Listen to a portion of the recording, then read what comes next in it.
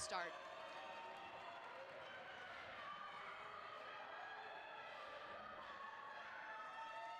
And that's This is heat 1 taken by Nikita Bradshaw at Trinity Western University. Good race by all the girls. That was pokey. Nerves.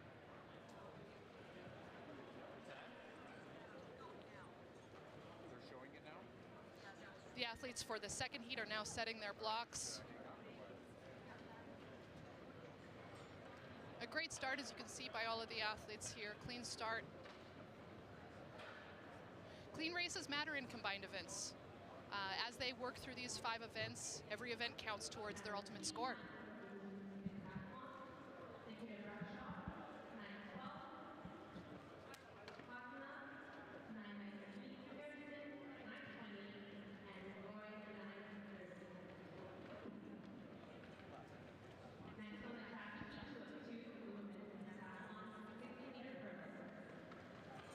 For Heat 2, we have Rachel Albertson in lane 3 from the University of Saskatchewan. We have Robin Selkirk, Western Mustangs.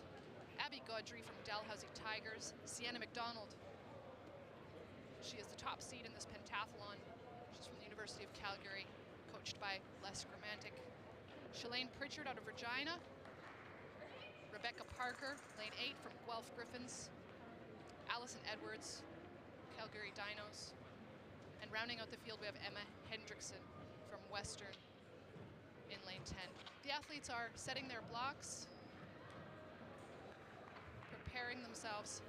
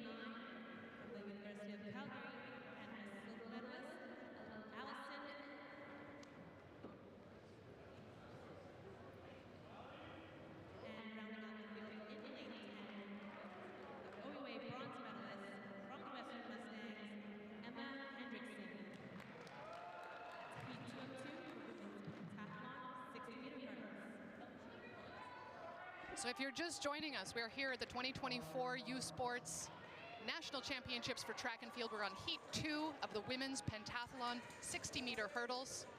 We've had 4 athletes run the hurdles in Heat 1. This is the rest of the field. This is their first event of the day, first of 5. Each of these athletes will be hoping to score as many points as possible based on the time it takes them to complete this hurdle race. And over 5 events, they'll combine those points to see who is the overall winner. Clean start. That's a clean start. And that's Sienna McDonald front running strong. Leading over 4 and 5 hurdles.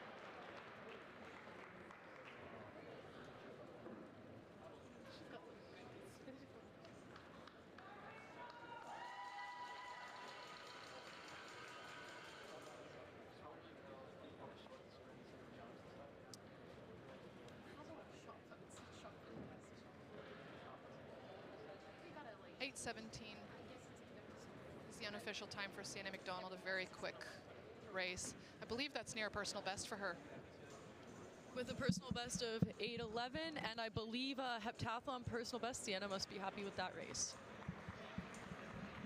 I'm joined on our feed, on our live feed, with Madison Lawrence.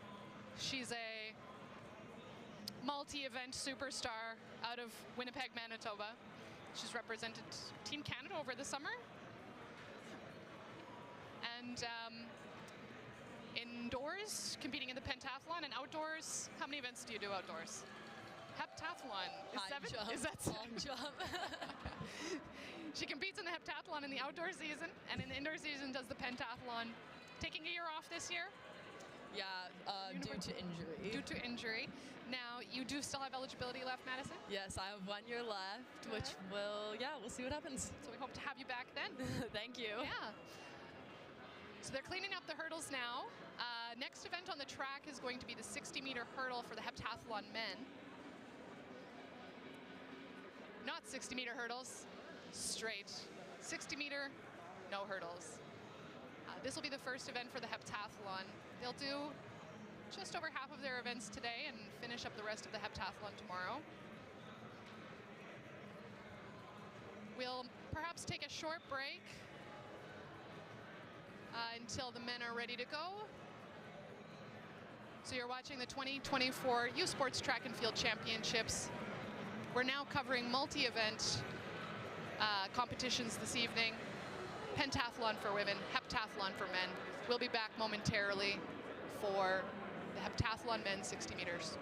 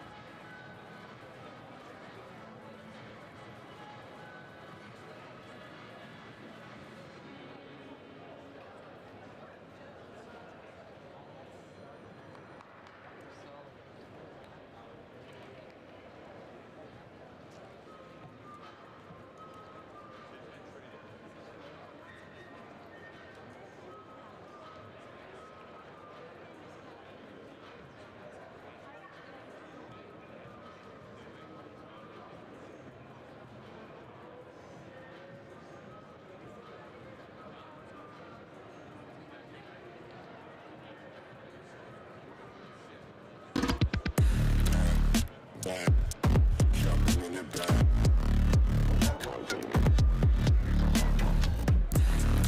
I like swinging the back. Back. Jumping in the back.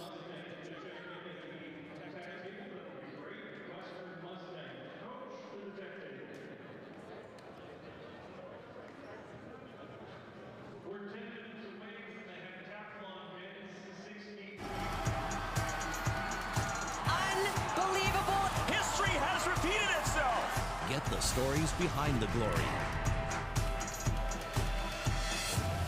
Watch, listen, stream, read CBC Sports.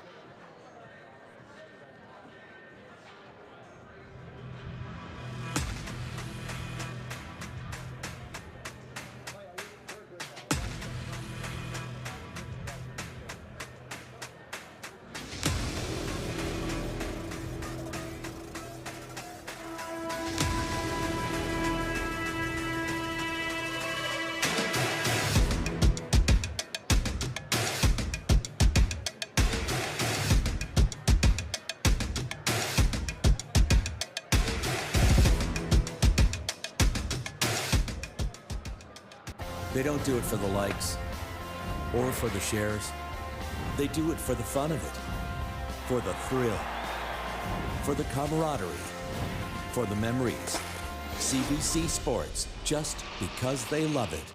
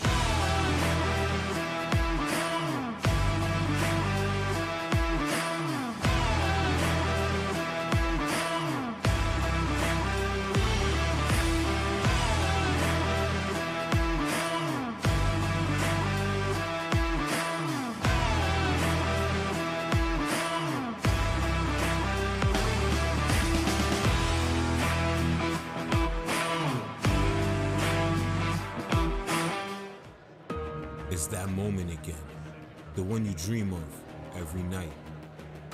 La seule chose qui te préoccupe, c'est la gloire, le cheminement de la réussite, of pushing yourself further than ever before. But the true glory is in the shadows. Les sacrifices que tu fais, quand toutes les chances sont contre toi, when you can't push one more second. Chase the glory. Visez haut.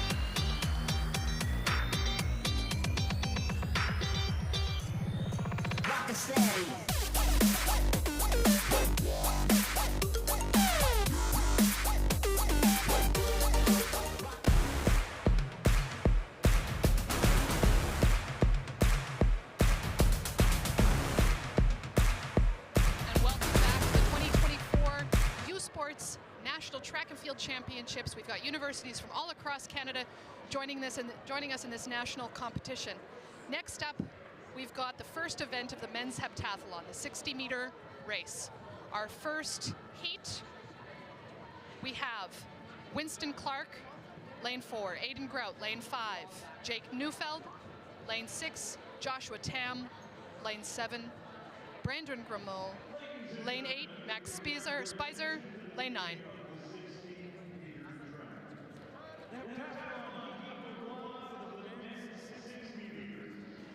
Let's meet the athletes. In lane number 4, representing the Western Mustangs, Winston Clark. In lane 5, the Toronto Varsity Blues, Aiden Grout.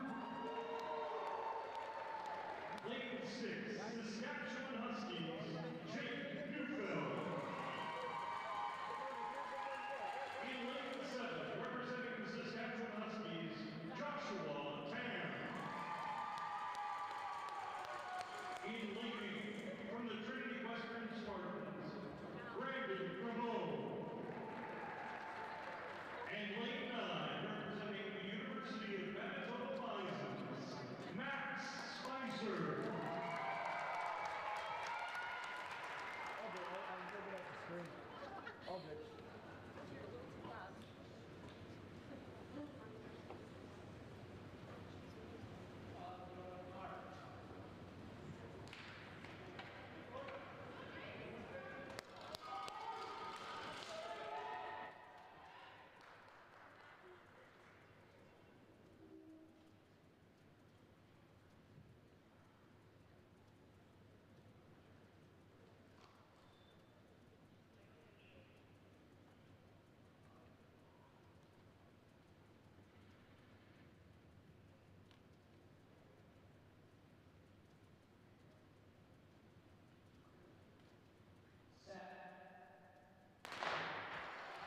Clean start in the men's 60 meters.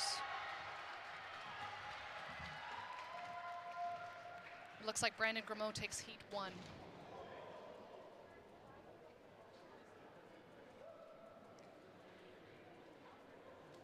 It's Brandon Grimaud of the Trinity West team,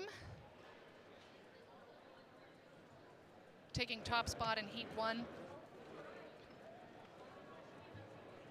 with an unofficial time 7:18 for that 60-meter run.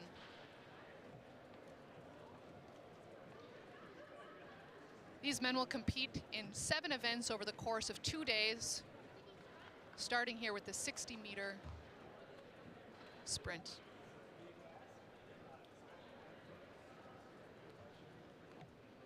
Very good start from all of these athletes. The Saskatchewan Huskies pushing hard in the center. Brandon takes the win at the end. It looks as though very tight race. Heat 2. We have Oliver Arnfast of the University of New Brunswick, Mason Altrogi, Saskatchewan Huskies, Quinn Cameron, Western Mustangs, Dennis Zetkov, Western Mustangs, Max Mazarel, Moncton, Jackson Turner, University of Calgary, Kilty McGonigal from McGill, and Emmanuel Desolé from Western Mustangs. They're setting their blocks now. The athletes will take a few moments here to set their blocks, make sure everything is in order, take a few practice starts, gather their thoughts, calm their nerves. It's very important in the multi-events to make every event count. So these athletes will be very aware of having a clean race, clean starts, not letting their nerves get the best of them with any false starts. And this is the beginning of a 2-day grueling set of events, 7 events in total, that will see them compete in sprints, distance, pit jumps, long jump, and high jump, pole vault, as well as shot put. These athletes have to be strong all around, and they represent the top 14 athletes in Canada in university sport. So all of these young men have worked very hard to qualify for this meet.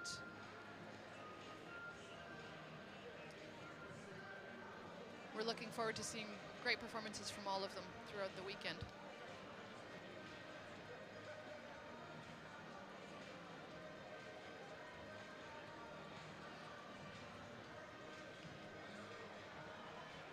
After the 60 meters, the men will have a short break and then move over to the long jump for their second event. The women just completed their 60-meter hurdles, and soon they'll be starting in the high jump. The women will finish all 5 of their events tonight. The men will finish their 7 events over the course of 2 days.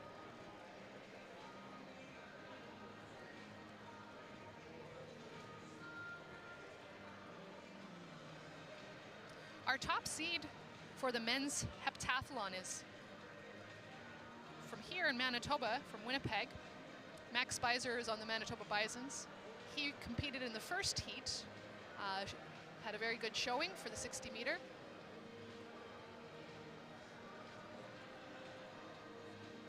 In this upcoming heat, we have our second seed, Quinn Cameron from the Western Mustangs, who will be looking to perhaps unseat Mr. Spicer, and we'll see how the weekend unfolds.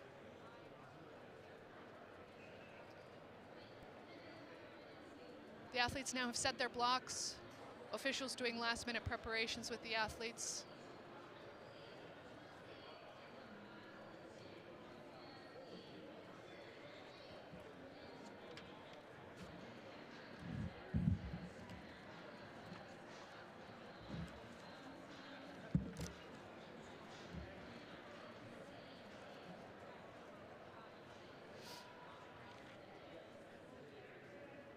This is heat 2 of the 60-meter sprint. In the men's heptathlon, we have Oliver Arnfast from University of New Brunswick. Oliver's an engineering student. He's in his first year of engineering and first year of eligibility. Originally comes from Truro, Nova Scotia. We have Mason Altrogi. He's from the University of Saskatchewan. He's in lane 4. Mason is originally from St. Benedict's, Saskatchewan. He's also studying engineering. He's in his 4th year of eligibility. Out of lane 2, we have Quinn Cameron. He's from the Western Mustangs. Quinn has a season's best in the entirety of the pentathlon of 5,069 points. He is in 2nd place coming into the competition behind Max Spicer. We have Dennis Zutkov. He's from Western Mustangs as well. He is in his 4th year of eligibility, and his season's best is 4,911 points. In lane 7, we've got Max Mazurel competing here for University of Moncton.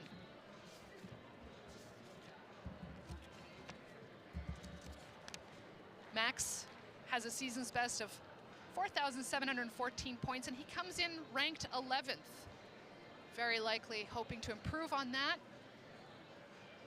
And this is the place to do it in a field of very talented athletes who will pull each other along and hopefully set some personal bests. We've got Jackson Turner of University of Calgary. And Jackson is studying in the College of Arts. He's in his 1st year of eligibility. We have Kilty McGonigal from McGill. Kilty is in his 1st year of eligibility.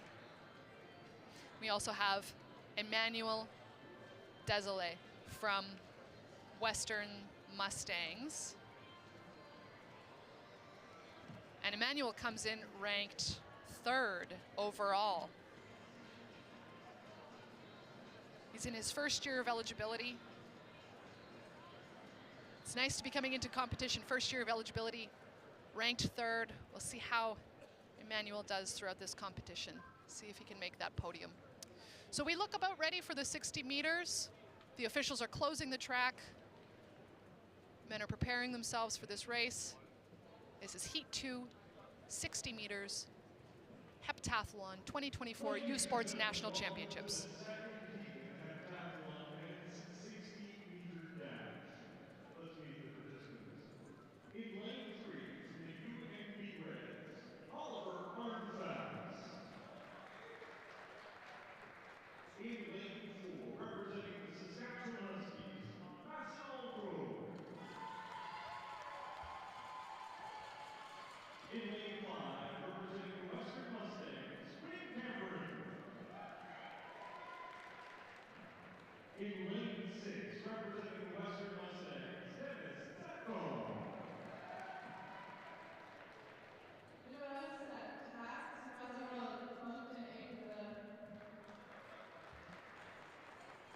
In lane 8, University of Calgary's Jackson Turner. In lane 9, Frontale, Kelsey Garbo. And in lane 10, from the Western Mustangs, Emmanuel Desiree.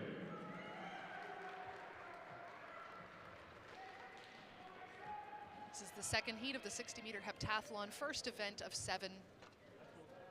All of these athletes hoping to have a fast and clean race.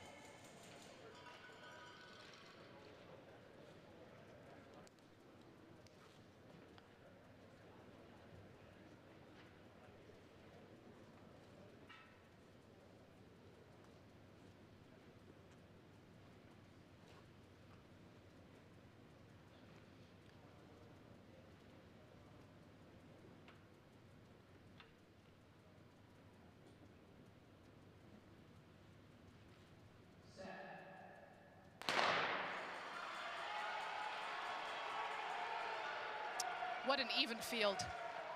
This will come down to the line. Hard to tell from this angle, but it looked like Zetkov in lane 6 took it.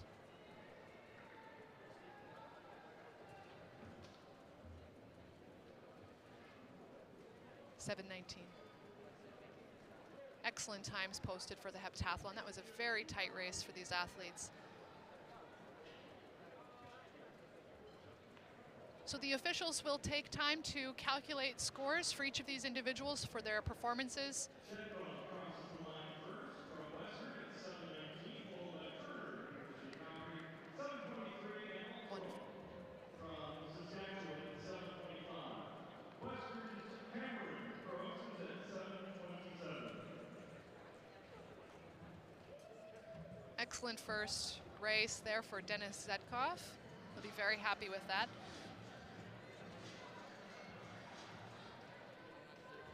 So the officials now will be calculating and tabulating the points that...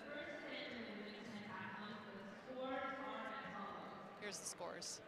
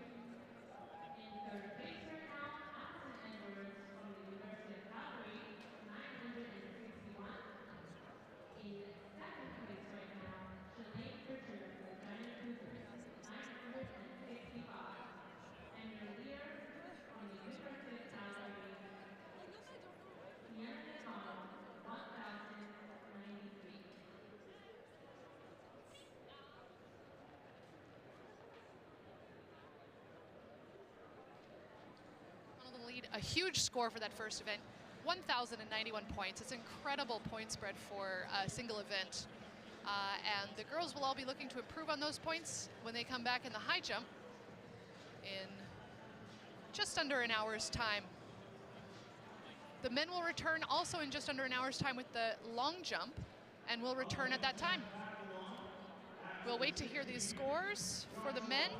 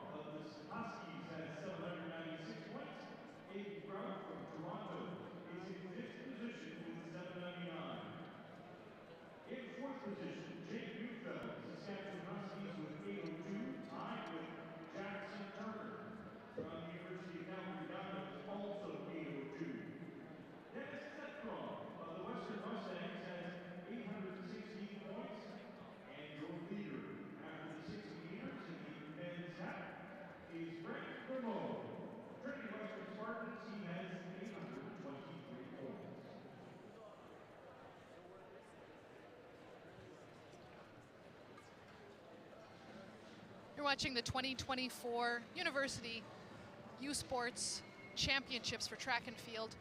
We'll be signing off for the time being, having finished the races for the men's heptathlon and women's pentathlon. Up next will be at 4:15, pentathlon women's high jump and heptathlon men's long jump.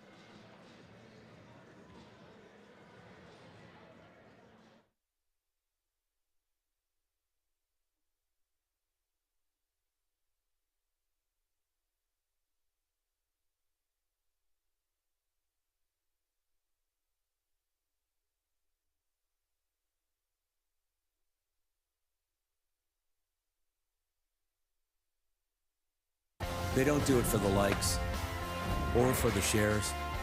They do it for the fun of it, for the thrill, for the camaraderie, for the memories. CBC Sports, just because they love it.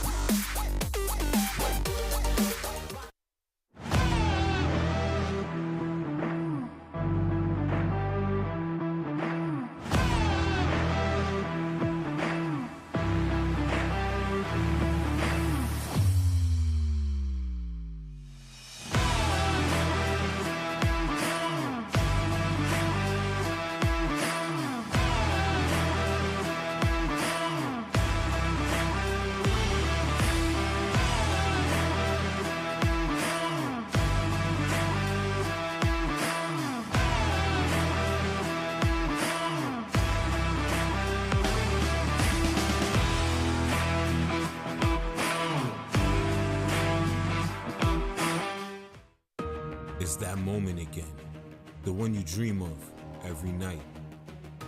La seule chose qui te préoccupe, c'est la gloire. Le cheminement de la réussite, of pushing yourself further than ever before. But the true glory is in the shadows. Les sacrifices que tu fais, quand toutes les chances sont contre toi. When you can't push one more second, chase the glory. Visez haut.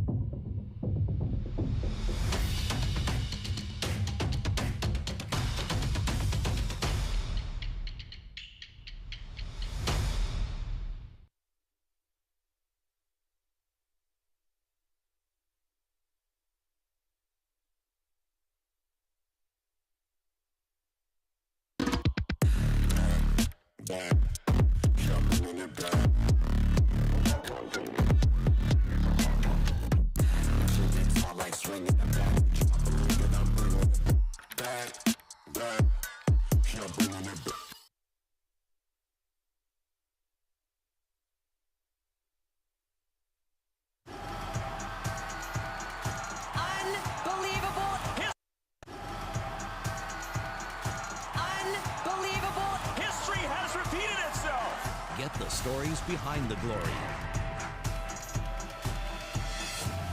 Watch, listen, stream, read CBC Sports. Hey you sports fans, check out shop.usports.ca for this week's promotional item from the Nike Team Collection. Visitez le shop.usport.ca pour en profiter de la promotion de la semaine de la collection Nike Team.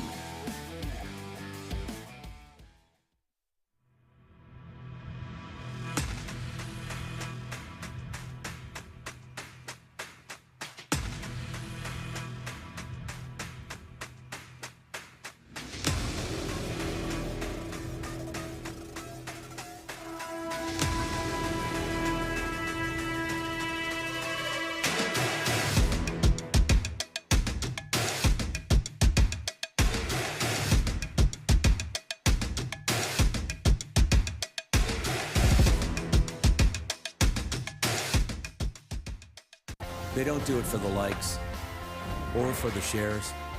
They do it for the fun of it, for the thrill, for the camaraderie, for the memories. CBC Sports, just because they love it.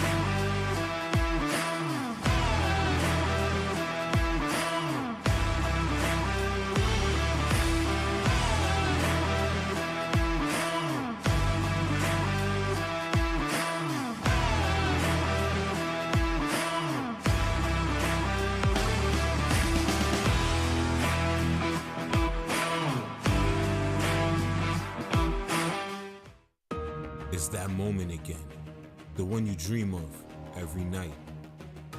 La seule chose qui te préoccupe, c'est la gloire.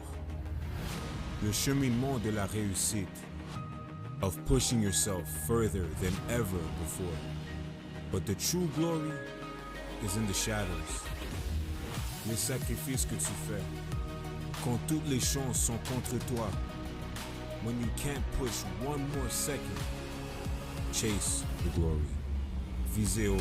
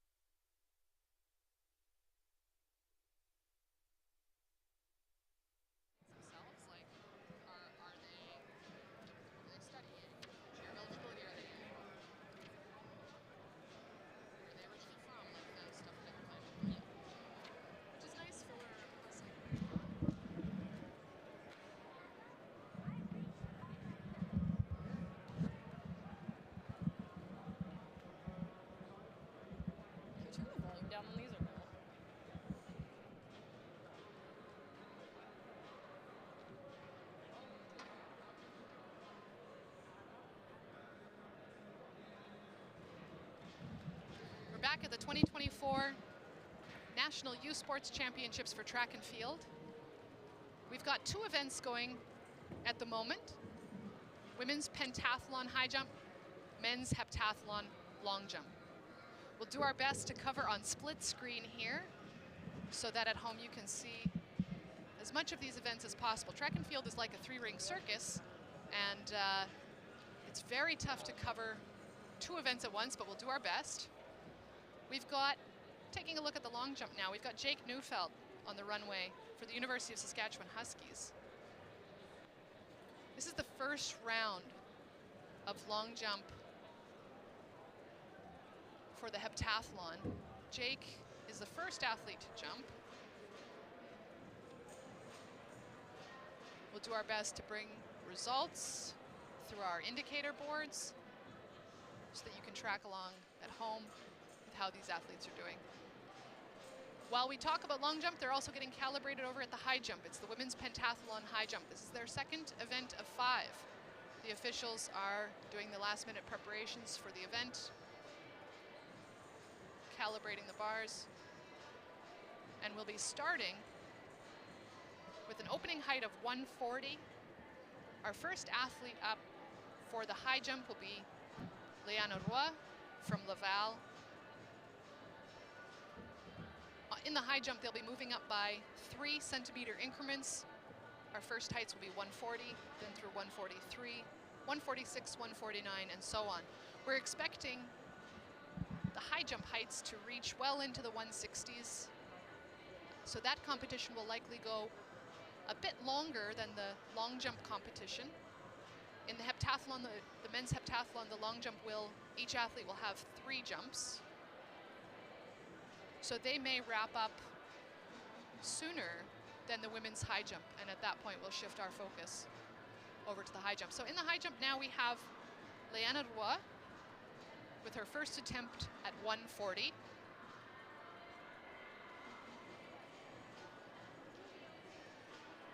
She'll have 2 more attempts at this height.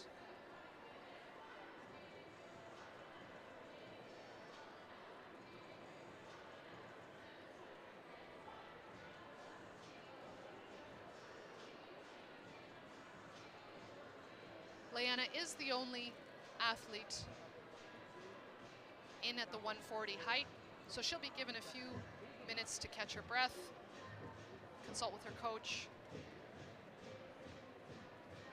Oh, I apologize, we have a second jumper at 140 who's just cleared the bar.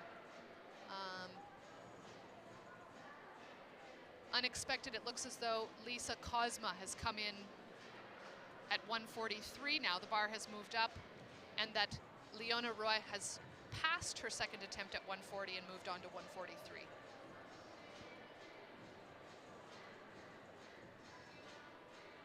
And she's clear. So with a successful attempt at 143, she will have points on the board for this event. Very important. I'm joined again with Madison Lawrence from the University of Manitoba Bisons. How important is it to get a score no matter what? Definitely very important. It is not ideal to get 0 points in an event, that's for sure. It can take you out of the runnings. Exactly. But no, some strong jumps so far. Yeah. So would you say that in high jump, where an athlete may, for instance, have an opening height a bit higher in a normal competition or in a straight high jump competition, might they play it a bit safe in a pentathlon high jump and come in just to make sure they're safe? I would say definitely yes. In a combined events, getting some level of points is really important. So most of the time, I would say athletes come in a little earlier, get comfortable, and just get warming up as well. Makes sense. So now in the long jump, we've got Jake Neufeld. They seem to be ready for the long jump competition. The cone is off the runway. We've got Jake Neufeld from the University of Saskatchewan.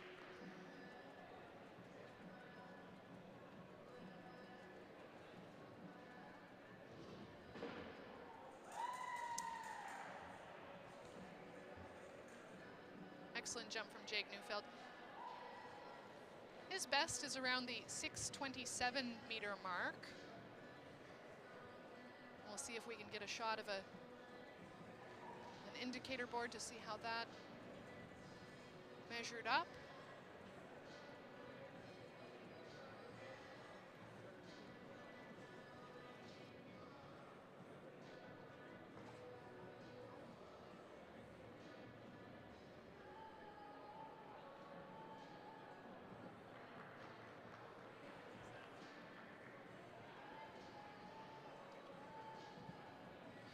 from New Brunswick, we have Oliver Arnfast on the runway. It's a red flag.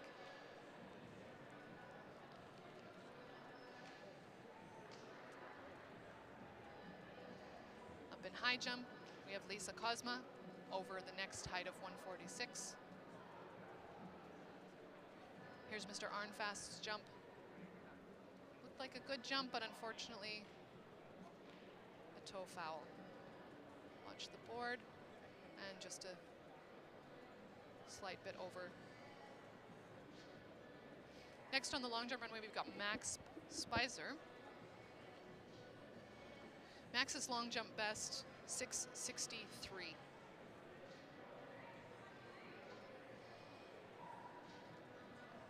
Watch for that flag.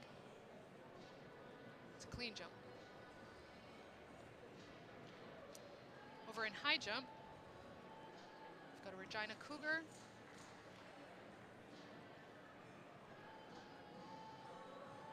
Shalane Pritchard. Successful over 149.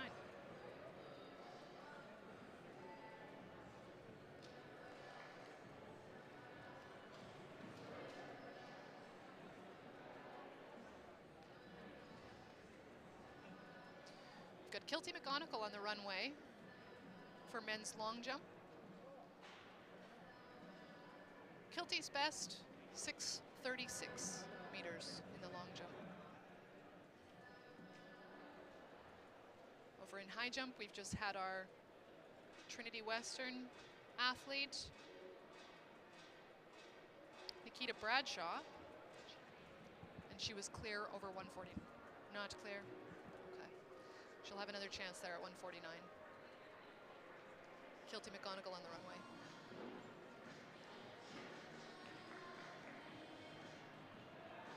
Kilty gets a white flag with a clean jump.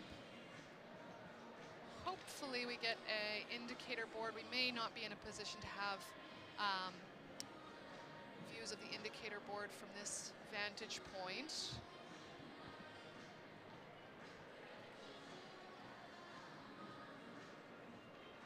But we do know it's a clean jump. Next on the long jump runway, Brendan Greneau. Brandon Greneau from Trinity Western. His personal best in the long jump is 640, 6 meters 40. He had an excellent showing in the 60 meter.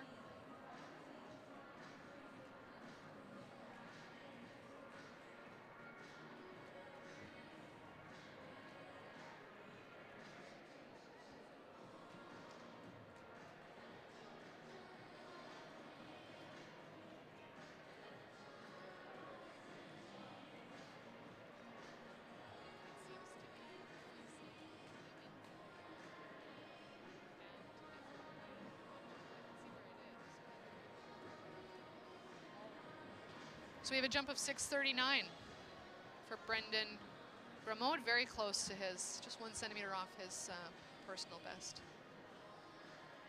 Over in high jump, the bar is still at 149, a bit of a break to allow the athlete who is taking multiple attempts in a row to catch her breath.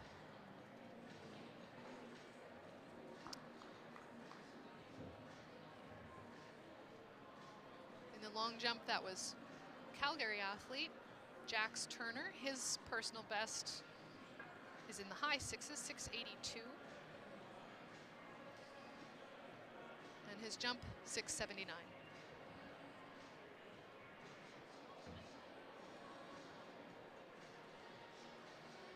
We've got Josh Tam from University of Saskatchewan on the runway now, as well as Nikita Bradshaw in high jump. Trinity Western, and she's clear.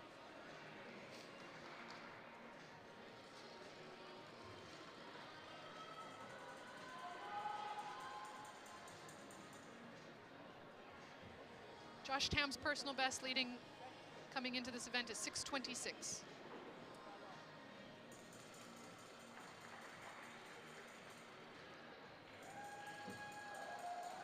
High high jump, we have another clearance at 149.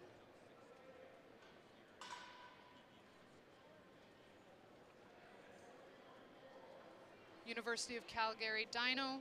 Allison Edwards. Allison Edwards. Thank you, Madison.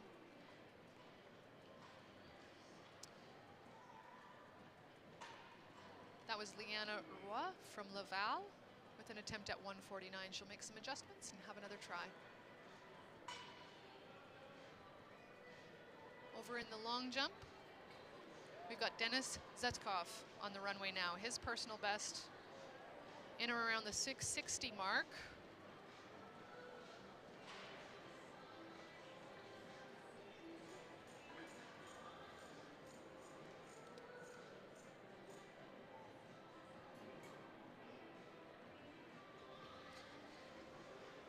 Lisa Kozma, unsuccessful on an attempt at 149. She'll take another shot. Denis Zetkov waiting for his results in the long jump.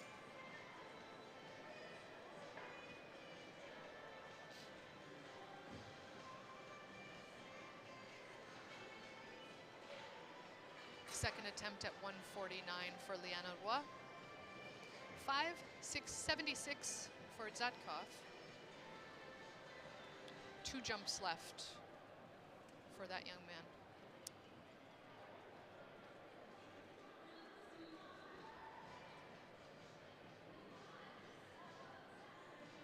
This is Max Mozzarella of Moncton on the runway. Moncton? Max Mozzarella of Moncton on the runway now. And Lisa Kozma in the high jump. Max's personal best, 6:38, 6 meters 38 in the long jump. We'll watch that board to see if he's made an improvement on that.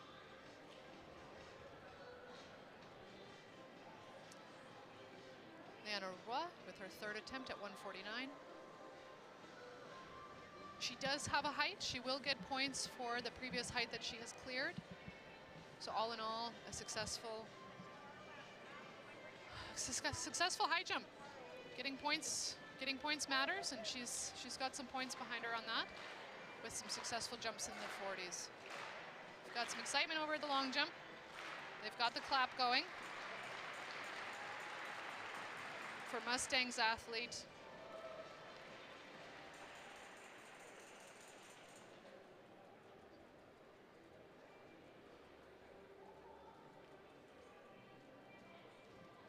Lisa Kozma also out on her third attempt.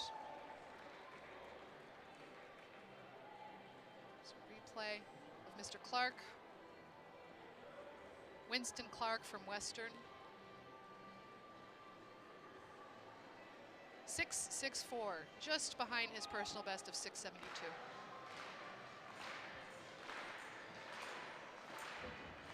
University of Toronto, Aidan Grout, his personal best, 6.68. He's close on the board. We'll be watching that flag.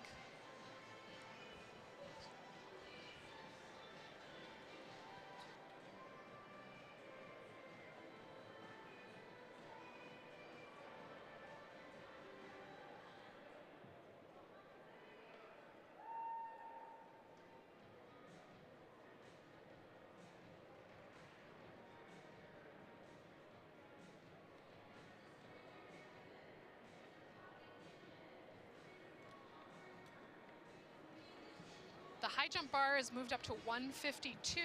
We'll have a new batch of athletes starting with starting heights of 152. We anticipate that Sienna McDonald will be entering the competition. Abby Gaudry will be entering the competition. Rachel Albertson, Rebecca Parker. This was a first attempt for Shailene Pritchard at 152. She'll have 2 more jumps. And it is a red flag in the long jump. The takeoff was close, and it is a foul.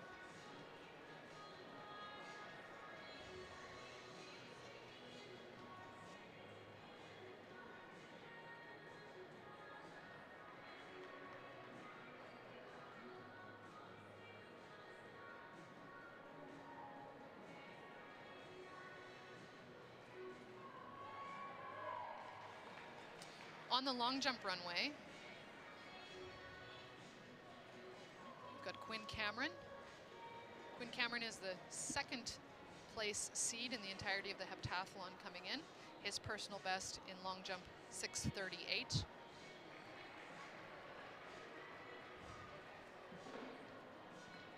In the high jump, we have a clearance for Nikita Bradshaw at 1:52. A red flag for Quinn Cameron.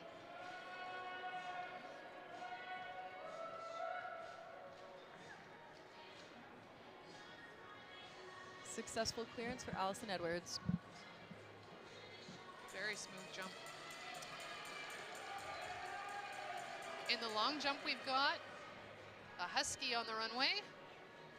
University of Saskatchewan athlete Eltrogi, Masson Eltrogi.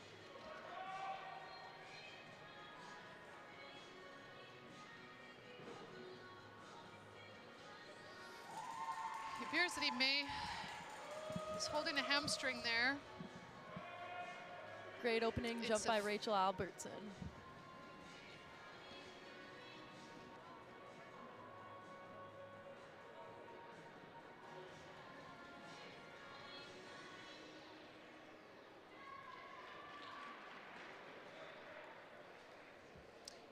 That was Rebecca Parker successfully in the competition. So this was her opening height, right, Madison? Sure was. And she's in. Lots of height there. Good. Probably a safe height for her. It appears so. Yeah, lots of height on that. She's got more in her. We're back on the long jump. We've got another Mustang. And Shalane over in her second attempt. Oh, good job, Shailene. So we've got Emmanuel Desilets on the long jump.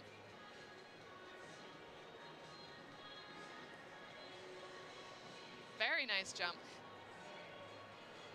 It's difficult watching two events, but it's kind of exciting. There's lots going on at the track right now. Oh, here goes Shailene. Yeah, nice jump. She's got more in her. Great job, Shalane. Shalane Pritchard of the University of Regina.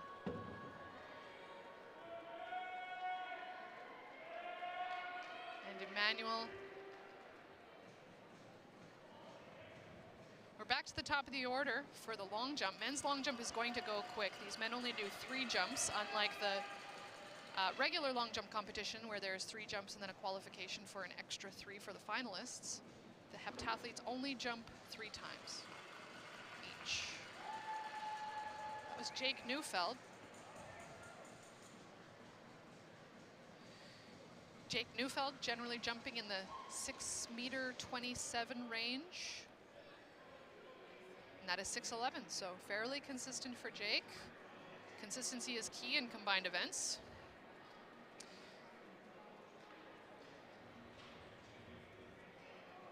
The high jump bar has now moved up to 155. We've had a first attempt by Shalane Pritchard at 155. Unsuccessful, but she'll have 2 more shots at it. Some more athletes are going to come in the competition at 155. Holly Harrison and Robin Selkirk. This is Oliver Arnfast on the long jump.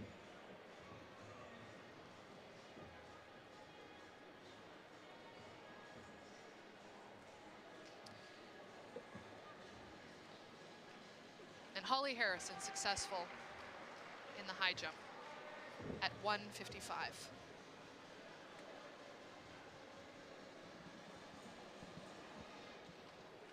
So while this dual camera is a little frenetic, I do like that we get to see all the athletes. So bear with us with jumping back and forth between high jump and long jump. That's the nature of track and field. There's always a lot going on at one time. Definitely. And we're lucky today we don't have any track events to deal with. We can really focus on the combined events. Here comes Sienna. Sienna's clear. Sienna McDonald. Beautiful jump. Oh, love it. She's in, she's safe. So points are on the board. She's got more in it. Max Spicer. Manitoba, Bison. Max's personal best, 663.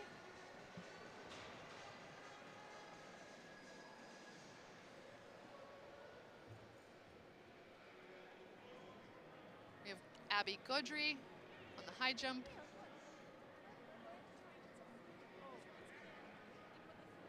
.647 for Max. Getting in the range, getting close. Kilty McGonigal on the long jump runway is from McGill.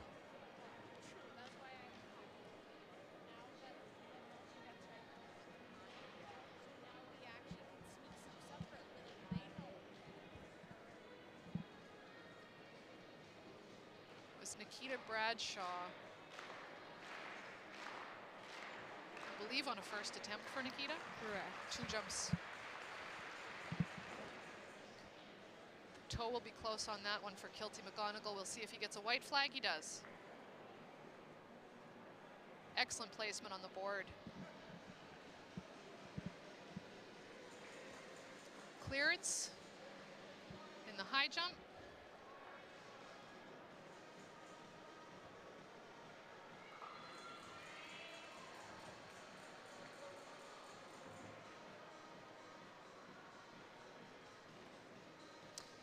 .659 for Kilty McGonigal, which is a personal best.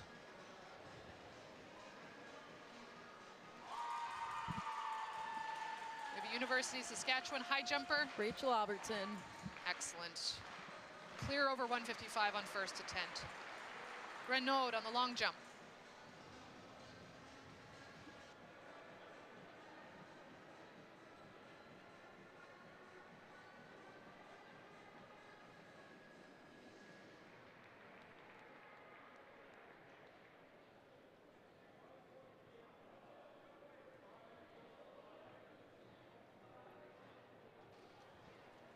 So the leading distance in the long jump right now, 679,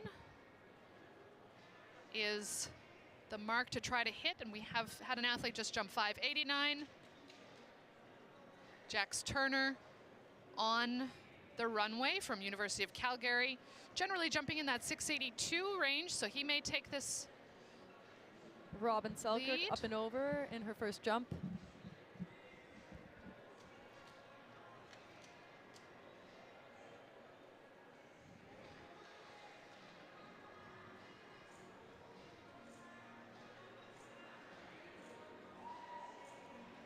Very nice jump from Jax.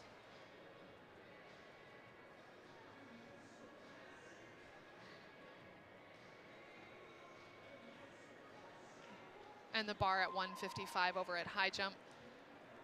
Shalane Pritchard over at 155. Abby Gaudry up next on the high jump runway. Great, 632 on the long jump.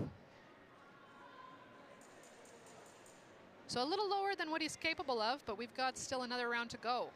Fantastic jump from the Dalhousie athlete. Over in the high jump, Abby Gaudry. Abby Gaudry, great jump.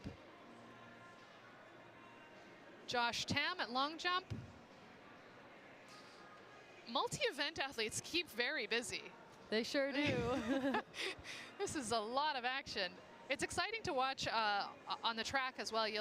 If you sort of look in the background, you can see there's lots of athletes congregating around these competing athletes to cheer them on. This is a team event, and the teams get really involved and really excited about their teammates performing, and this is a lot of fun.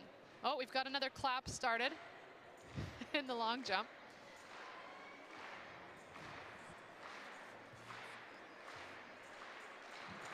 This is Mr. Zetkov. I believe he has the lead at this point. If I recall, he may be the athlete who jumped the 679. It's a red flag on this jump.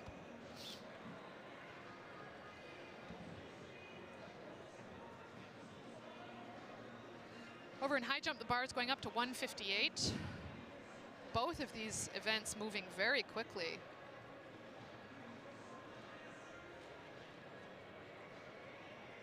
We're nearing the third round for long jump. We've got a few more left on their second jumps.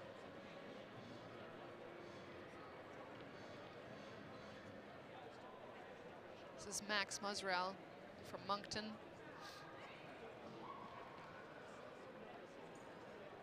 His PB coming into the event 6:38. It's a clean jump.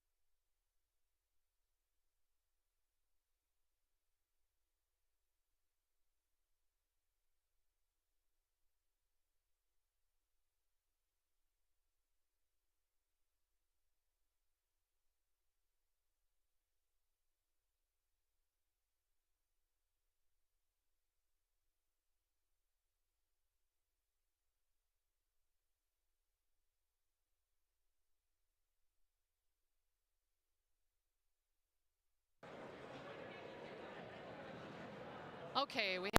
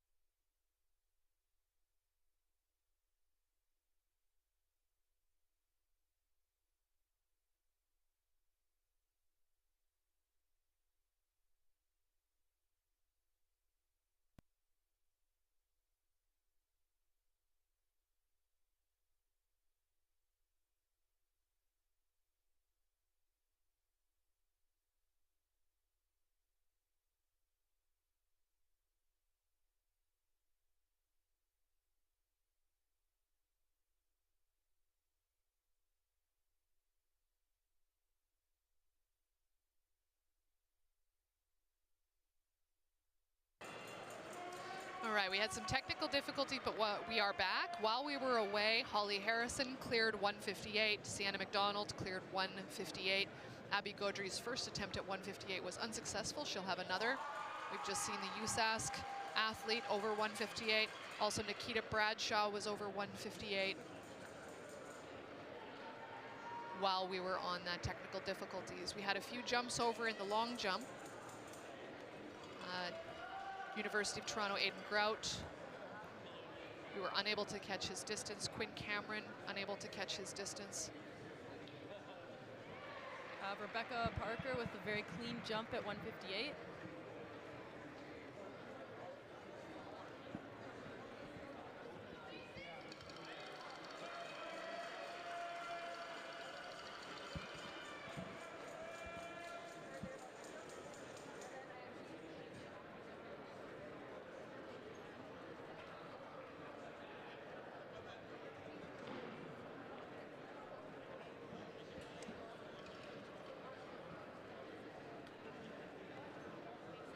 Altrogi from University of Saskatchewan, personal best 6:26.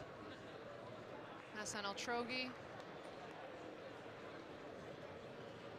Tight on the board. It's a red flag.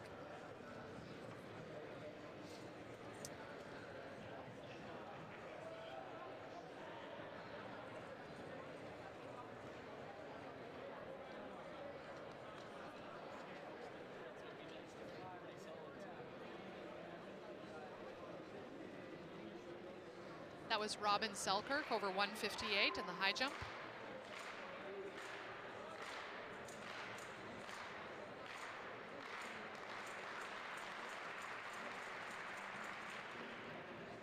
And this is Emmanuel Desilets with a red flag in the long jump. Oh, Shalane Pritchard up and over. Very nice jump, Shalane.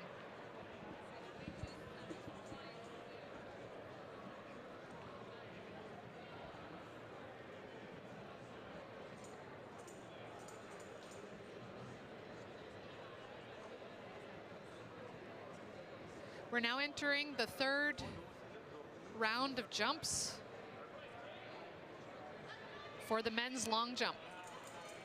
Jake Neufeld of the University of Saskatchewan on his final jump. Personal best coming into the competition, 6:27. He's asking for the clap. He'd like that encouragement from the crowd.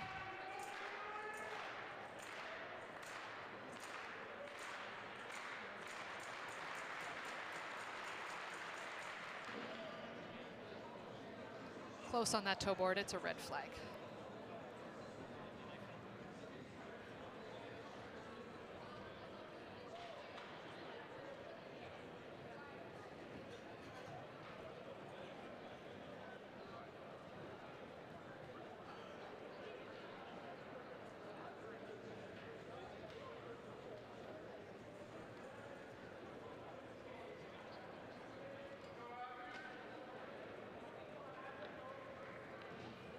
Abby Gaudry coming up in the high jump at 158.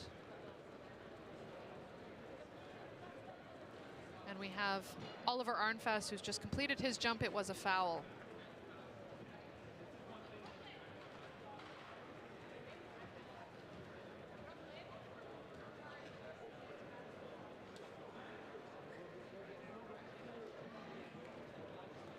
Max Spicer back on the runway.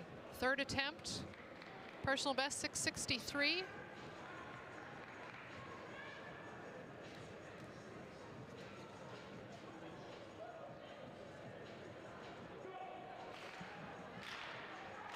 Hoping to make the best out of this third attempt, getting into that personal best range, which will put him in the best position possible for points in this heptathlon. The toe board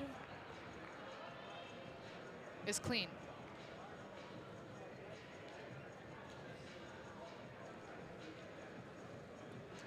Yay, clean jump for Allison Edwards.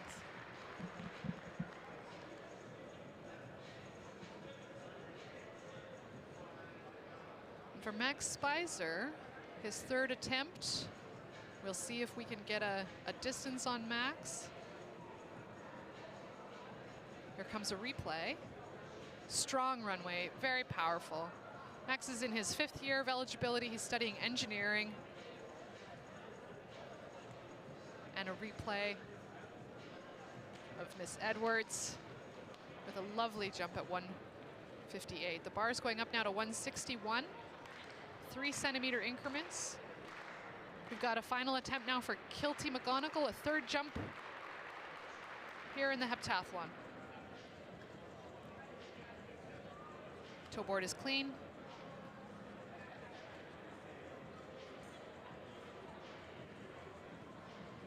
Just like in high jump, I suppose they have to be safe in long jump too. If there's been a few fouls, you want to back your runway up and make sure you hit the board for. You absolutely do. In combined events, sometimes being behind the board on the first attempt is not the worst thing. That must increase the nerves a lot too if there's fouls early on. Most definitely. It's hard.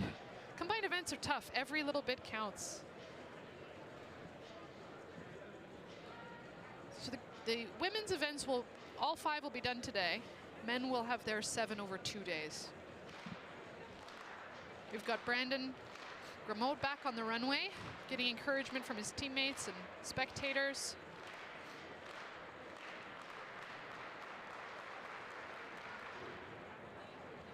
Excellent jump. He had a very good showing in the 60 meters.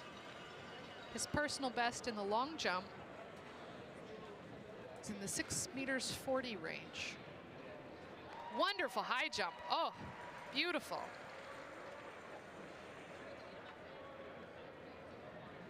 Holly Harrison.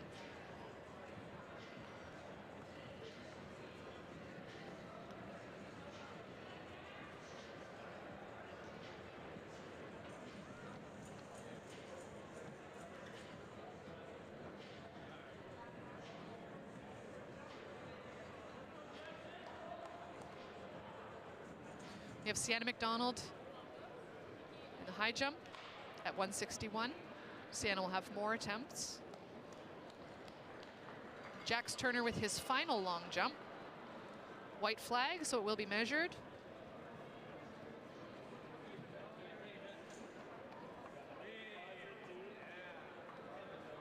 Waiting for that result. 6:52. So in contention, that will get him quite a few points. The leading jump so far is 6:79. We have Nikita Bradshaw in the high jump. First attempt at 161. Nikita will have 2 more.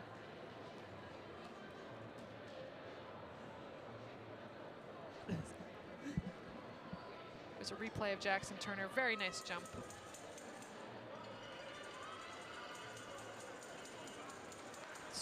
Josh Tam on the long jump runway.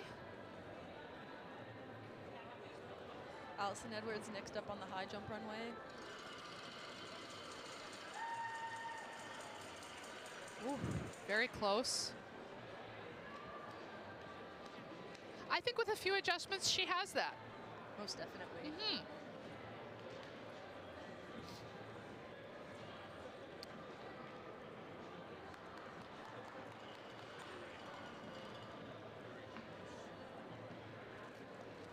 Josh Tam with his final jump in long jump. 6:12.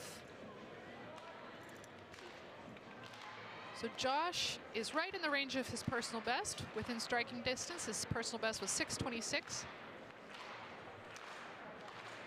We have Denis Zetkov on the runway for his final attempt.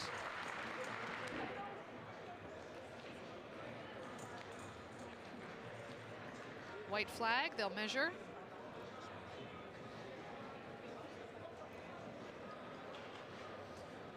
.161 is proving to be a difficult height for some of these athletes. We're getting into territory where this is in through the 160s, through the 170s is tough high jumping.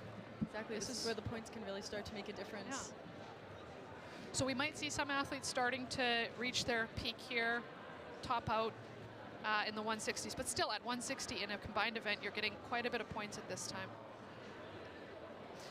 We had a 6:44 long jump.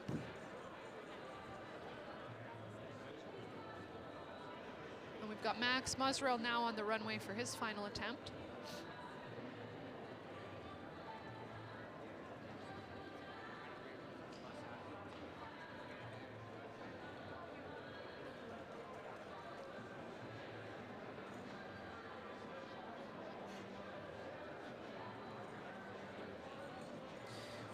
When you get into the 160s for women's high jump, you're starting to get competitive, not just as a multi-event athlete, but as a high jumper proper. I think our athletes tomorrow that we'll see in the high jump are jumping 165 plus, I think is what has qualified. Yes, I believe that would be correct. Yeah.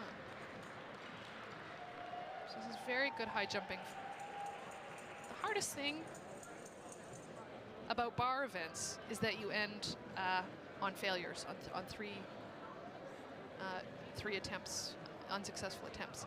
So it's hard to, as an athlete, I know I'm a pole vaulter.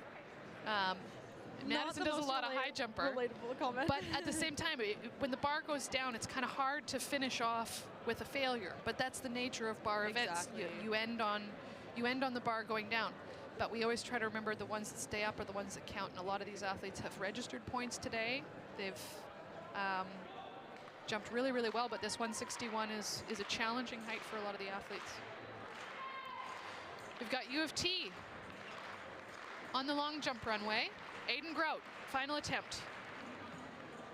He has struggled with the board a bit today. It's a white flag.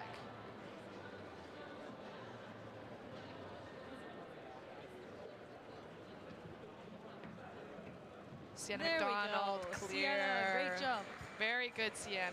161. Sienna's personal best is? I believe 170, which is very strong jumping. Sienna's got more to go then. Definitely. Back on track. Sienna made the adjustments and successful. Wonderful, 679 on the long jump. So we've got a tie now for that top spot in the men's long jump.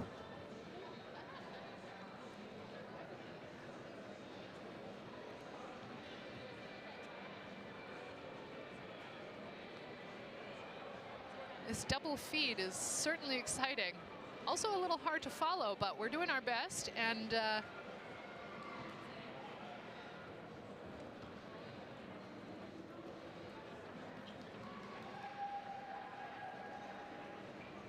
Western Ontario, we've got, I believe that was Winston Clark in the long jump.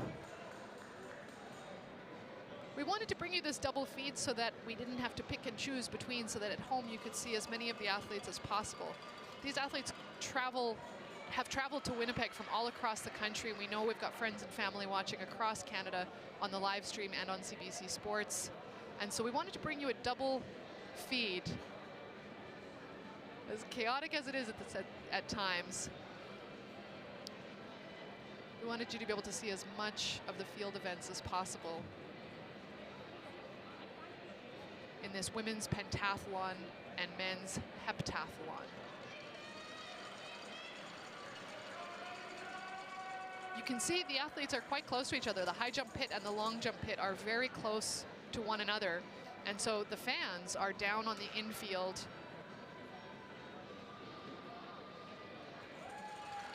Watching their teammates closely.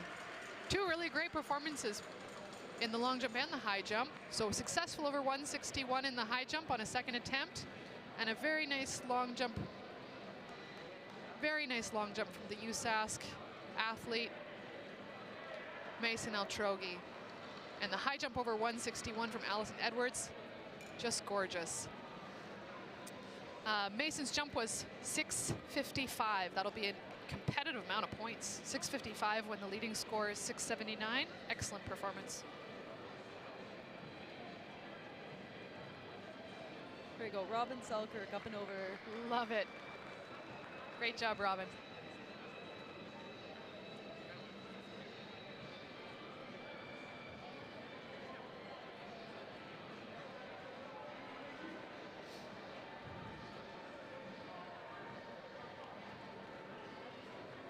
Emmanuel Desolé on his last attempt. His personal best 684. If he puts this together, he could put up a leading performance.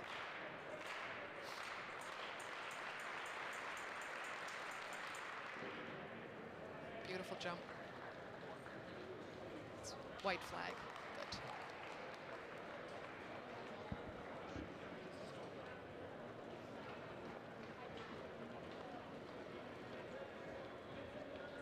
Shalane Pritchard on her second attempt, third attempt. Very good performance still. 158. That's a competitive score for a pentathlon.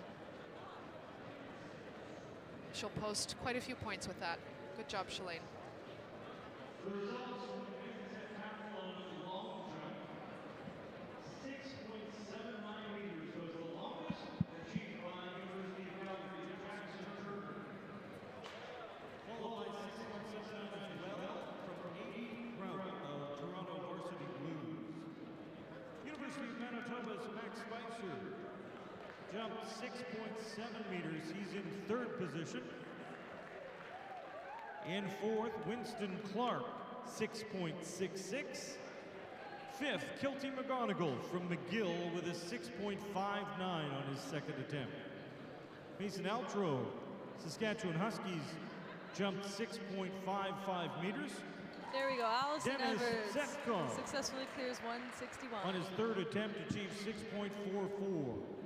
He's in seventh. In eighth, Brandon Grimaud of Trinity Western Spartans, 6.42. In ninth, Emmanuel Desolé, 6.27. Cameron from Western at 6.21, followed by Joshua Tam. Huskies, 6.14. Max Mazerol, Moncton, 6.13. Neufeld of Saskatchewan in 13th place with 6.11. And Oliver Arnfast of UNB, 5.73.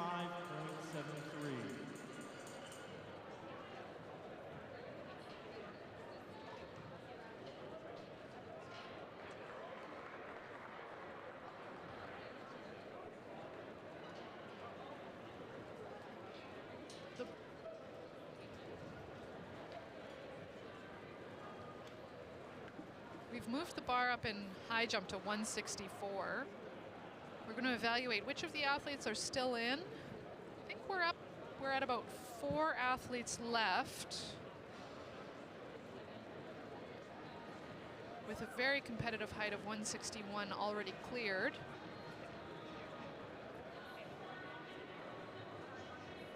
Moving up to 64. So our long jump competition has concluded. Following the long jump, the men will be moving over to the shot put. They'll have, 45 minutes usually about rest.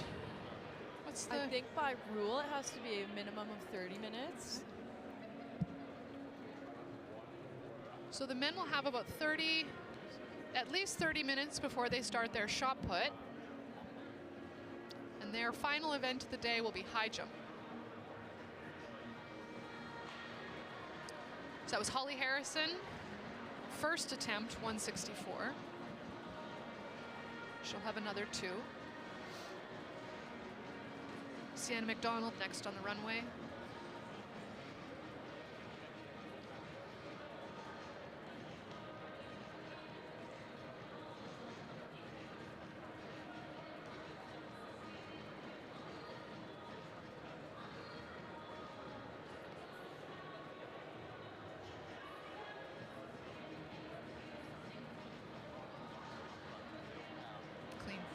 Sienna McDonald Such a looking good extremely comfortable over that bar. Such a good jump. She was calm. That was technically a very nice jump.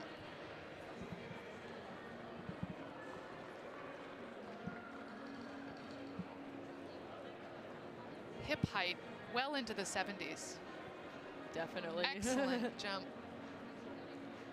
Now, Sienna is a former gymnast. Yes. A lot of athletes come to track and field from gymnastics. You were a gymnast, Madison. I was, yep. It Yeah. seems to be a common sport after that. Yep.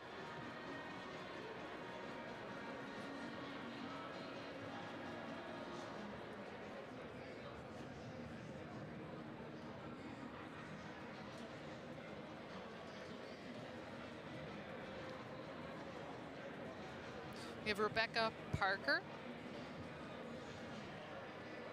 Clear. Oh, she thought she had it. Just a little bit on her calves.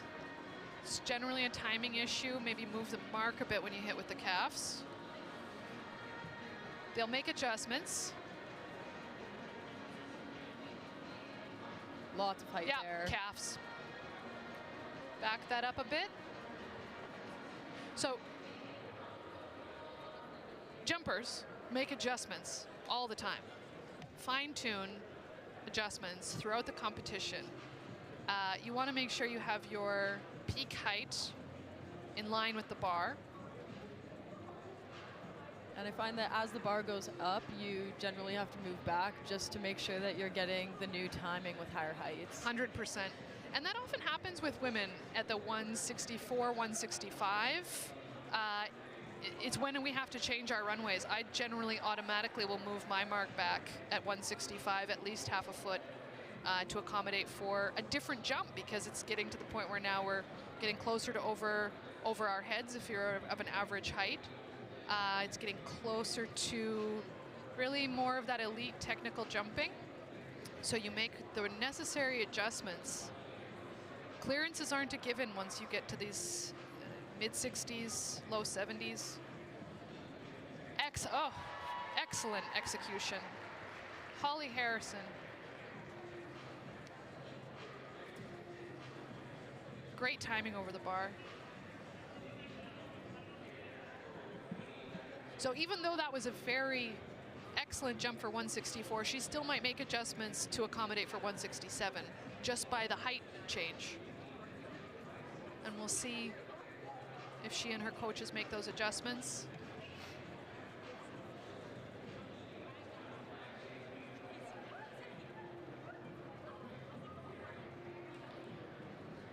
It was pretty exciting at the U Sports Heptathlon high jump last year. I recall there was a pretty big performance by an athlete named Madison Lawrence who jumped at 180.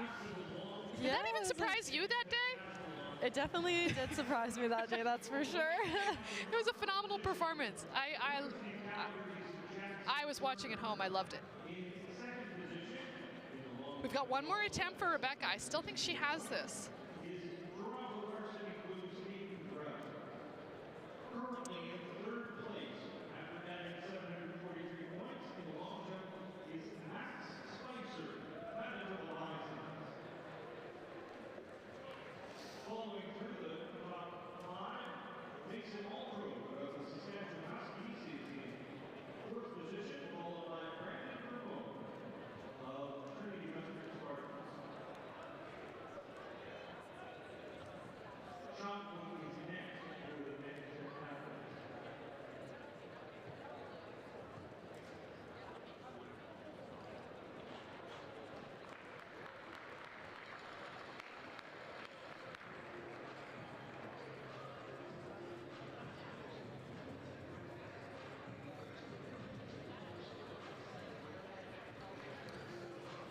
So a few more attempts here at 164.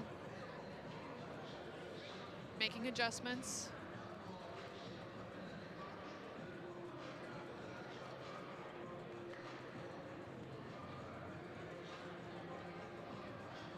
Rebecca Parker, 164.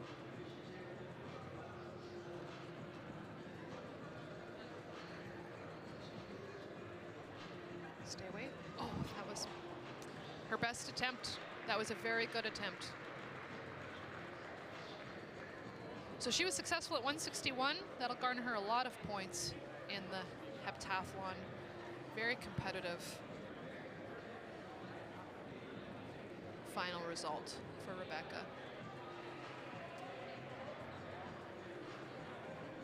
High jump is hard. We end on 3 misses.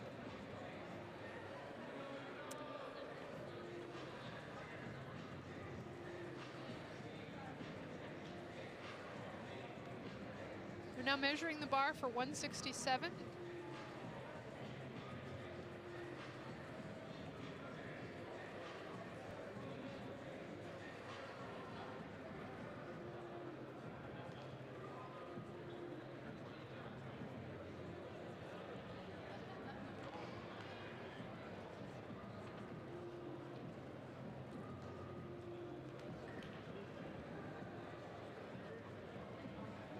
First attempt for Holly Harrison.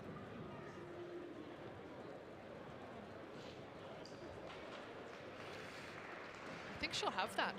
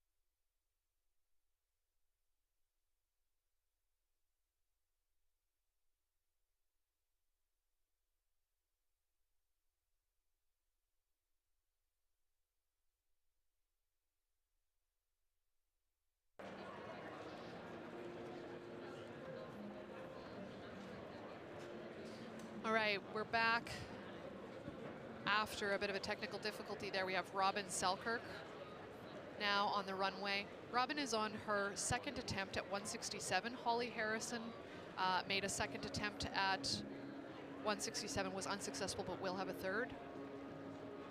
Very close. Robin was very close. She'll have one more shot at this. Height.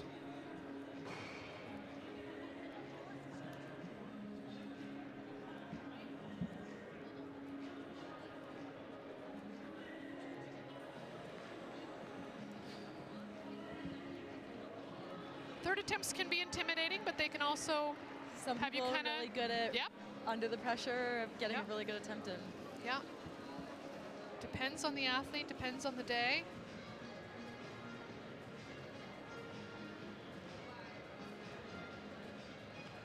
Holly on her third attempt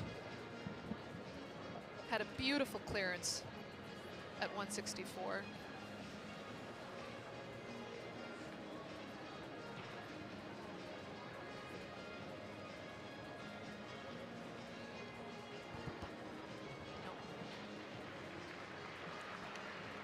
Excellent performance overall by Holly Harrison. She makes it into the top 3 for the high jump with a successful clearance at 164,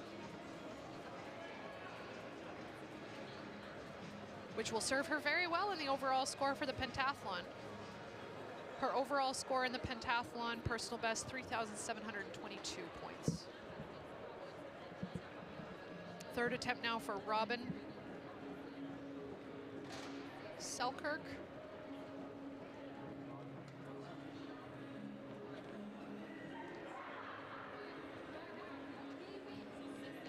Western Mustangs.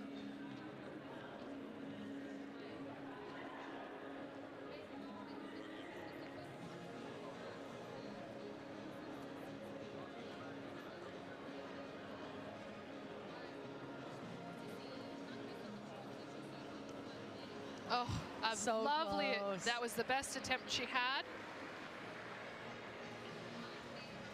Came into the bar a little bit. It really is the dividing line. That 165 is a dividing line for many women jumpers. It's a hard height, and once you get consistent through those high 60s, big things start to happen. But that seems to be a fairly common dividing line, is the 165 range, where we really start looking at elite jumpers. Sienna McDonald is the last athlete remaining in the competition. Really good jumping from Robin Selkirk today. Her form was just fantastic over the bar, as with Holly Harrison. Just beautiful jumpers.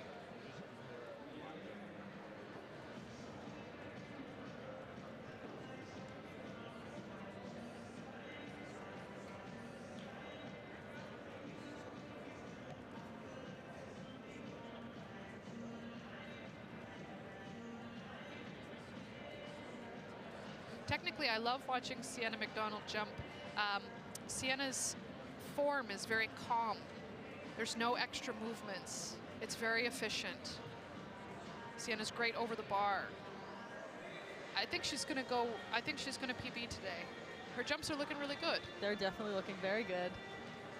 I'm excited to see these next few heights. Yeah, and Sienna is powerful. Comes with a lot of speed, which is hard in high jump because you're coming around that curve. It's hard to maintain and control speed. It takes a lot of strength, literal strength through your shins, through your calves, through your legs to hold the curve. Definitely, and then on top of that, the visual of the higher bar could sometimes be intimidating. 100%. Instead of looking eye to eye with the bar, now we're starting to see that bar more overhead and can change the dynamics of the jump. Ideally, you want to be focusing your eyes through a tube over the bar, a visual of getting yourself over the bar, not to it. And she's successful. Made all the proper adjustments to get that higher height. And look, it is nearly Sienna's height or higher. It's getting very close to being higher than Sienna's own height, which is incredible high jumping. That's really elite jumping. She makes it look easy. She does. The calm movements, very controlled, very powerful, very strong. It takes strength to have that control. She's consulting with her coach, Les Germantic of Calgary. Les has coached a slew of athletes over the years. Team Canada athletes, always in the combined events, always has a smile on his face. You can see they're having fun.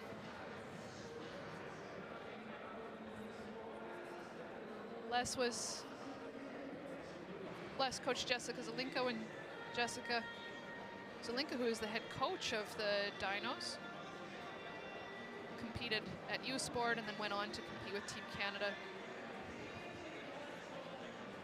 An impressive legacy all through Calgary and combined events.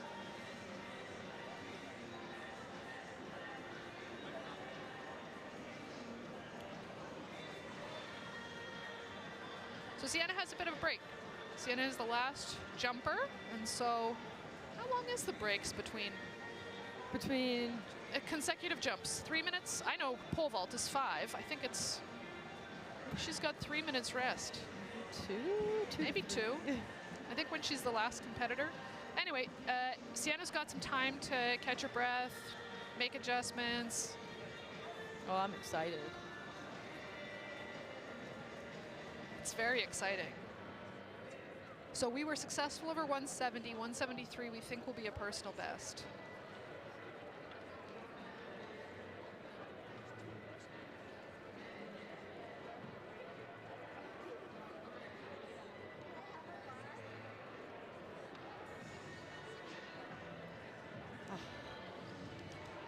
Close. Close. Coming in a bit on the bar. Yep, you can see she made a small gesture to her coach where she says she turned her shoulder a bit coming in. Yeah, you can tell, you can almost tell the adjustments an athlete is going to make just by their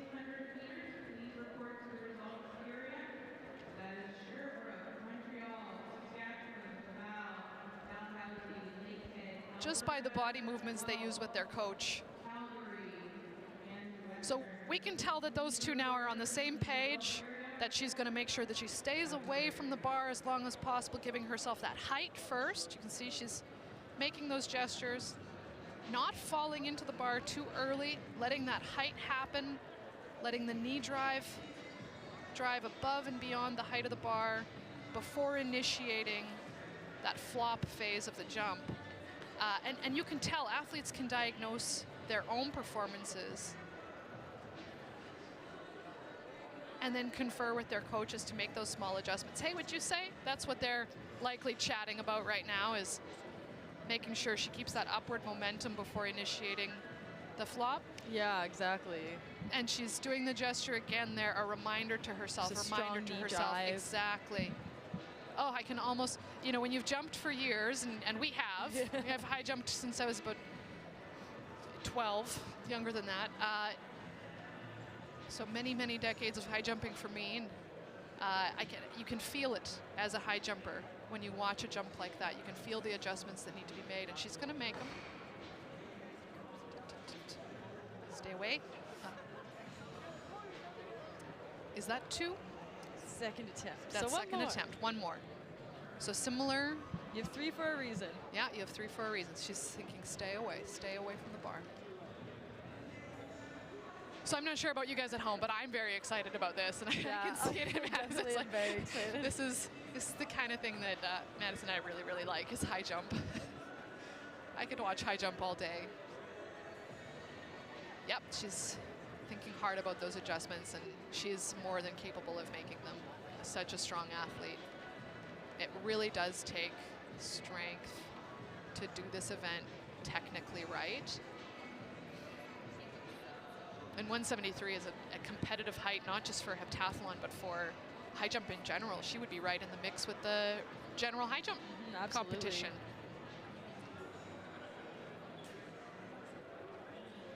Take a little rest. So while she's resting, we will talk about where everyone is headed after this. Men heptathlon is headed over to shot put. That will be starting shortly. The third event for women is shot put as well. Shot put as well. All right, so we're going to see some throws happening shortly. You can see a proud coach there.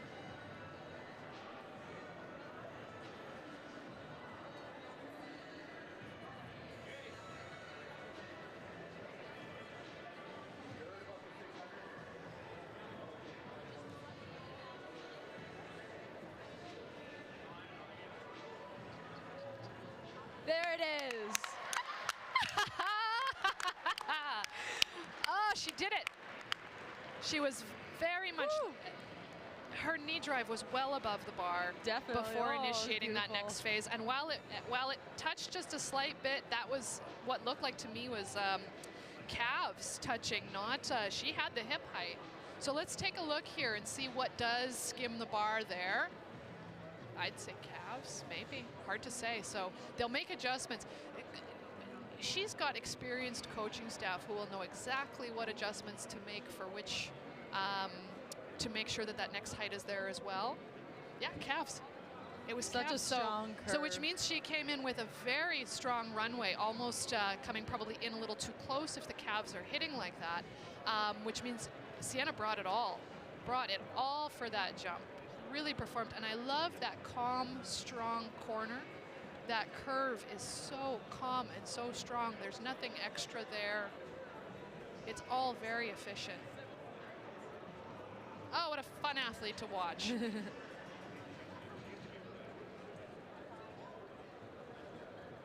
Oh, holding my breath. So we have a bit of a break again because she is the athlete, still the same athlete, jumping over and over again. She gets a little bit of time. Catch her breath. I think we need to catch our breath too because we're very excited. We really like high jump.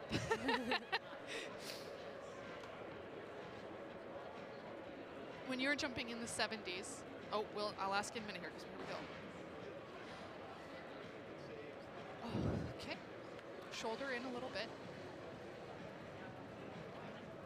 So Madison, when you're jumping into those mid 70s, high 70s, what kind of adjustments do you make? What do you think about? Most of the time, I feel like I'm moving my approach back just to accommodate for the amount of airtime that you're getting. Yes, definitely. A lot more than the lower heights for sure. Yep. You know what? Sometimes I just don't think at all. I kind of just try to run and jump. Maybe that's probably what not the works. I greatest don't know, advice to be giving, but just go for it and hope for the best. Most of the time, I don't know what happens, and I end up on the other side of the mat. I love it. You know, overthinking, that's usually like a bad thing, I think. So being able to just go in and jump joyfully sometimes is the best thing to do. And you Totally. can tell, these two are having fun. They're having a lot of fun. I always find with athletes when they have fun, when they have a joyful attitude towards their performance, that's when we see personal bests. That's when we see really great performances. And over again, when the camera has panned to Sienna and her coach Les, they're smiling, they're having fun, they're enjoying themselves. And why not? Oh, exactly. Sienna's dancing between jumps. That's like great to see. And what a fun event and what a privilege it is to be here. So why not have fun? Oh, it's fantastic to watch. So if you are just joining us, this is the 2024 University Track and Field Championships. So athletes have come from across Canada to compete. And Sienna here, who we're watching do the pentathlon high jump, has come from Calgary, where Calgary has a dynasty of combined events, just dynamos, and excellent coaching staff. She is in such good hands out there. And here we go. Okay, that's okay. Make adjustments. So that does not count as an attempt because she did not cross the plane of the bar. You'll note that she has 27 seconds to initiate her jump again. There is a clock, a timer on her. A flag will go up at the 10-15 second mark to make sure she's aware. There's the flag, the yellow flag advising her that she has 15 seconds left. As long as she initiates her runway by the 0, she's fine. She doesn't have to complete her jump. Go big. Okay, that's good. Still a great attempt. So this is second attempt. One more opportunity to make adjustments. She's been jumping for a while. It must be tiring in a heptathlon to jump early to be safe. But then if you're doing well and getting personal bests, potentially really exactly. working hard. Yeah. So Sienna came in at, do you recall the height that she came in at? I believe 155. So she's been jumping for a while. And I don't believe she passed any of these heights. And as she said, I hear some clapping, which makes me think maybe we're not going to take our third attempt. She may be saying she is satisfied with the result she has. Is that the read you're getting on the field? Yeah, maybe? Is she bowing out for her third? It looks like, yep. As you can see on the screen, she's passing her last pass. attempt. Okay, so what might be reasons for that? I know that she is competing in several events this weekend, and after the personal best, maybe she is choosing to just continue with the day and take it for what it is and get ready for the rest of the events she has this weekend. It was an outstanding performance.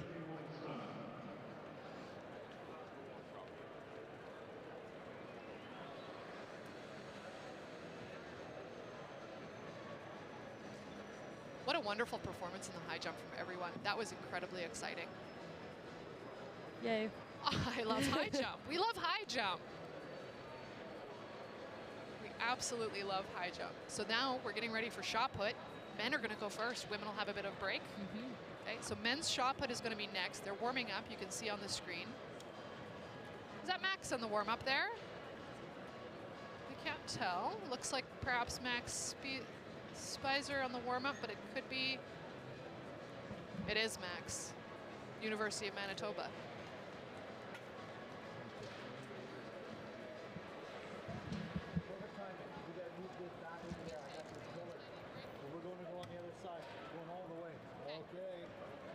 So while the men warm up for the shot put, we'll take a break here. You're watching the 2024 University U Sport Track and Field Championships hosted by the Manitoba Bisons here in Winnipeg, Manitoba. We'll be back shortly for men's shot put heptathlon.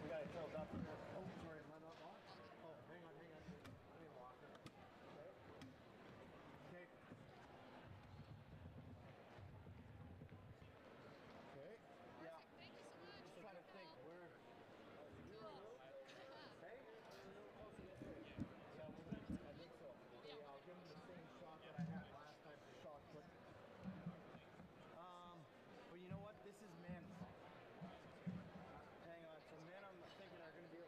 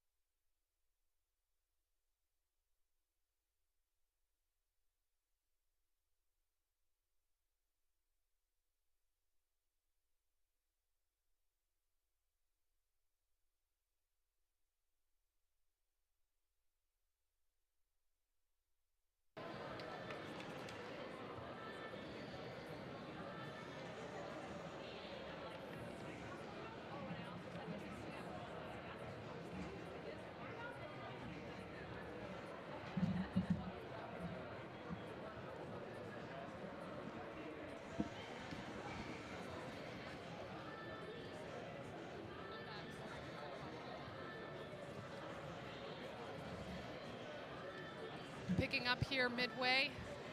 Shot put competition, we have Emmanuel Desilets has just had his first attempt. The shot put competition has just got its start. We had Max spacer throw, Emmanuel Desilets.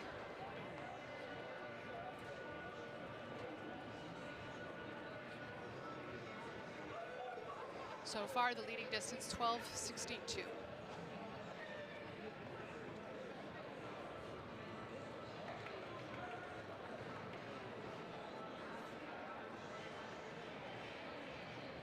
So it was Winston Clark from Western Mustangs. His personal best in this event is 11:36.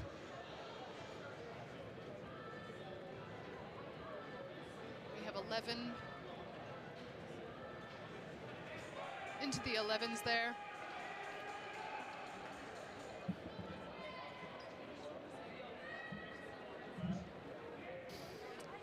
All right, looks like Joshua Tam. Nope, Mason Altrugge. Mason Altrugge, personal best 13:69.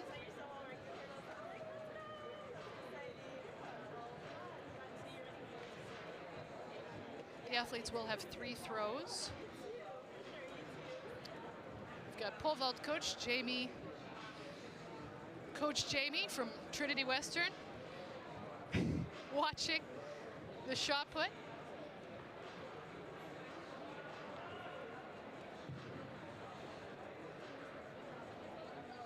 Max Mazarel in the circle now.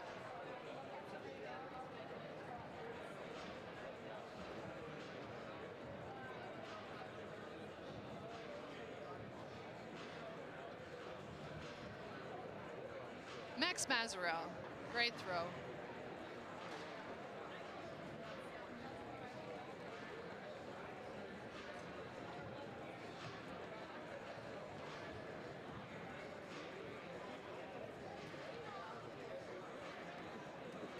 So we'll see if we get a clear view of our indicator board for Max Mazarel. Nope, we've got more Trinity team there.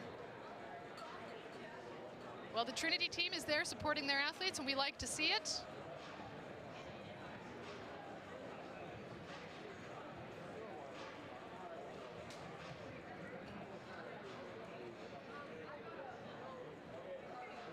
Next up, we've got Jackson Turner coming off of a very good performance in the long jump.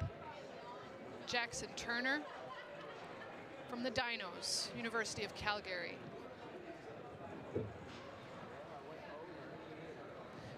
Jackson's best in this event, 11:54.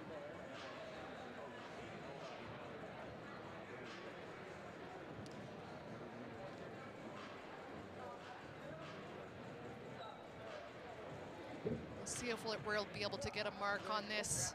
A little closer angle, 11s, we're into the 11s. We're into the 11s. 11:01. 11:01. All right, from Western.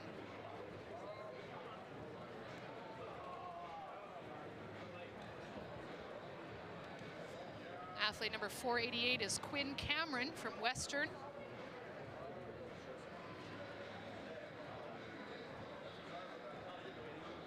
Clean throw.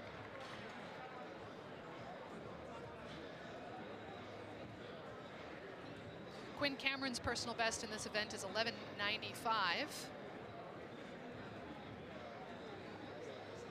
Making some adjustment with his coach. 11:95 is his personal best. We'll see what kind of performance he's posted here.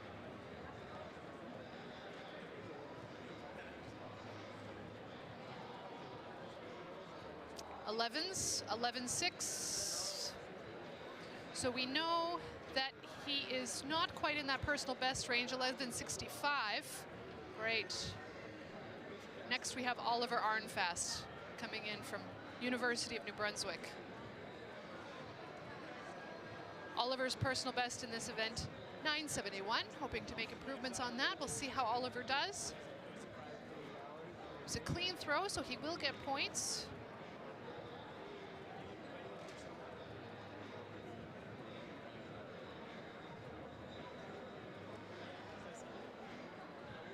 Eight, 9, 4.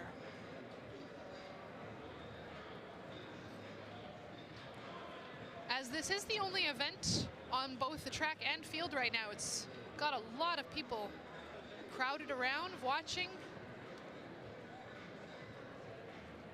cheering on these athletes.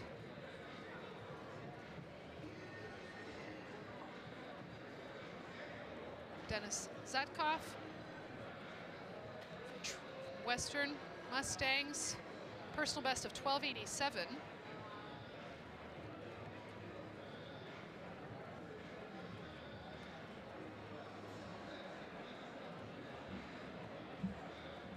Personal best of 12:87. We have an 11:9.9.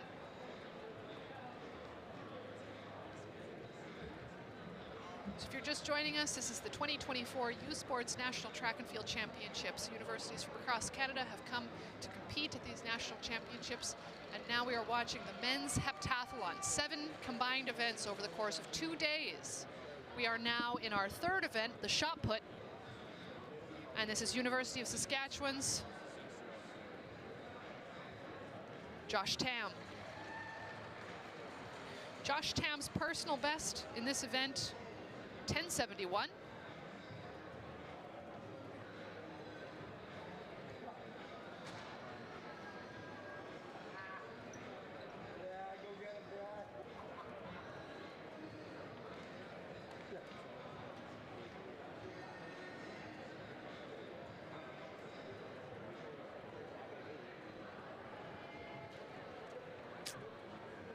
Unfortunately, the indication board is obscured. Everyone's excited to watch this event.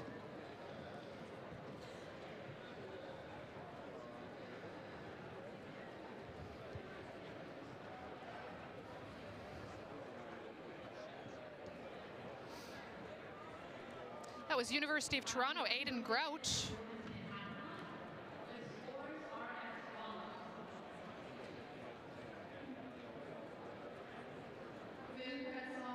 Aidan Grout's personal best in this event, 10:99.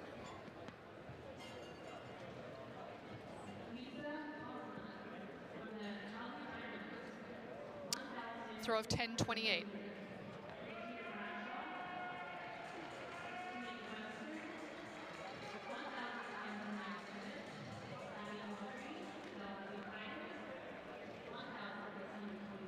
So Aidan Grout with a show of 10:28. Jake Neufeld, we caught the tail end of his throw there. His personal best, 11:81. See if he can make an improvement on that. Jake is an impressive overall athlete.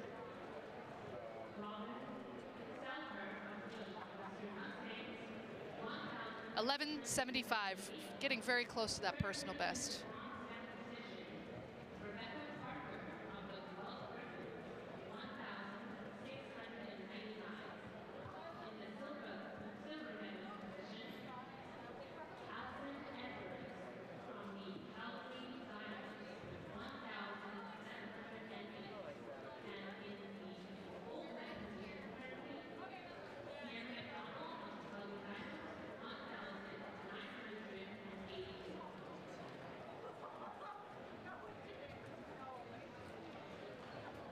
Kilty McGonigal from McGill has a personal best of 10:83.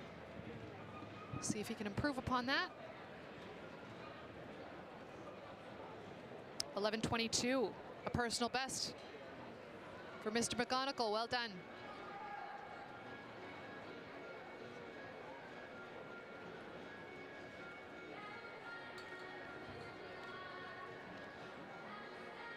Brandon Gramode from Trinity West.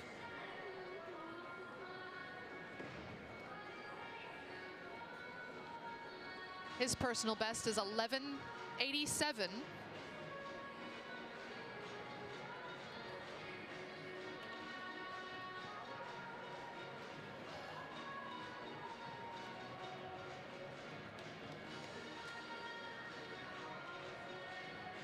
And he has set a new personal best, 12:39.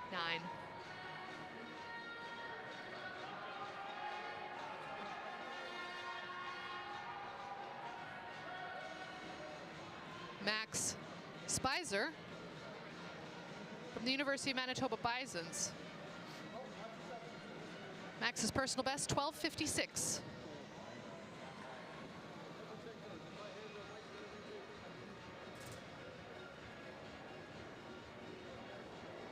A very nice throw from Max. Excellent throw. That very well may be a personal best.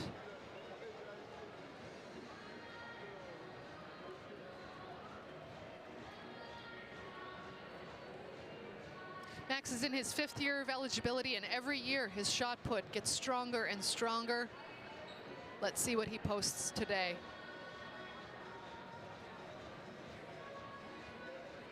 He's very pleased with the result.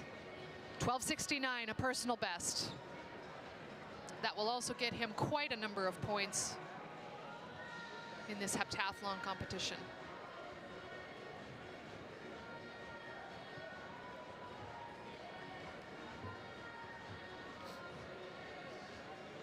Emmanuel Desilets.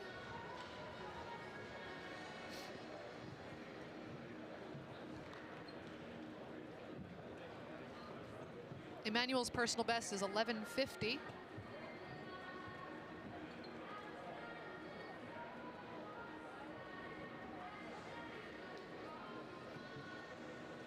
$10.95.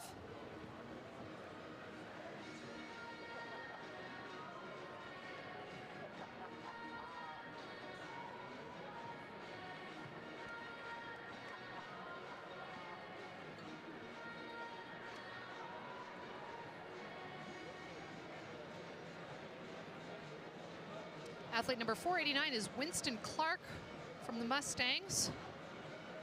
Winston's personal best is 11:36.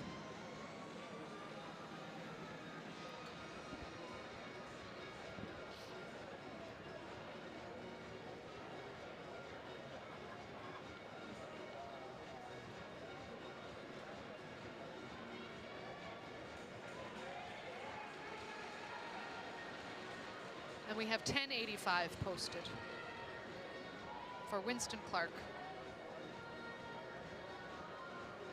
Mason Altrogi, University of Saskatchewan Huskies.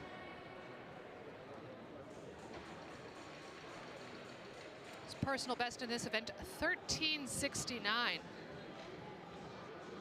He is the favorite to take this event. Very impressive personal best, 13:69. We'll see what he posts here tonight.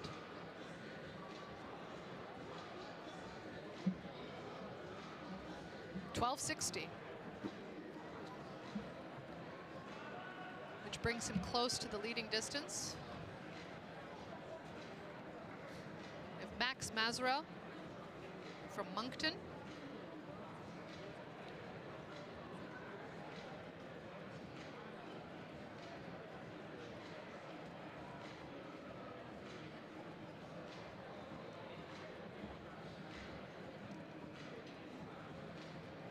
Max has a personal best of 12:16.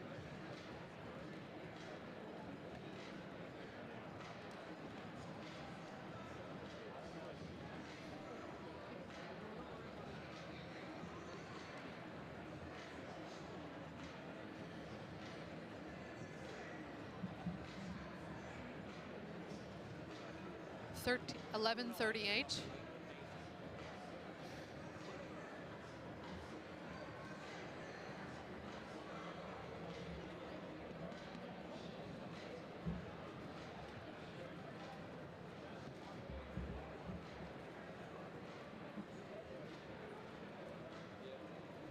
Jackson Turner, University of Calgary Dinos.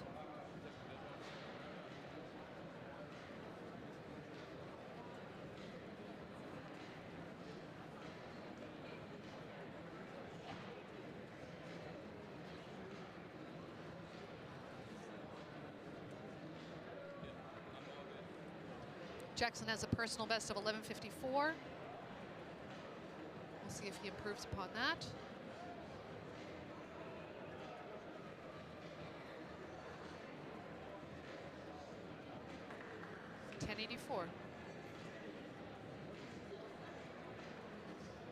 These athletes will have 3 attempts at the shot put before they move to the high jump, which is their final event of day 1.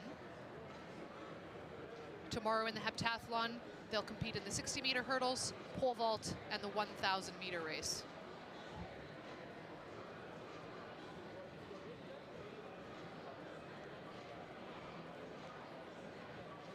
Quinn Cameron, Western Mustangs.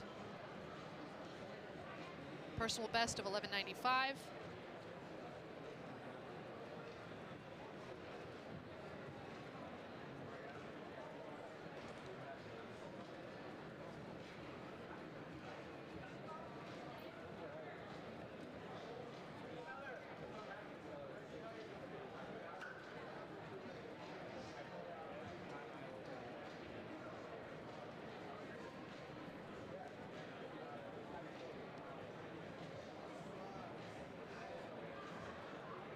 $11.66. Getting close to his personal best. And that was his 3rd attempt. Oliver Arnfast of New Brunswick.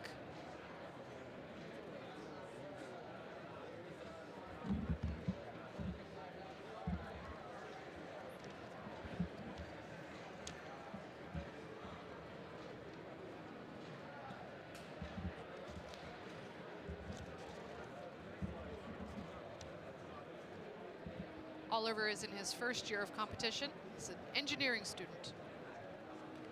He's originally from Truro, Nova Scotia.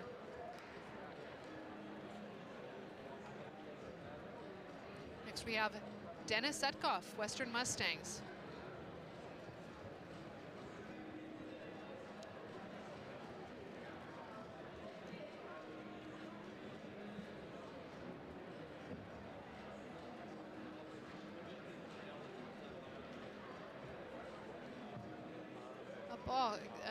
Something went wrong with that throw. So no throw. I believe he stepped out of the front following that. So just a technical problem for Dennis on his 3rd throw. Dennis is in his 4th year of study at Western University.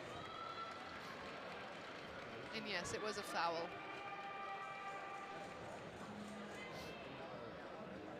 Joshua Tam from the University of Saskatchewan.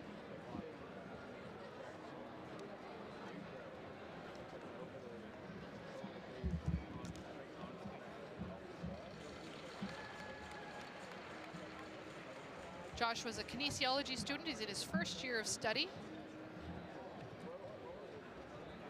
After completing his high school at the Aidan Bowman Collegiate in Saskatoon and competing for their track team there. Joined the University of Saskatchewan Huskies. And he's got a toss at 10.93 to finish off the 3rd attempt. Next up, we've got Aiden Grout from Toronto Varsity.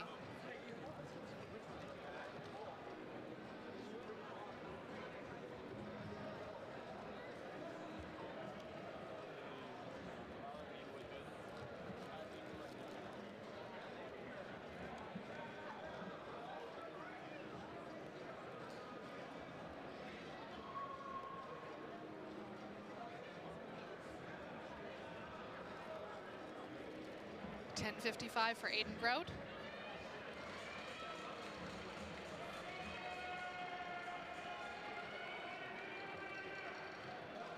They're very excited to watch the shot put tonight. They've got the entire field house is down, congregating down by the shot put as it is the event of the hour.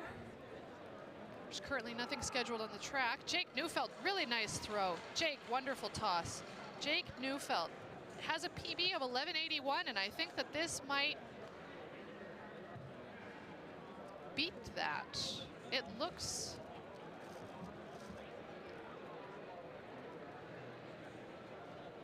very good throw from Jake.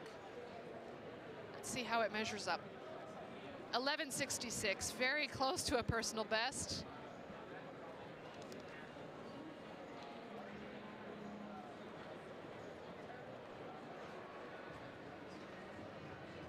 Got Kilty McGonigal back in the throwing circle.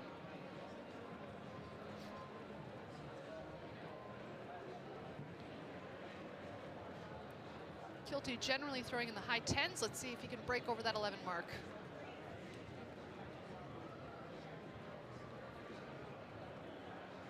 Very nice.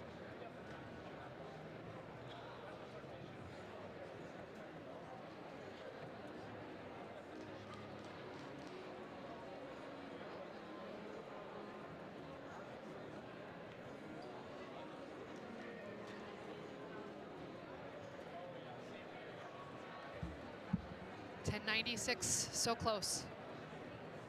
Very good performance for Kilty. Believe he has set a PB today. Brandon Gramad, Trinity West.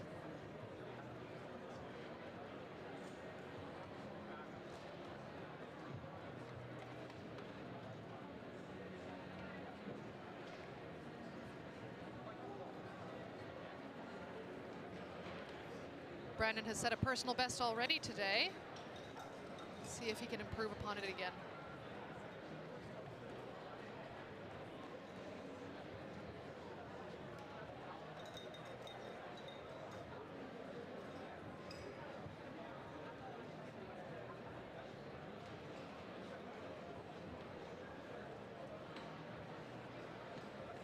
.1244. I think that might be a second personal best set today.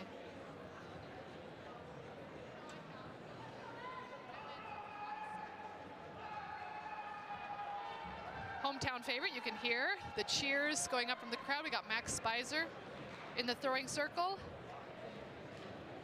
Max generally throwing in the mid-12s. See if he can push that further. Hit that 13 mark, perhaps.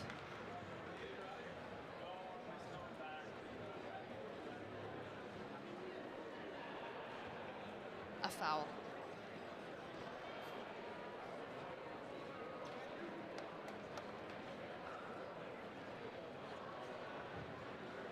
Max Daly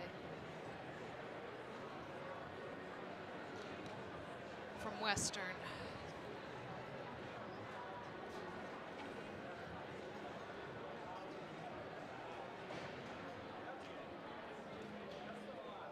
Pardon me, Emmanuel Daly.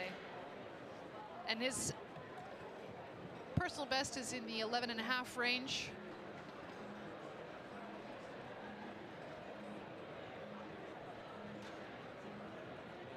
Emmanuel Daly with a nice throw.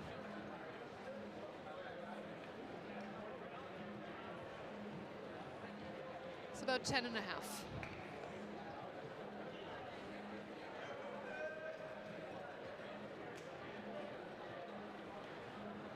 Winston Clark with his final throw of the night.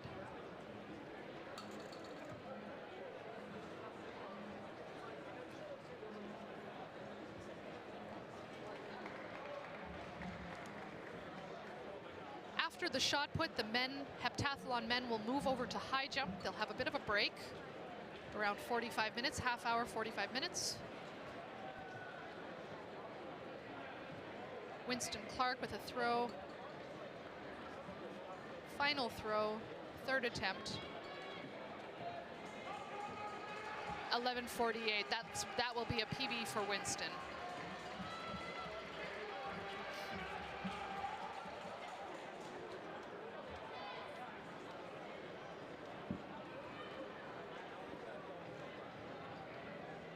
Third attempt for Mason Altrogi from University of Saskatchewan. His teammates are cheering him on.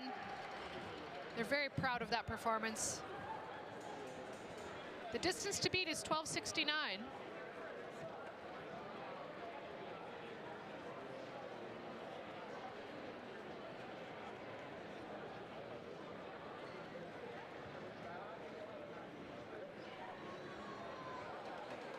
And Mason is the favorite coming into this event. He's a 13-meter thrower, and he does it. He hits the 13 mark, 13:28. Not quite a personal best, but the best throw of the night for all of the athletes thus far, with only a few athletes left to go. Max Mazarel.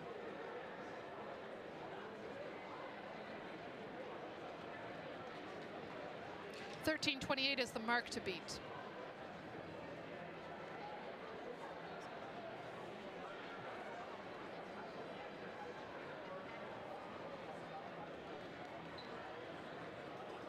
So if you're just joining us, we're finishing up the men's shot put, heptathlon shot put. This is the third event for the men, third of 7, that will take place over the course of 2 days. For Max Meserel, a very good performance of 11:66. We have one final thrower, Jackson Turner. Believe we're down to our last thrower. I may be wrong, but I think this may be it. Jackson Turner. Jackson generally throws in the 11.5 range. So he'll be looking to set a personal best here if possible and get as many points as he can towards that final score in the heptathlon. A very good showing in long jump from Jax Turner. I believe a personal best in that event.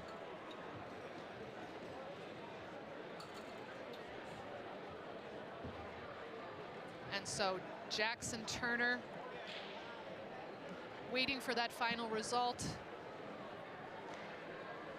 to see if he can put another personal best in his pocket after a very impressive long jump performance. 11:66, well done, Jackson.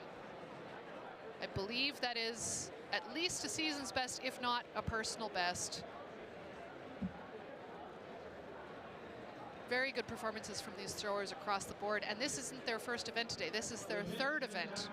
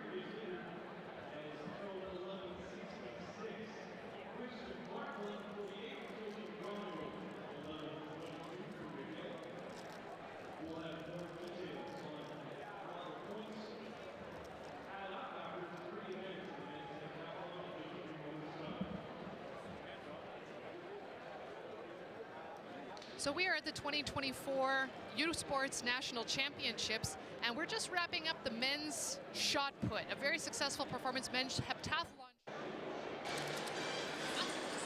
Hello everyone watching the 2024 Youth Sports Track and Field National Championships here in Winnipeg, Manitoba. If you're just joining us, it is just past 6 o'clock, I believe, and we are about 5 minutes away from the start of the women's 60-meter prelims.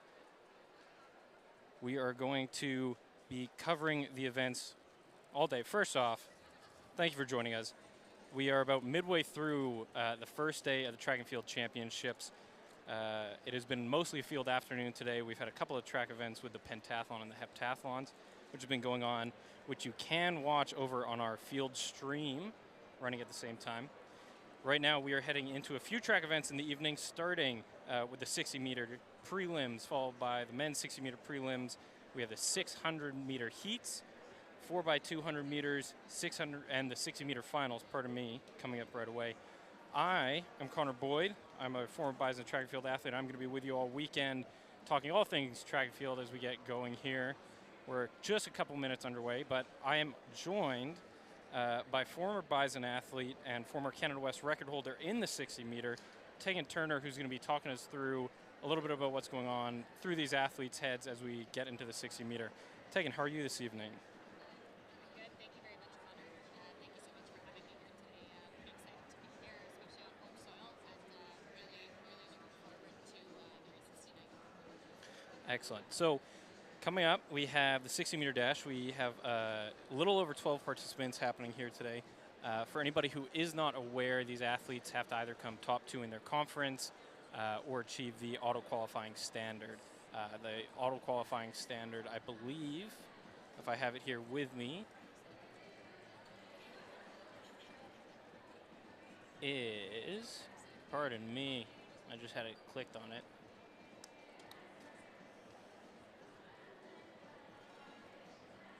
The women's youth sports auto-qualifying standard is 7.42.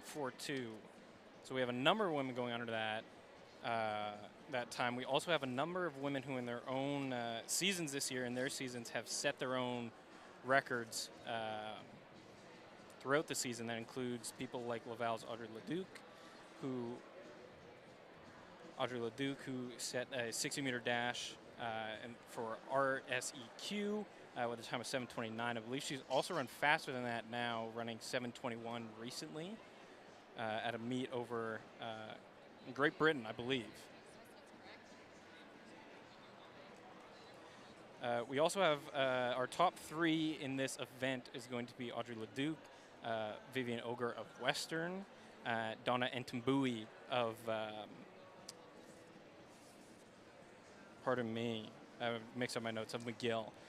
All 3 of those women are under the 740 mark by a very large margin. Yeah, and Connor, I think if I could just mention, preparing for this, watching the U Sports season all year, what an exceptional group of women we have this weekend. I mean, you look at how the times have, evolved over the last 5 years, 10 years. This group of women is absolutely fantastic, and I am extremely excited to see what they're going to do this weekend. I was around at the time that Kamika Bingham ran her 7:19, which is the U Sports record, and that was a phenomenal race. And here we have quite possibly 3 women who could take that new mark.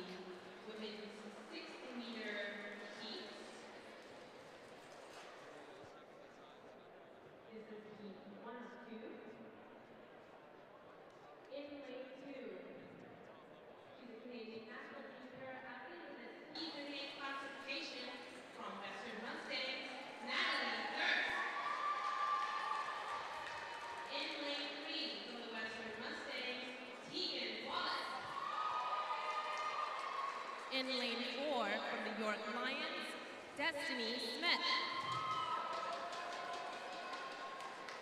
In lane 5 from the Guelph Griffins, the OUA silver medalist, Gabrielle Cole.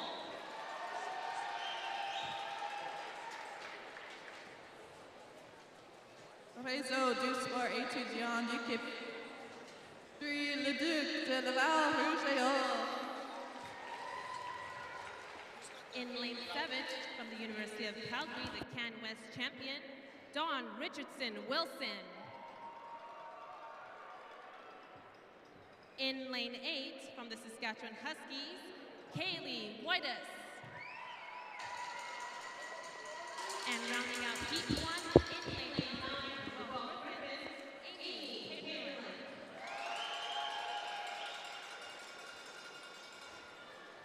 So there you just heard the starting lineup of this first heat. Like we said before, Audrey Leduc, currently the #1 seed in Canada. She's going to be running out of lane 6 right there.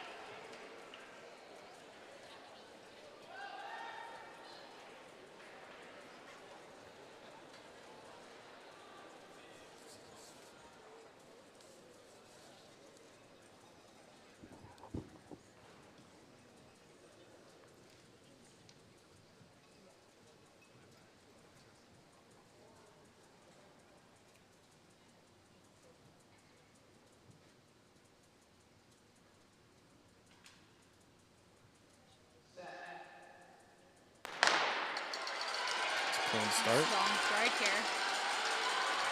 Very strong start here from Audrey Leduc, Laval. Excellent run. And basically equals her mark, it almost looks like, of 7:22 in the heats. 7:21 was her best this season so far, so right on the mark, and especially in the heats, that's absolutely incredible. And just to make a note, this is an unofficial time that we're looking at. Official times can be found online The live results can be found on gobisons.ca. So usually what you'll see on screen is close, but might shift a little bit. But yes, an incredible run by Audrey. The entire pack, very close. Tegan, talk us through, because right now these are prelims. These are the heats. And the women will be running their final in under 2 hours, I believe. So what's the approach here? Are you basically preparing to run 260s back-to-back, or is it a little bit of strategy in terms of how you're approaching this race, how much effort you're putting into these prelims, these heats? You know, I think that's an excellent question, and I think really these athletes are incredibly fit at what they do, and ultimately I think the best part about the U Sports Championships is, you know, although these rankings, you know, kind of dictate where people start and where they are in the race, absolutely that can change. And I think, you know, a lot of times when maybe, you know, you're throughout the year trying to build up to your best time, maybe you do run the heats a little bit differently. But as we just saw Audrey Leduc run a very strong race, you know, like anything can happen, and it can sometimes be surprising who, you know, you'd expect to come in strong and maybe does or does not advance to the final. And so you really, I think, have to get in there and run a strong race as you're comfortable to run, and Audrey was an incredible example of doing just that, and again, a strong time to show that. Yeah. Well, and so everybody at home is aware, to advance to finals, it is a top 2, I believe. I'm going to confirm this. Pardon me, it is top 3 in a heat plus the next 2 fastest times. So we have 2 heats, top 3 auto-qualify into finals, and then the next 2 fastest times after that. So exactly that. And then again, so keeping in mind that, you know, you really want to run a strong race, and an hour between races. You know, we have our next event, our 60-meter women's final is in an hour at 7:15. That's definitely enough time for your system to kind of reset, for you to be able to be strong, and you want to give it a good shot in that first race to be able to kind of activate your nervous system and be ready for that final. And the hour certainly gives you that. And again, the women showing very good, strong race first out of the gate. Yeah. 2 people to watch here is going to be, again, lane 6 and 7. That is Vivian Oger of Western in 6 and Donna Ntambui of McGill in 7.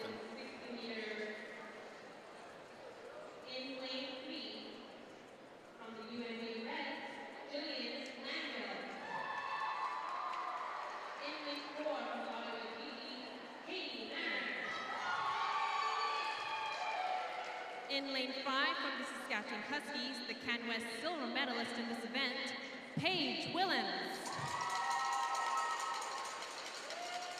In lane 6 from the Western Mustangs, the OUA gold medalist, Vivian Oger.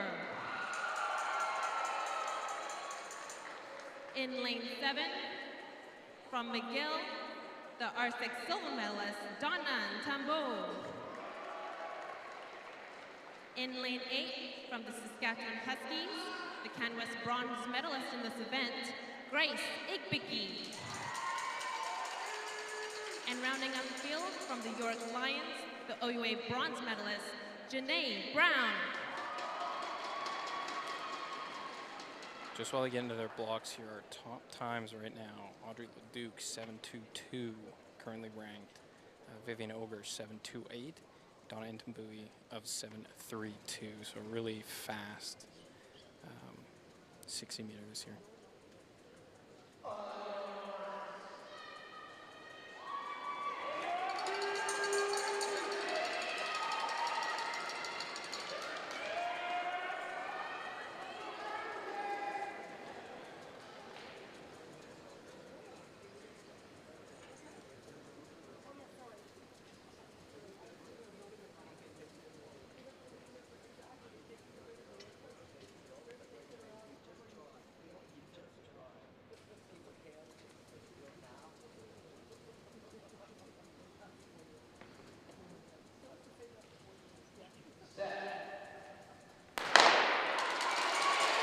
Start. Definitely a strong start there. Strong run by the 2 women we absolutely expected to see ranked number 2 and number 3. Yeah. Ogar and Ntambui, absolutely fantastic, pushing each other to the end. That's exactly what you want to see in a heat leading up to such a strong final. And again, you know, we tend to talk a lot about our number 1, 2, 3 ranked, but when we're looking at these times, number 4, Dawn Richardson-Wilson, 7:40. Gabriella Cole of Guelph, 7:42. Grace Igbicki, 7:49, tied for 6th place with Paige Willems of Sask, also her teammate, also 7:49, and immediately behind her 8th, Kaylee Woites, 7.50. So this is an incredibly deep field, top to bottom this year. It's going to be very exciting to get into the finals. It is not easy, obviously, but Tegan, also talk to me about, some people might see a 60 meter and see just a gun and go, but it's a lot more than that. What's kind of running through these athletes' heads during this race? Yeah, an excellent question, and I'm sure it is probably different for every person. A lot of people, and you can see it in the crowd, right? The track athletes are getting into their blocks. I know certainly for myself and for a few other athletes, I know, it used to be you're thinking about one cue, and then as soon as the on your marks goes, you're really kind of, focusing on that cue. You're getting into the blocks, and you are silent. You're really attuning your ears to that gun to go off. But the race really is, I'm sure people just think you get up and go fast, but it really is so much more technical than that. It's so hard for some people, at least, maybe not these athletes being a good example today, but it's so hard to run a technically perfect 60 meter. And, these athletes are obviously doing a phenomenal job, and there's a phenomenal way to do it. And so I'm sure each of them, kind of have their own way that they think about the acceleration into the race, or they think about, their arms and where their foot is, or, what the things that they do in practice every day. And it really is so you can show up to these races and just perform, just as we've seen all of our women just do. So again, so many different things that you're probably thinking about that you've worked on in practice to come out to this finite moment where the women are running, 7.22 seconds in the example of Audrey Leduc. Just phenomenal racing that so much effort and precision goes into in practice that we are now getting to see performed over and over again. Excellent. And we won't have official results of who qualifies up on the screen here, but again, go to gobisons.ca, you check under that championship banner, it'll take you to an information page about the championships, and you will find everything you need to find there. That'll include live results of the meet as it happens. We are moving right along. Here we go. Get a little photo there. So Ntambui, 740. Ogre. Was that also 740? It was. An incredible run by both athletes there.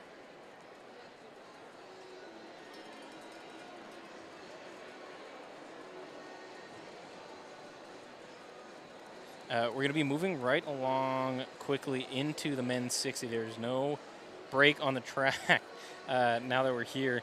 And, we were just saying before, the records that were being broken by the women in the 60, right? Personal record, school records, 7:29 for Leduc, 7:37 for Ogre, 7:32. Incredible times.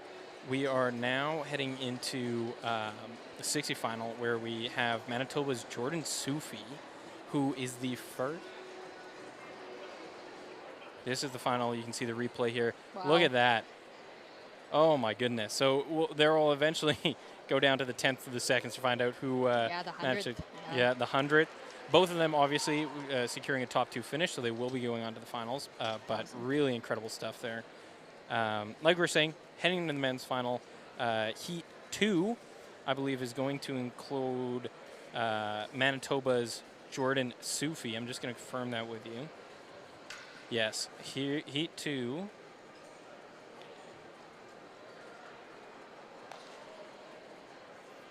Pardon me. Heat 2 will include Jordan Sufi, the first Manitoban to go under 670. Is that correct? Yeah, absolutely. First, you have Bison. Pardon me. First Bison set the school record. I believe he set it and then broke it twice, if I'm not mistaken. It's been a lot of that happening this past year. I laugh kind of coming into this race. I am so excited to see, obviously all the men perform, but being a little bit of hometown bias here, our men's program is phenomenal. And we have Ty Davis, who's going to be in this first heat, I believe. And at one point, actually, Connor, he held the record this year. So, Jordan Sufi broke it, and then Ty broke it again, and then Jordan, broke it another time in the first Bison to go under that 670. So, this is going to be a phenomenal 2 heats of men to watch. Well, and we also have in this heat, I just want to confirm that. second heat, Miracle Eze, another Bison, who kind of came out of nowhere at Canada West. He's not nowhere. He's been working incredibly hard, but secured fourth place spot, 681. That launched him into the top 12. So some incredible stuff. Right now, our number 1, 2, and 3 seeds, U Sports, is Jordan Sufi at number 1. His current time there is 6:67. He is tied for first place with Nico Dohaus of Lakehead, so just a little bit in Ontario there. 6:67 as well. And immediately behind them, Aaron Thompson of Western, 6:72. So Aaron Thompson PB'd for that 6:72. He is also currently ranked number 2 in the 300 meters. So Aaron has a very busy weekend ahead of him. His current time in the 300, 33.65. Again, men's 60-meter dash. It's going to be top 3 per heat, plus the next 2 fastest times. Those results you can find online. And it looks like we're just about to get set up here. Man, the crowd is packed in here. So once again, we're at the James Daly Fieldhouse here at the University of Manitoba, Winnipeg, Manitoba. A little bit of snow came down to greet the teams while they came in, but looks like everybody's here. The energy is electric. Everybody is ready to compete. Just a terrific opportunity this weekend for some real accomplishments. And that's always what's so exciting about U Sports is you know that at the end of this weekend we are going to see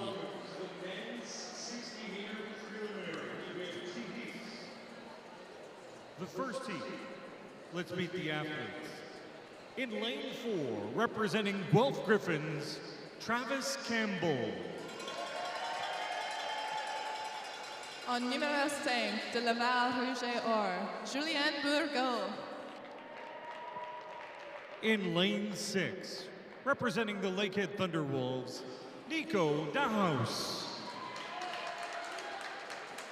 In lane 7, Manitoba Bison, Tyrell Davis. In lane 8, representing the Regina Cougars, Precious Ojikere. And in lane 9, from the Alberta Golden Bears, Evan Isapa.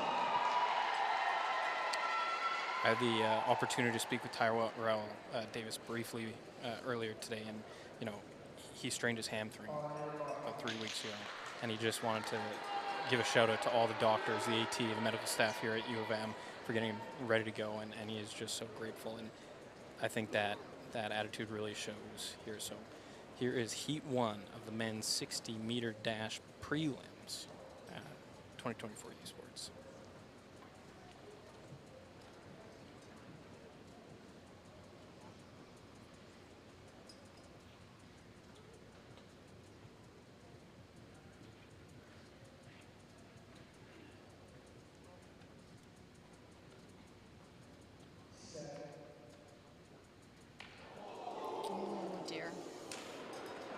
That's unfortunate to see. Nobody ever wants to do that, obviously. Yeah, so for those of our viewers who are not savvy in track and field, so unfortunately what typically does occur is, when everyone gets into that set position before the gun goes off, there's no movement, and you worry in this case. I would be interested to see what the officials will do, is that it's a one and done kind of rule. And so unfortunately, if you false start, you typically are removed from the race, unfortunately. I know that was Precious Ojikere out of lane 8. Yeah, so I guess we'll see what the officials decide here, but certainly a difficult start. And looks from what I can see, Connor, that he has been in fact red carded, and he will be removed from this race, unfortunately. Tensions are high, and that is something that these athletes try to perfect all season is to keep those nerves calm. It's a big stage. Sorry, I was just going to say, in particular, I'll be interested to see, this is, the mark of a really, truly focused athlete, is to be able to reset after this has occurred, after there's been a false start. There's a tendency to kind of want to sit make sure that you don't false start, but the really good athletes, I think, are the strong ones that are able to kind of move that out of their head and just kind of refocus in. And so I'll be very interested to see what we have here. Yeah, and it's a skill that they develop all year. These are the, again, we're looking at the 12 best 60-meter athletes in the country. They're ready for this. You never like to see it, but these kind of things happen on occasion.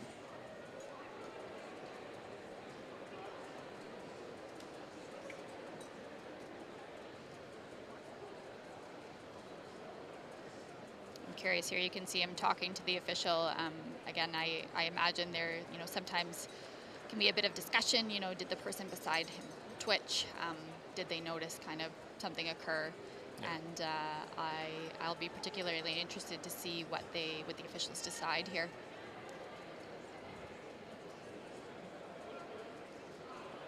I would imagine he's running. I think it's called running under protest. I'm not sure if that's the right term or not, but an opportunity to run and then sort out the logistics of what happened a little bit. Yeah, and that very well might be what's happening here. But it looks like he's back on the line, so we've got a full heat here again. Yeah. Again, these guys need to refocus, they need to reset, and they need to get into their own race. Absolutely.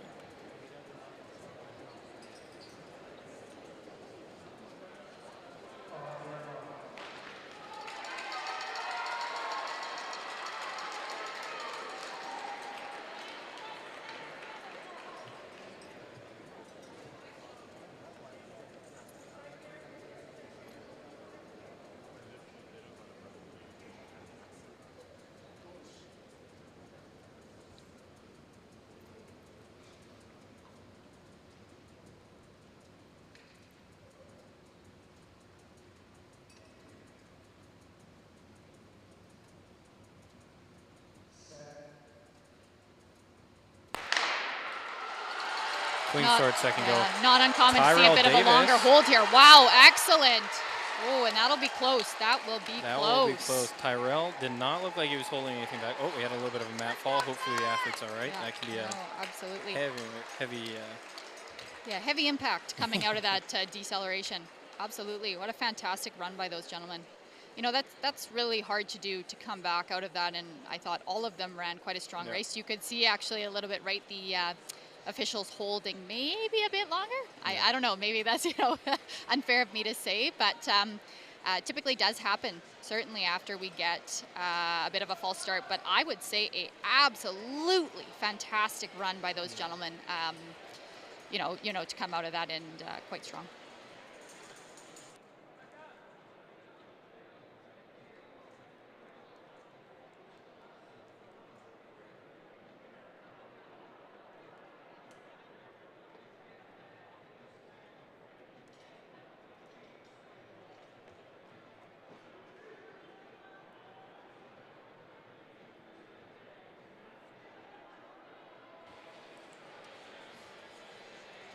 So again, that's Tyrell Davis. Tyrell, I believe, second year athlete?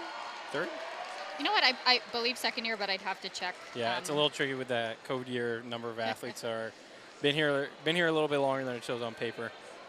We're coming up to Heat 2 here. So again, this is going to include the number 1 rank. So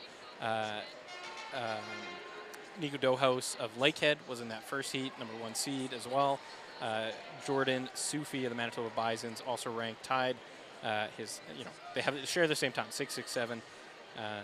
So obviously both of them are hoping to get that all qualification and go head to head. Here we go. We can see some times here. Yeah, excellent. So Ty Davis coming into the final with our top time before the second heat, of course, but it's 6.80. Strong run for him. We'll go in second. Wow, and actually Dohaus in fifth. That is not, I imagine, where you want to be. No, and that's what I was saying earlier about these races. The 60 is fast, and that might be pretty obvious to our viewers at home, but so much can happen. I talk about those little changes, those little things, that ability to reset after a false start initially. It can be really tough in an event that is so technical. Yeah. And so I think, again, hopefully, I guess we'll see with our kind of next times as they come up and as times come into the final. But top three times plus the next 2 fastest. But yeah, absolutely. And you know, part of the magic of youth sports and these championships is that ultimately it comes down to the day, right? 60-meter preliminaries. Representing Dalhousie Tigers in lane 3, JoJo Swanaker. JoJo Swanaker went number 1. Representing the Manitoba Bisons in lane 4, Miracle Ease.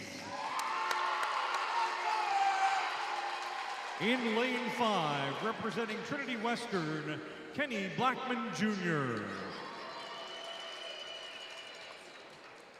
In lane 6, representing the Manitoba Bisons, Jordan Sufi. In lane 7, from the Western Mustangs, Aaron Thompson. Clearly happy to be here. He's In pumped. lane 8, representing University of Calgary, Junior, Imakuhude. Numéro 9 de Montréal, Canada, Rabbi Bostevin. There you have it, heat 2.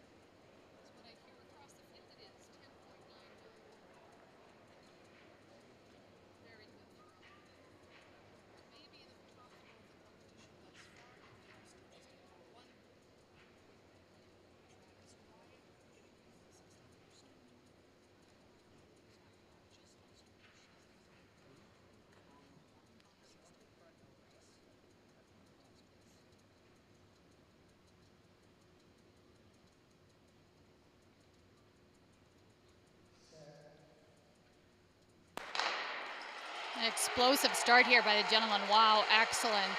Really strong run.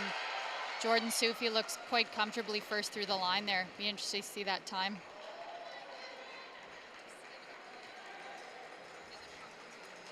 Again, another great run by those gentlemen. Just absolutely beautiful, kind of strong running through that middle section there where they're at top speed. This is, again, really quite fantastic. Looks like on the replay again, Jordan Sufi quite comfortably through. It'll be interesting to see the times as they kind of come up for the rest of the gentlemen here.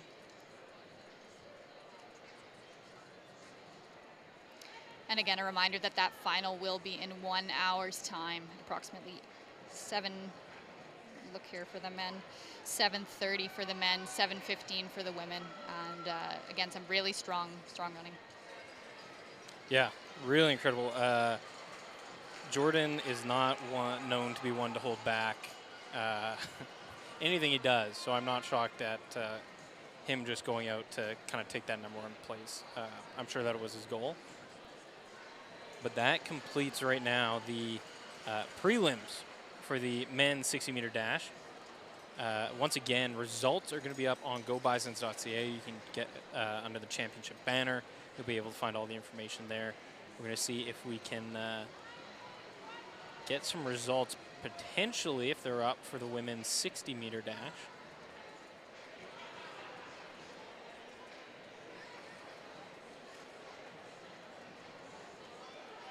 Still appears to be listed as unofficial, but it looks like right now our number 1, 2, 3 went 1, 2, 3. Audrey Leduc 721, Donna Ntambui 740, Vivian Ogre 740. It appears that the official time of Donna Ntambui was 7.392, and Vivian Ogre was 7.399. So 0.007 of a second separating them. So some really incredible stuff there. Really down to the thousandth, which is kind of what we are eventually getting to with our tenths, hundreds, and thousandths there. Yeah. based on these times, there's a chance, I believe, that Nico Dohaus might still be in it potentially, but I'm not sure. Again, these official results will be coming up shortly. You can find those online. Next up on the track, I believe we are going to be having the heats for the 600-meter women's, and that's starting at 7:45, so very shortly. I apologize. Not very shortly. That's going to be coming up in about an hour. I was mixing up what time we're at. So we will take a short break here, and then come back to you for the 600 meters, and Tegan will rejoin us for the... Oh, pardon me. I'm mixing up my schedule. There goes my dyslexia. 7:15 is the 60-meter dash finals, so that will be in about a half hour, a little over, and Tegan will be back with us for that. We'll take a short break here, and we'll rejoin you soon at the 2024 U Sports National Track and Field Championships.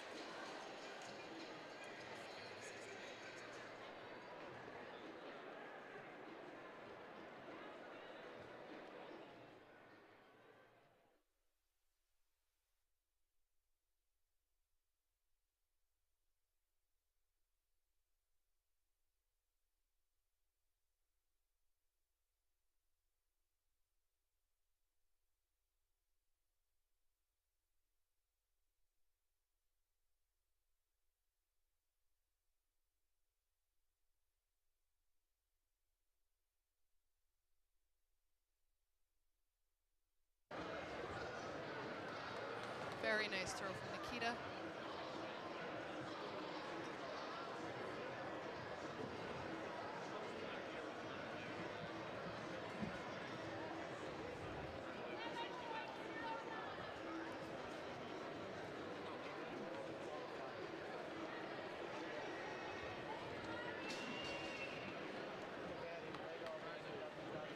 Nikita Bradshaw.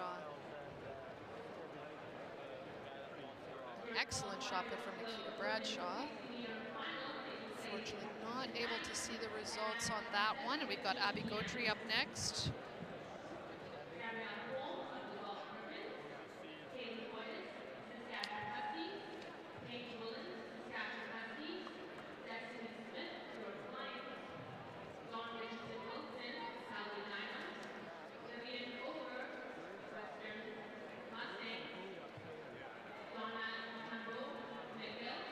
Abby Gaudry with a mark of 10:07.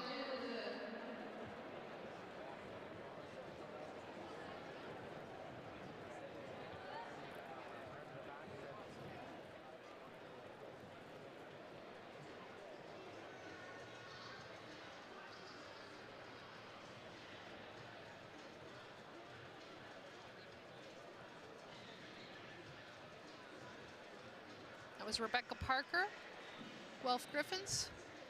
Her last throw was 10 meters even.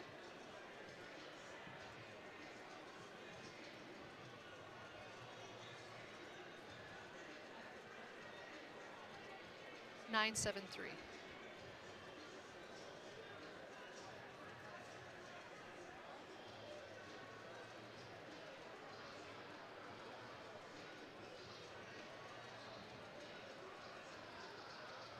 Lisa Cosma's up next from the University of Calgary.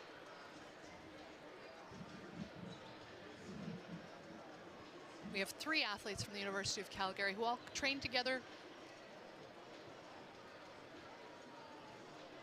and have together all made the top 12 in the country to come to this competition.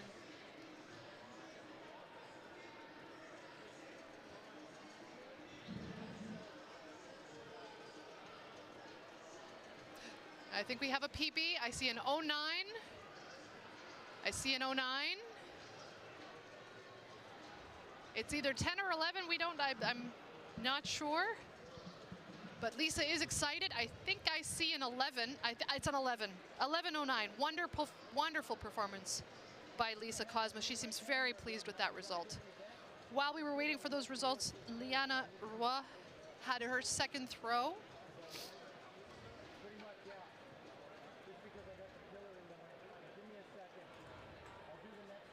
Liana's first performance was 10:79. And 10-19 for the second throw.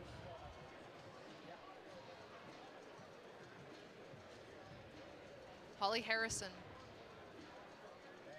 University of Alberta. Her first round, 9.94. Let's see if she can go over that 10-meter mark.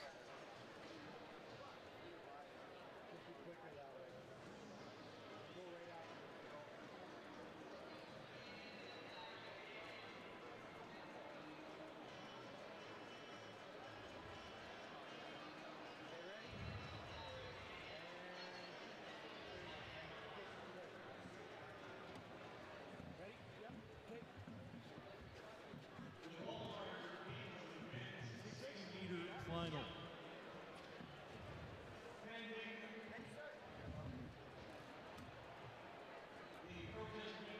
9.82.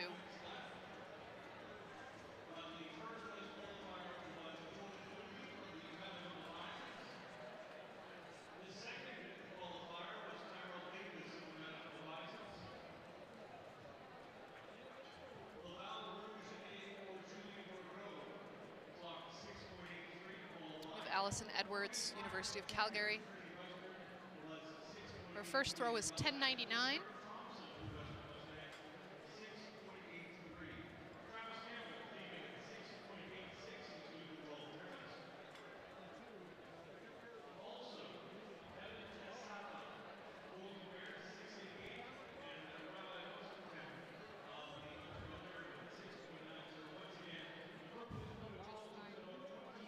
That was 11.24. Wonderful throw. That's an improvement on her last mark. And we'll move her up in the standings. Sienna McDonald. Her first round throw, 11.69. See if she can improve upon that mark.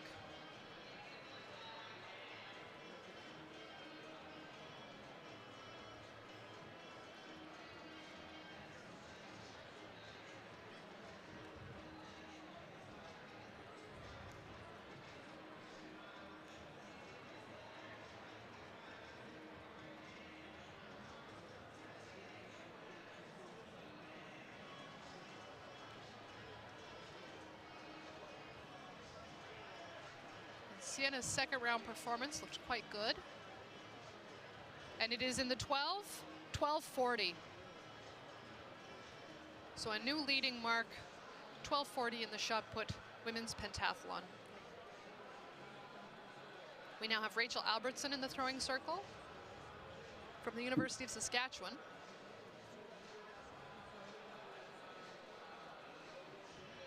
Just there we are. So Rachel's last performance was 9.14. Let's see if she can improve upon that.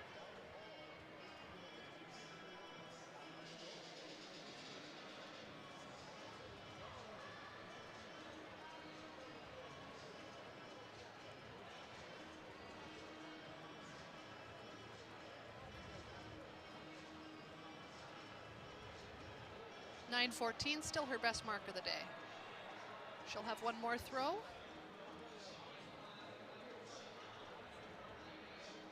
Robin Selkirk in her last throw through 11.51. This is her second attempt.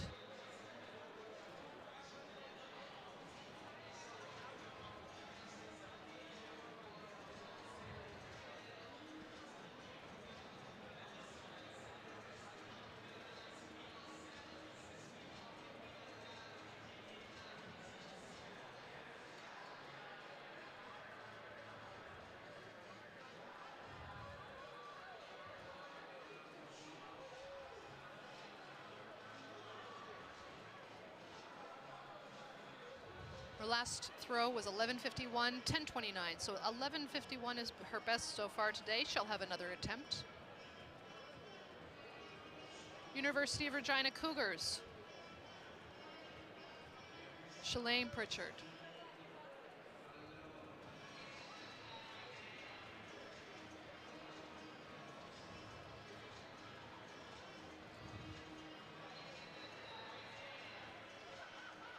Nice throw from Shalane. Shalane is in her second year of eligibility.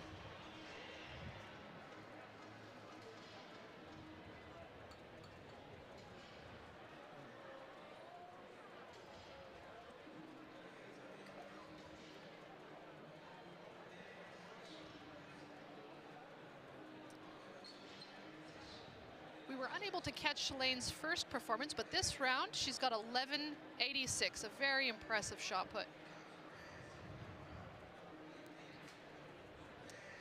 We were also unable to catch Nikita Bradshaw's first performance, but it looked like a wonderful throw. So we'll see if we can catch a distance on Nikita Bradshaw this in her second attempt.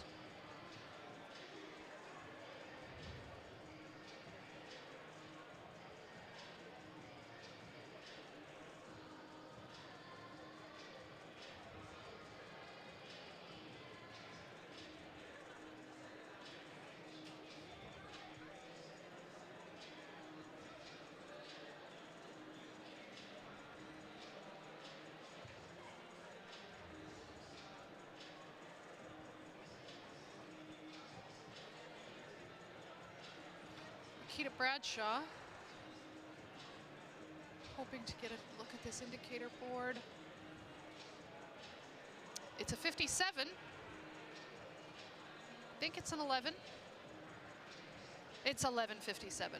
Very well done by Nikita Bradshaw. The atmosphere of this event is always one of my favorite things. Athletes right up close and personal watching the events, down on the infield. A lot of cheering, a lot of noise.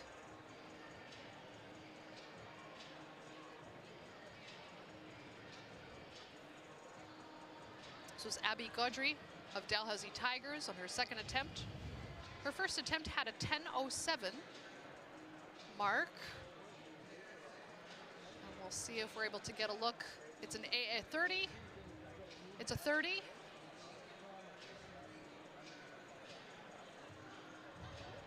Based on where it landed, I think we're at a 10.30.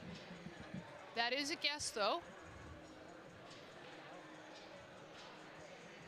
And if it was a 10.30, that would be a slight improvement on her last performance in the first round. Rebecca Parker. This is Rebecca's final throw. Her best mark so far has been 10 meters even.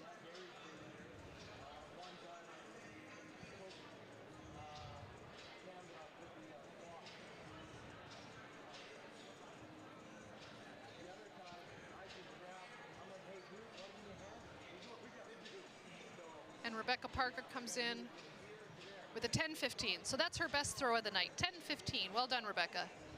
So we've just started our third and final round of the women's pentathlon shot put. This is their third event of the night. They'll move over to long jump and then finish the evening with an 800 meter.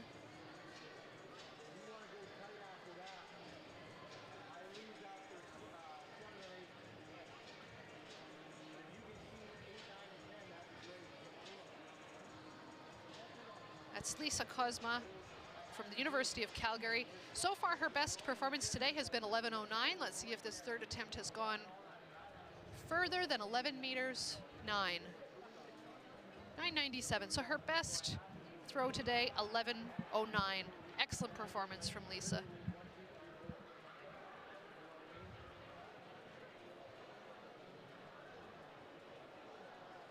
Next up, we have Liana Roy. Her best performance so far tonight, 10.79. See if she can improve on that. A very impressive shot putter.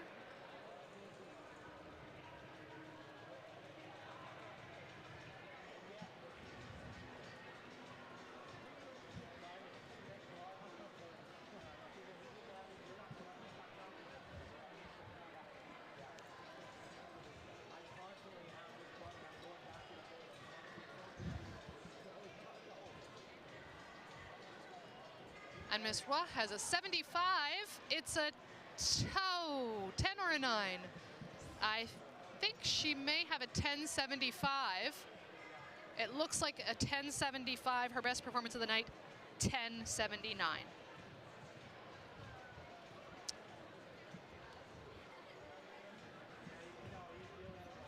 All right, Holly Harrison, University of Alberta. It'll be interesting to see what happened with her toe on that plate. It looks like she might have stepped over, but they're measuring it, so no, it's a good throw. Holly's best performance so far, 9.94. Seeing if she can break over that 10. I see Regina Cougars head coach Janine Polischuk, 9.39. It's nice to see a new era of coaches coming up. I see Regina head coach Janine Polischuk was a Cougar in the early 2000s in the pentathlon. Had a lot of success here in Canada and in university in the States. Now came home to coach with the Regina Cougars.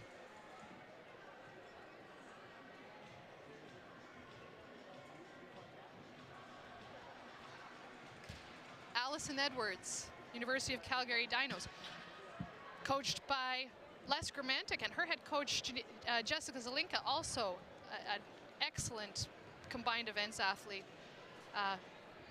Represented Team Canada. 11.18 for Miss Allison Edwards. Well done. Her best performance of the day, 11.24.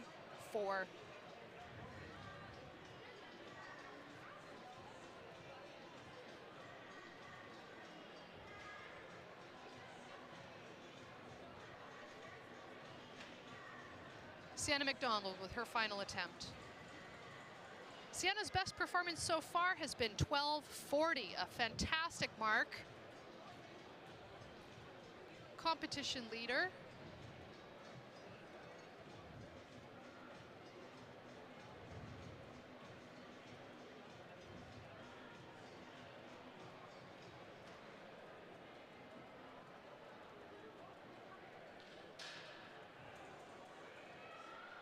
.12.14, so her best performance of the day, 12.40.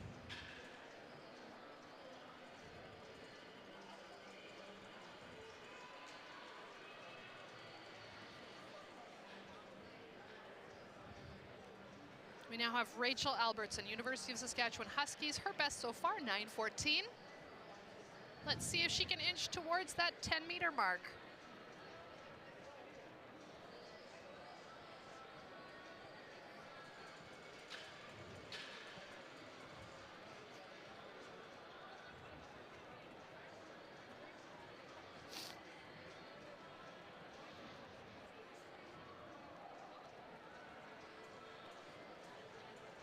Rachel Albertson, University of Saskatchewan Huskies.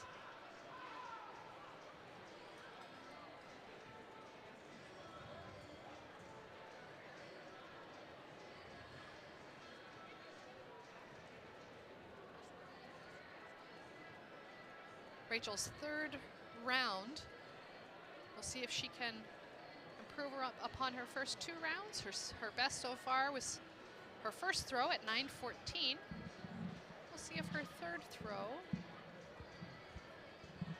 Best of the day was 9.14. Good job, Rachel.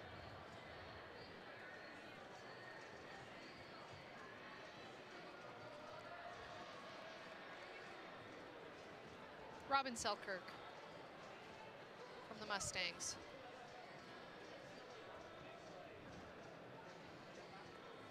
Robin is a nice tall athlete, so she's got a high release point, which really will serve her well in the shot put.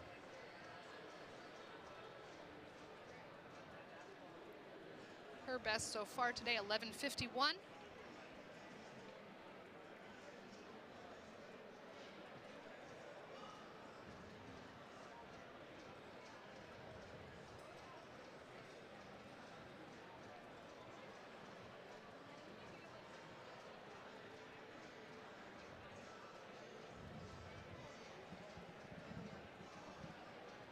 .11.19. Her best today, 11.51.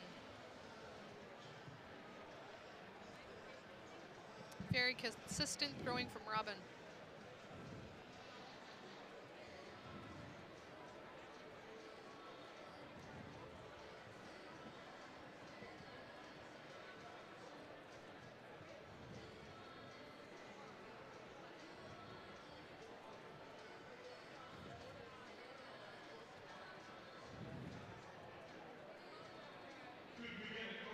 Shalane Pritchard, Regina Cougars.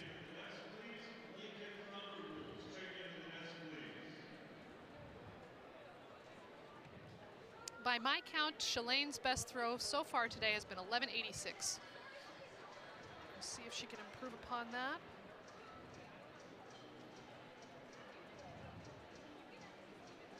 $11:31, so 11:86 is her best performance of the night. And that concludes the women's shot put. The women will now head over to long jump. We are going to have Madison Lawrence back for the long jump. She's a long jump expert. I don't know about that, but I might know a bit. I'm not. Well, I'll do my best to help you out. So I grew up in a family of long jumpers. Okay. But I myself don't like sand in my socks. So I mean, we do share that. couldn't do it. I couldn't long jump. Too much sand. Fair enough. Combined events is really so interesting because you have to just be a jack of all trades and do your best at every event. And there will be some that are weak, and that happens. And then there will be some that will be just phenomenal for some athletes. Which is your hardest event for you, Madison? Oh, that's good. I would say the throwing events are definitely a weaker point for me. Yeah. Long jump can be inconsistent. It can go really, really well or a little less well, but yeah. Well, we've seen pretty consistent performances so far from the women in the pentathlon. So we'll see how long jump goes. And after the long jump, we'll be bringing you the 800 meter to close off their multi-event for the day. The men will keep going into tomorrow. So we still have men's heptathlon high jump. Absolutely. And tomorrow they will pole vault, long jump, and run 1,000 meters. So we will sign off on the field side for the time being. You're watching the 2024 U Sports National Championships. We're doing multi-events tonight. We still have pentathlon events to go and heptathlon events to go. But we'll sign off for now until the field picks up again in a moment's time.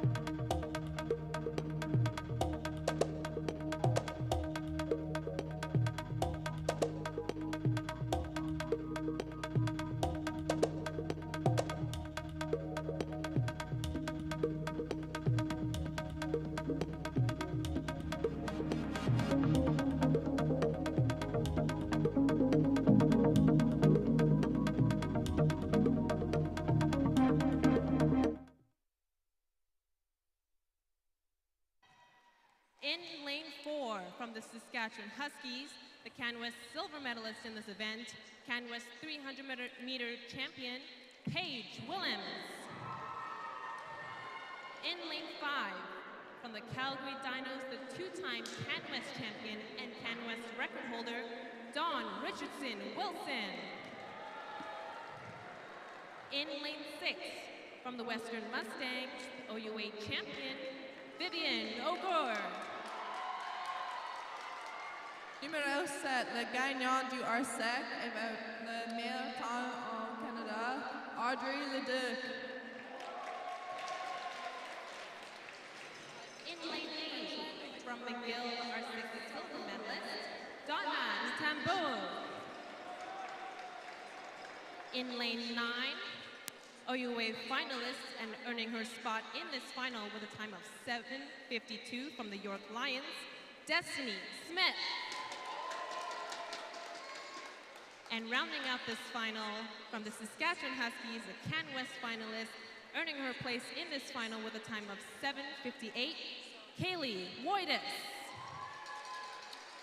Welcome back to everybody just joining us. This is the women's 60-meter dash final. This is the U Sports final. This is worth all the marbles here.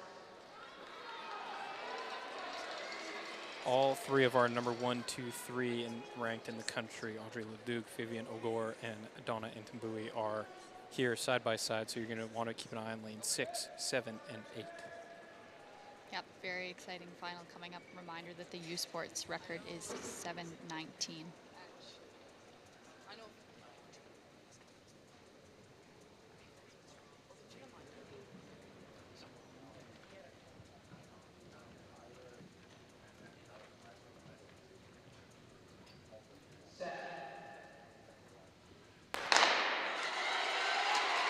And they're off to a strong start here. Oh, it's going to be tight. Possibly Audrey Leduc in front, but that is certainly a tight race. From our vantage point, that looked very closely like our women went 1, 2, 3 just as they're ranked. It looked like it might have been Audrey Leduc, Vivian O'Gore, and Donna Intimbui 1, 2, 3. However, we are at an odd vantage point, so we can't confirm that. 7:26 unconfirmed, or the unofficial time. And Intimbui 1, 2, 3. So that is your number 1, 2, 3 in the country, going 1, 2, 3. 1, 2, 3 in the final, and they are celebrating down on the track. Absolutely excited to see. That is some classic Laval. Yeah, classic Laval cheer here. Absolutely. Here we go. Fantastic. Look at this final. Wow. What a finish by all three. Audrey Leduc, a little slower out of the blocks, it looked like, than her competitors to her side, but really came up in that last 20 meters. Absolutely, and I think a phenomenal example of, that first out of the block, sometimes in the 60, you think you want to be up and running your fastest right away. Not necessarily so, right? You want to be building up into that speed. Audrey Leduc has so much power. She might be a little bit slower maybe out of the blocks this time, but certainly she has the power to then come up and have that top speed later on, to the point where she was pretty clearly in front at the end. Yeah. So what you saw down there on the track is Laval obviously celebrating the first official gold medal of the 2024 U Sports Track and Field Championship. An incredible performance there, and this is just the start for the whole weekend, right? Absolutely, and we can see Vivian O'Gore as well from Western. I feel like she's had an exceptional season. Certainly hope those are tears of joy, because she has absolutely earned it, deserved it this weekend. What a strong run from her, and same thing, with our other runners, like absolutely exceptional runs this weekend. That was a very fast, you're looking at the times here, this was an incredibly fast 60-meter final. So congratulations to all the competitors. That was a really terrific way to kick off that first official track medal. We obviously had the weight throws happen earlier today, and so that was the first medal on the field. So here's the first track medal. Very exciting stuff. For anybody who's just tuning in, this is the 2024 U Sports Track and Field National Championships, coming at you live, Winnipeg, Manitoba, inside the James Daly Fieldhouse. I don't know if it was clear by the brown and gold track, but it is being hosted by the Manitoba Bisons, obviously. You can see some of the Bisons stuff everywhere. My name is Connor Boyd. I am a former Bison myself. I was actually part of the team Last time it was hosted here in 2019, which was a very exciting time. Tegan, I'm joined here by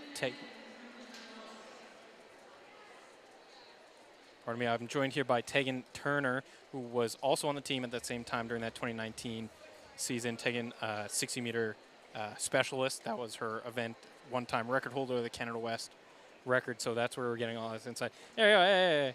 There we are. Hi, everybody. Go away. There we go. We're going to be up here all weekend with you. We are also joined to my right by Madison Lawrence. Madison, obviously a exceptional pentathlete.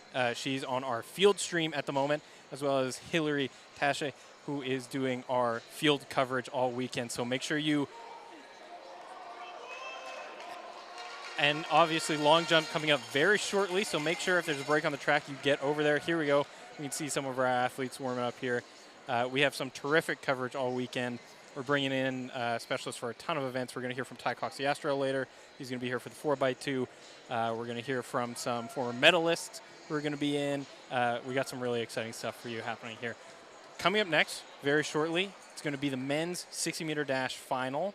We're going to see if we can pull up the heats for you here. Looks like they're still being loaded online. For anybody who, again, just joining us, head on over to gobisons.com. Sorry, pardon me, gobisons.ca. From there, you can find all the information on the championships. That will have your live results. That'll have a copy of the schedule. All your information there under the championship banner. And we're just waiting to see some results. Obviously, we know a couple people who are in here. Jordan Sufi, the Manitoba Bison athlete.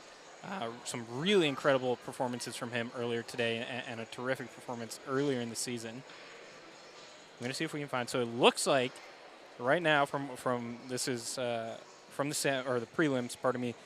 Coming in first, Jordan Sufi, 6.71 out of the heats. He's followed immediately behind him by teammate Tyrell Davis, a second year, 6.80.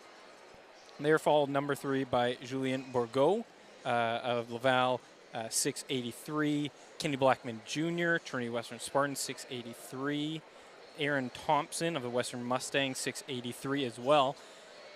So if you think I'm repeating myself, I am not. Those athletes all had the very similar time. Laval, Julien Bourgault, 6.824 was his official time. Kenny Blackman Jr., 6.825. And Aaron Thompson, 6.828. So if that doesn't give it away, we are in for a really spectacular final here with such a close race. We also have Travis Campbell of the Guelph Griffins, 6.86, and Evan Espa of the Alberta Golden Bears, 6.88. So yeah, pardon me, Rabbi Bozitampen, 6.90 is our final qualifier. That is what we call a deep heat. That is some really incredible stuff.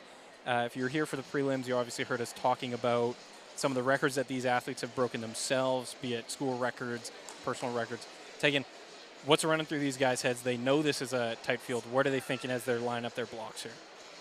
Yeah, great question. So, I mean, I think probably all the athletes, knowing, at least a couple of the personalities out there, are probably thinking different things. Jordan Sufi, one of the top-ranked gentlemen coming into this race, this event this weekend, he's pretty straightforward. He knows what he wants to achieve, and he's been just setting the pace every weekend that he's come out to race. So, he's just ready to go. I think Ty Davis, from, having the great privilege and opportunity to train along him with for a few years there, is just, thinking kind of his key things. Coach GF Naquanta giving both of them kind of a start there in the blocks. GF himself, obviously a very distinguished Bison, former athlete, now current assistant coach, and was really developing an exceptionally strong sprints programs here in James Daly Fieldhouse. Yeah, I would agree. I had the opportunity to speak with GF before this event, and I said, 3 guys, initially, Miracle and Jordan and Ty in the U Sports championship, and then now 2 in the final. What do you expect to see out of this guys this weekend? What are you hoping for? And he kind of laughed, as per usual, GF, and he just said, I'm just gonna see what these guys do and get them hopefully into the final. And he's got 2 there, 2 strong, ranked 1 and 2 coming into this final. Like he's doing his job, they're doing their job. It looks like perfect setup. And at this point, that's what it is. These athletes are just here to come do their job. Because we're looking at the best athletes in the country, in the university system. It's a privilege to get them to watch them. But I want to take a question. So we were talking just before, Laval just secured the first track medal. Again, weight throw happened. Women's weight throw happened a little bit earlier in the day. What did those, both the field and the track medals early on, do to a team's mentality? How does getting these first few, because again, we're looking at 2 Bisons in their own field house, number 1 ranked in the country, Jordan Suvi. He's obviously going for the gold. What will that accomplish in kind of boosting the morale of the whole team? What kind of energy does that bring? Yeah, huge. I think, you see kind of, if you're watching the live stream on any kind of angle, you probably are able to see the large crowd that's forming here. And that's, really what U Sports is. It really brings everybody together, as much as it's kind of an individual sport championship. These championships, by are no means based on the individual. And so these guys out here, ranked 1 and 2, there's tons of brown and gold down there on the field. Extremely exciting to, see everybody out here. And I think, anticipation's high, excitement is high, the pressure is high, but these guys have it. Yeah. Tech table, a coach from McGill checking in at the tech table, please. It's a short technical announcement there. Yeah, we, for anybody who is not familiar with the James Daly Fieldhouse, it is a packed crowd in here today. There's a lot of space for the athletes to do their thing. But the other nice thing is that it brings everybody into close quarters as well. So we're looking at a 60-meter track right down the middle that is wall-to-wall people on every side, which is electric for everybody. But again, you were here in 2019 when we hosted. What does that energy do for the athletes? Having people on either side of you cheering your name, the whole thing. Yeah, it's a special feeling, particularly being at home. So many times we go away for these championships, and so being here in this environment, in your home environment, is so electric and exciting. And you always know your team has your back, but the support that you feel is palpable in the room. And I certainly can see and have noted that energy throughout the entire championships thus far. So excited to see what these guys do. Regardless, we've been talking a lot about the Bisons because obviously we're here at home, but super excited for the rest of the guys as well. This is, based on timing, going to be a tight final, and I am very excited to see how these guys are able to come out and put on a show. Yeah, we are looking at some spectacular athletes. Julien Bourgault obviously just got gold medal at the RSEQ championships very recently. Yeah, Laval record. Kenny Blackman Jr. was 3rd at Canada West.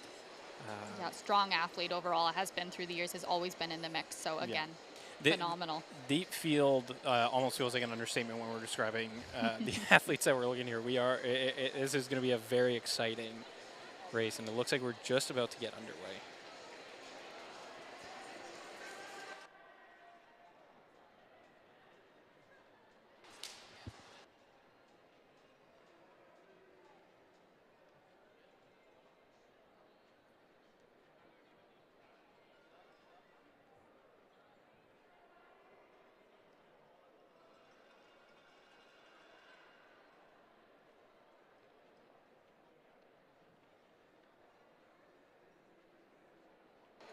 So here we go, just getting ready here at the line for this 60-meter. Again, the U Sports record, a whopping time of 6.57, set by Sam Effa in 2010. So again, keep an eye out for that as we move forward here.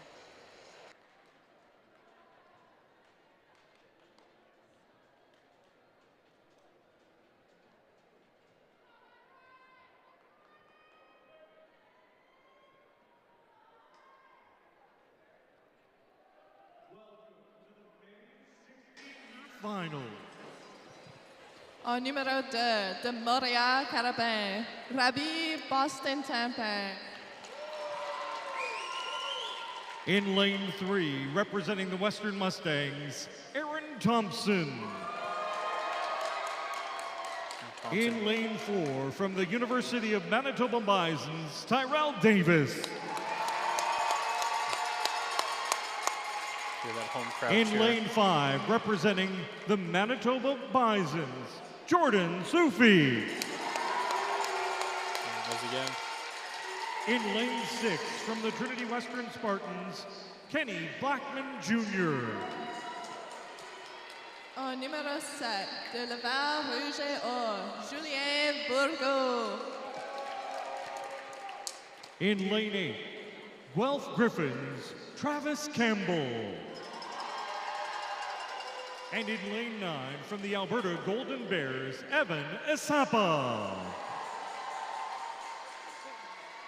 There is your final heat for the men's 2024 U Sports National Championship gold medal 60-meter dash.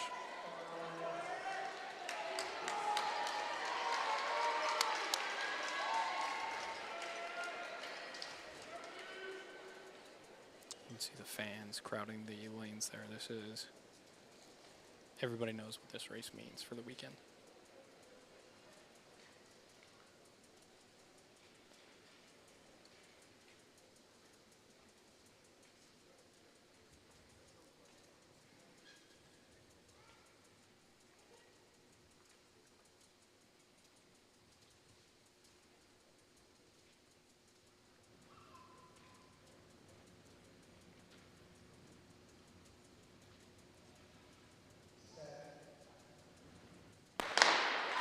Clean start. Start there. That looks Wow, tight like, race. holy smokes, that looked like Jordan Looked Sufi like out Jordan front. Sufi, I think so. But that race between 2, 3, and 4 Ooh, was that's tight. gonna be tight. Is that 6, 6, 9? It looks like it, unofficially coming Holy- up. Holy smokes, 6, 6, 9 unofficial. That is a terrific run. Fantastic Once run. again, going visual only. That appeared to be Jordan Sufi taking it. We're going to have to wait on official results. That was a close race. That's a close race, and that's exactly what you want to see in a 60-meter final, right? Yeah. Those guys, excellent run, strong run, and wow, just absolutely phenomenal. Came right down to the line on that one. It That was really did. anybody's race. Yeah. I'm going to guess by that cheer and the Bisons I see freaking out on the track. That is first place for Sufi, and that might be a second place for Tyrell third Davis, place I for think. Tyrell Davis? It Second looks place? like second place from that what might we be a can 1-2 Bisons. Holy smokes, there we go. 6, 6, 9, Jordan Sufi, gold medal. Tyrell Davis of the Manitoba Bisons, 6, 6, 7. 673. 673. Congratulations, Tyrell. What an incredible race by those athletes.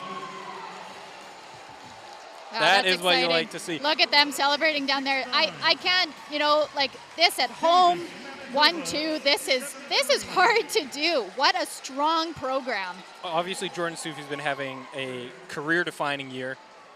Tyrell Davis was just talking to us about being injured 3 weeks ago, that he was having to go through some rehabilitation. To see that arc come in and achieve that silver medal at the U Sports National Championship, this is the stuff, this is what we're talking about. This is youth sports as a whole right here. What an incredible run. And we were just talking about the energy that this brings. You saw it on the track. We're looking at a crowd of Bisons surrounding these athletes and surrounding this board. This sets the tone. This sets the bar for what the team, what the Bisons, and what all teams around them expect from this competition. I'm very excited for the rest of this weekend. What an incredible performance by these athletes. Absolutely. And if I could just add one more thing, I think baseball, what we're seeing on times is, Kenny Blackman Jr. Running in third. And so Incredible. What a strong, Canada West showing. Absolutely 100%. Phenomenal. Exciting to see that from, Trying to get a look at that just board for Kenny great. Blackman Jr. I believe that is 6, 7. There we go. Thank you. Perfect. 6, 7, 6. Look at that. 1, 2, 3, 4. Fantastic. All within. As we said, right? Tight final. Yep. And that it was. Certainly. What a good show by those gentlemen. What a performance. Congratulations to those athletes. Next up on the track, coming along very shortly, we can see them getting all set up here, is the the women's 600-meter heats. That's coming up at 7:45. We're going to have Darby Goodall, former Bison, come on to talk to us about that. For the moment, we're going to say thank you to Tegan. She's going to be joining us again for the 4x2. Herself, also a former 4x2 athlete. I believe she was the lead baton for the Bisons in 2019. Tegan, thank you for joining us. Do you have anything else to say before you take off for a little bit here? No, thank you so much for having me. It's great to be in this atmosphere and to see this at home. Always a pleasure to watch Canada's top athletes really perform on stage, and so just a pleasure to be here. Thank you so much for having me. And congrats to all the athletes in that final. Top to bottom, that was a phenomenal finish.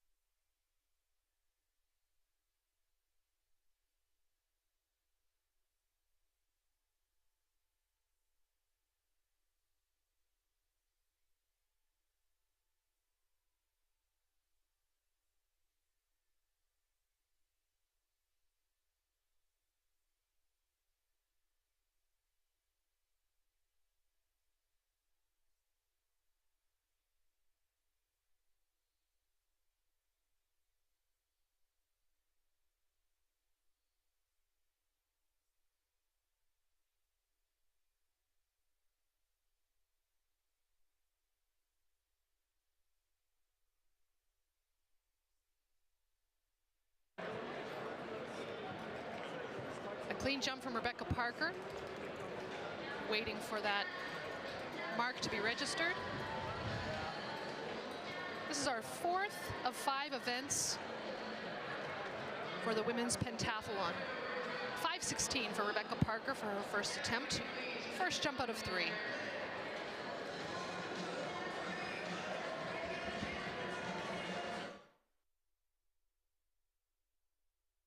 Bison's hosted here, herself a 600-meter athlete. Darby, how are you this evening? I'm doing really great. Thanks for having me. Excellent. So Darby was up here in the booth with us just a minute ago to see Tyrell Davis's silver medal and Jordan Sufi's gold medal for the Bisons. How would you describe the atmosphere in the building after that race right now? There's a lot of energy for sure, and I think all the athletes are going to be feeding off that for all the races to come tonight, so I think it's going to be really exciting. Excellent. So we are coming into the 600 meter, the women's 600 meter. We have a number of exceptionally talented athletes that we're about to see perform. For anybody who's unfamiliar, the 600 is a bit of an odd event. Here's Tegan. We're now getting into my territory. Tegan was a sprinter. She's got the 60 on lock. That's why I sounded like a little bit of a goof trying to talk through some 60 stuff. I'm always impressed by the 60, and I have no idea how they do it. Now we're getting into some territory I can talk about. The 600, bit of an odd event. It's kind of caught right between being a flat-out sprint and being a little bit more of a distance event. Heats, obviously, are a little bit difficult. The final is going to be Saturday.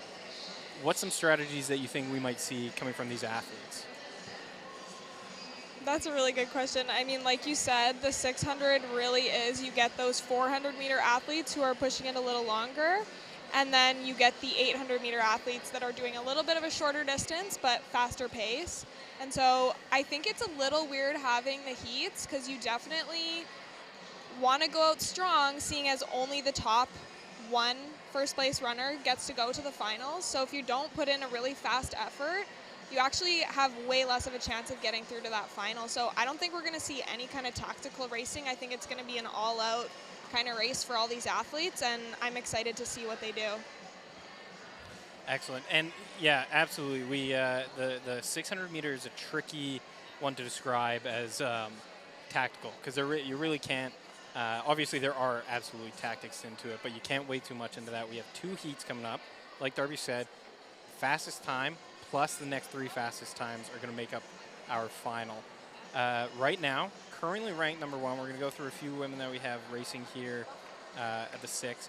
We're looking at Favor Okapali out of Western, running a 1:28.11. That's a converted time.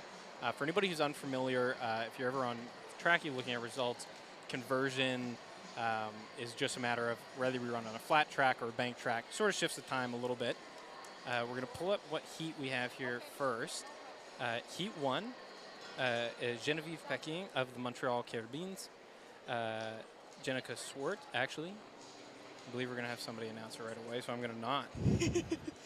But we're looking at our number 1, 2, 3 right now ranked is Favor Okapali of Western, Avery Pearson out of Sask, and Tatum Wade out of Calgary. There are 1, 2, 3, so 2 Canada West showings there, but some really incredible performances this year. Avery Pearson, she's our third-year distance athlete, obviously. She opened her season with a win in the women's 600 meter, 1:30.25. That was a new meet record, and also sent her right into the top 12, and that's kind of where she's been competing against these athletes the whole time. We also have Favor Okapali. She was our Canada West gold medalist just a couple weeks back. And we also have Tatum Weeb, Canada West silver medalist very recently. I think those are OUA, correct? Western? Yes, pardon me. Yeah. Thank you for catching me on that. Looking at too many letters all at once.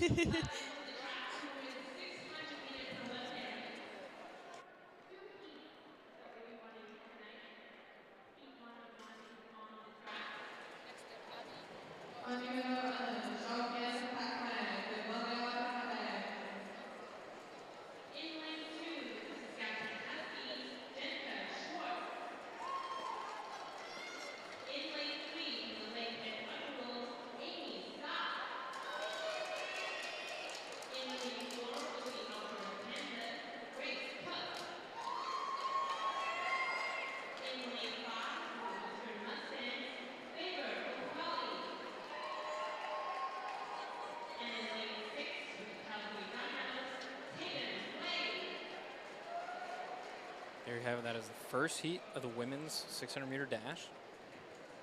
This is going to be a 2-turn start, so for anybody unfamiliar, they're going to go around the first 2 turns before breaking into lane 1. You're going to see people get out fast because they're going to want that. They don't want to get bunched up in that pack.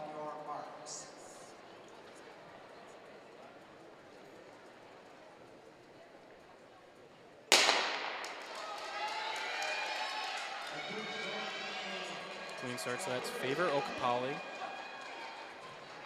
coming up in lane 5.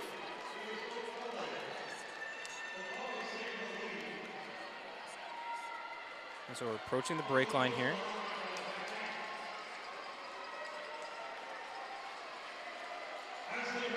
That's Favor out in front, followed closely behind by Tatum Weeb and Amy Stein. A little bit of pushing there, but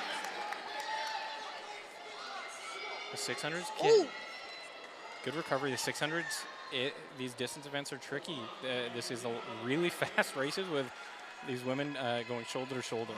Yeah, the 150 meters isn't quite enough to get separated in a 600 because you're not going fast enough to create that gap just yet. So you do have a little bit of pushing and fumbling there. Favor Okapali, Wade right behind her. Cook near behind. Pardon me. Swartz. Jenica Swartz in third, leading the backpack there.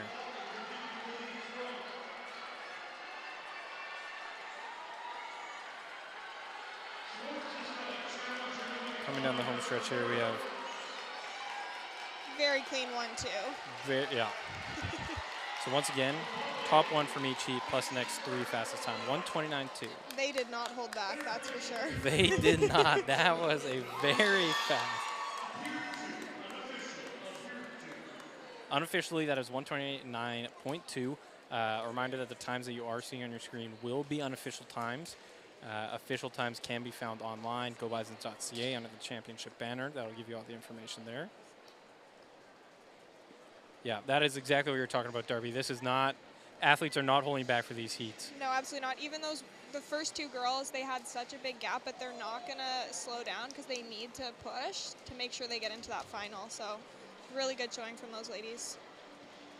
So here we're going to get a look just at the finish here. Strong right through the line. So now at a very close finish for our 3, 4, and 5 in the heat, and that will come into play because, again, only one other person is guaranteed a qualification based on placement alone. So whoever finishes first in this next heat will go on. But it's a mixed bag after that. There's a lot that can happen. It could be anything, yeah. 100%. I mean, these ladies in the second heat do have a little bit of an advantage because they do get to see what those first heat ladies ran. So that could give them a little bit of a heads up on how fast they need to run. But definitely going to have to push it to make it into that final. Do you find that comes into play a fair amount for that second, third heat, depending on how many there are? Or at this point, are you pretty locked into your game plan? I think you're pretty locked in. There's not much changing. It's a couple seconds, but it is nice to know that maybe if your PB is faster than that, that you have a little more confidence going into that. 100%.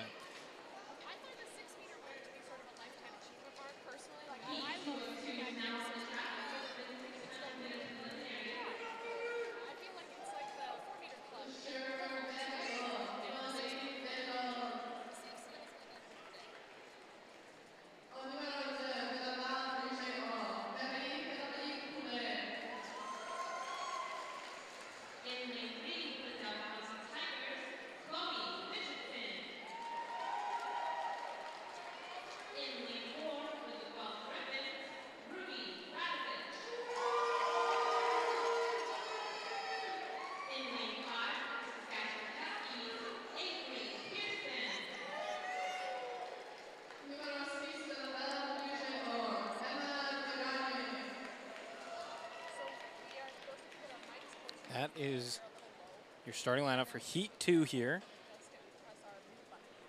Underway right away.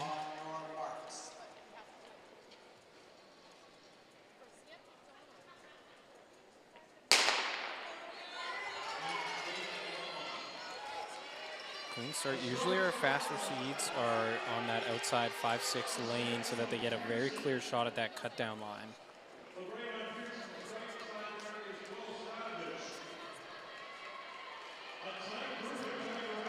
Very close lineup here going into the break.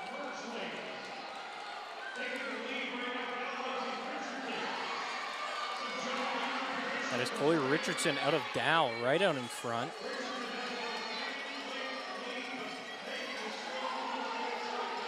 Really strong showing from her. Madigagne in second. Avery Pearson making a move also. This is a very tight pack in comparison to our first heat coming into the final 200 meters here.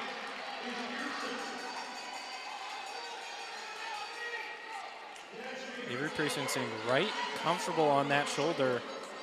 Absolutely. I think she's got a lot of races this weekend, and she might just be trying to do just as much as she has to get through that final. It looks like she's trying to make a move. 1 and 2 pulling away there.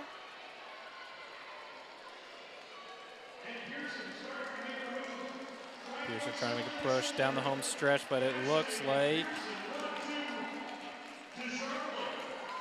Jeannier in first, Pearson second. Close gap afterwards, and you're right. What we fail to mention is that a lot of these 600-meter athletes are doubling up in a number of events. Across the board, a lot of athletes are doing multiple events, but the 600 tends to capture. You'll probably see a lot of these athletes in the 4x400. You will possibly see a handful of them going down to the 4x200 if they're coming from that sprints background.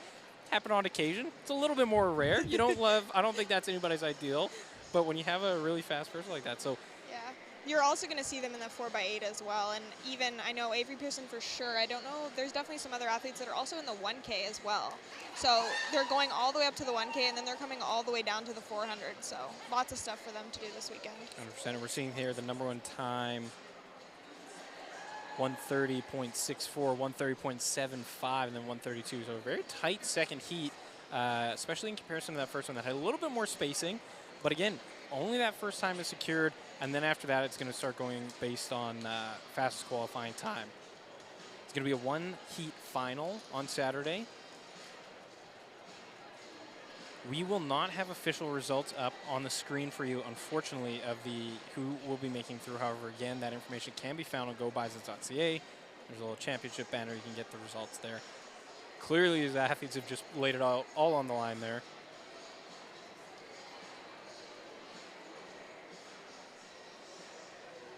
Darby, how do you find that gap between this prelim heat? You have almost 24 and more hours. You're almost 2 days until you're running again. Do you have to kind of stay in that state of competition? How does that piece work out? Are you calming down, ramping back up? I mean, like I said, a lot of them are going to be racing again tomorrow, whether it's in the 4x8 or something like that. But I do think that having that day gap, they do get to come out, watch their teammates, feel that excitement, and then get recharged for the next race. So it's not all focused the entire weekend they're here. They are here to have fun as well. So hopefully they can let loose a little in between. Well, and we've been standing up here in our little tower, and we've been watching the crowd fill in, and the energy keeps building here. It's a really, really exciting time in the Fieldhouse. We're getting a glimpse of the athletes all around. This isn't a, high-level competition, but you're also seeing people that you competed against all year at kind of the biggest meet. Well, it is the biggest meet in all of U Sports. It is, yeah. All together in the same room, and that brings some real electric energy. Yes, absolutely. And you're competing against a lot of athletes that you might not get the chance to compete against directly during your season, right? Because you're in those conferences. You got CanWest and OUA and RSX, so you are separated throughout the year, and then this really is the end-all, be-all, where everyone comes together into one place to compete. So pretty exciting. Terrific. We have some unofficial results. These are online.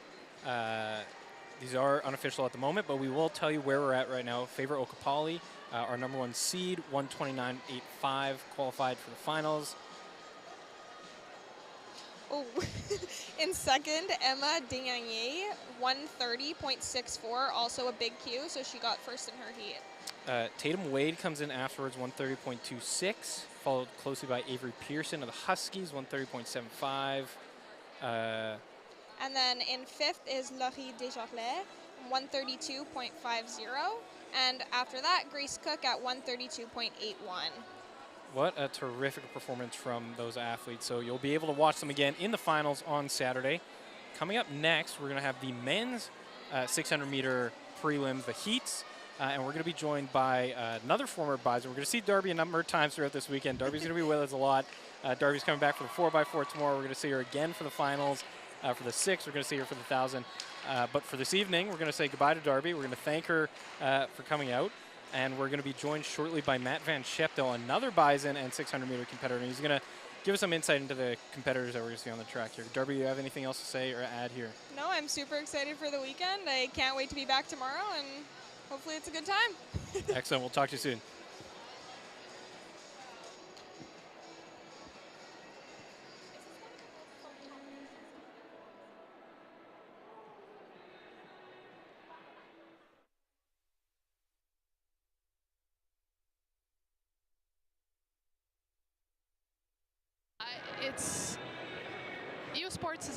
U Sports Championships has always been a really fun experience. Yes, I'd have to agree with you, Hillary.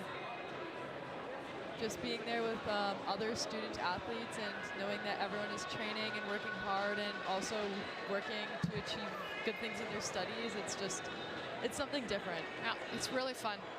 So we have Dalhousie, our Dalhousie athlete, Abby Gaudry, on the long jump. Looks like a successful jump. They're giving it a measure. Her first jump was in the 5s. While we didn't catch the final 2 numbers, we'll see what her second round brings her. They're entering the numbers on the indicator board. 5:02. Good job, Abby. So we're midway through the second round of Pentathlon women's long jump. This is their 4th event of 5 of the night. After this, they'll be moving over to the track and running an 800 meter.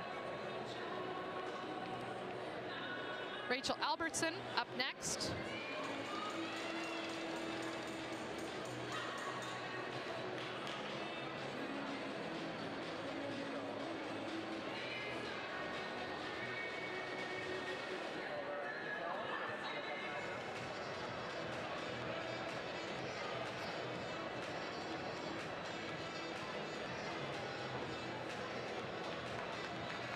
strong runway. She looked very close on the board. They're waiting until she leaves the pit. This may not. Seems to be taking some time to getting up on her feet. I hope she's okay.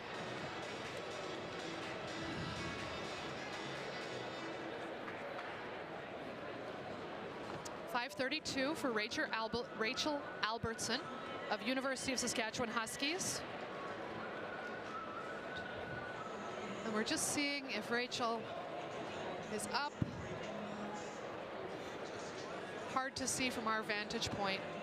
I do hope she's okay.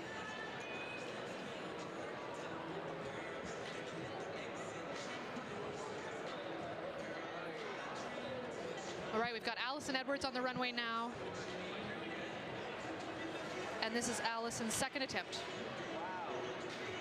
A complete jump, good. Like a very, very strong jump from Allison. Oh, wonderful. Her first attempt was a run through. It was measured nonetheless, but only at the mark of 398. So this will vastly improve on that.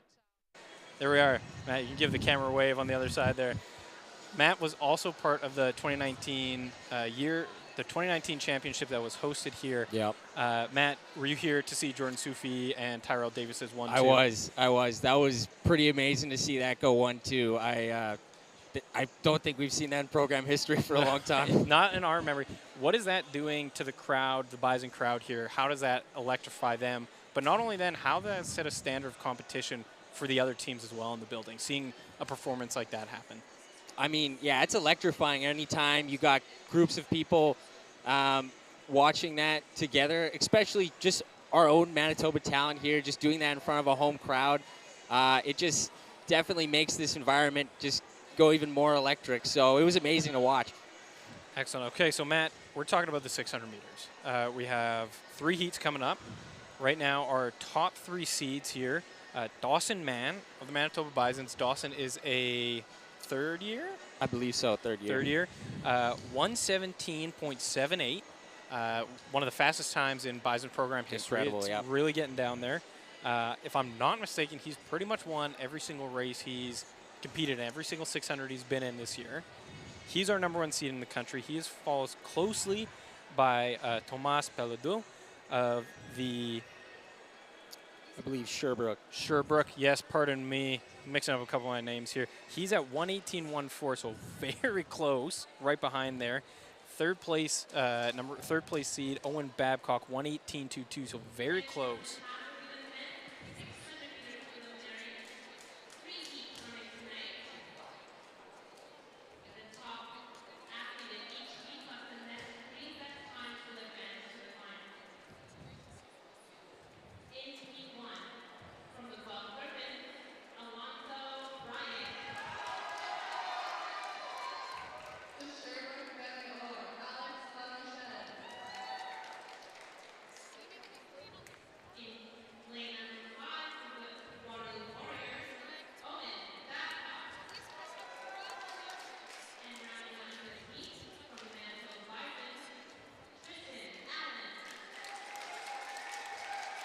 Really stacked field here. Tristan Allen is our #4 seed in the country, 118.50.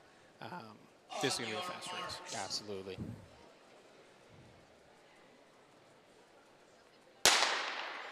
Once again, this is a 2-turn start. They'll break down when they round the second turn.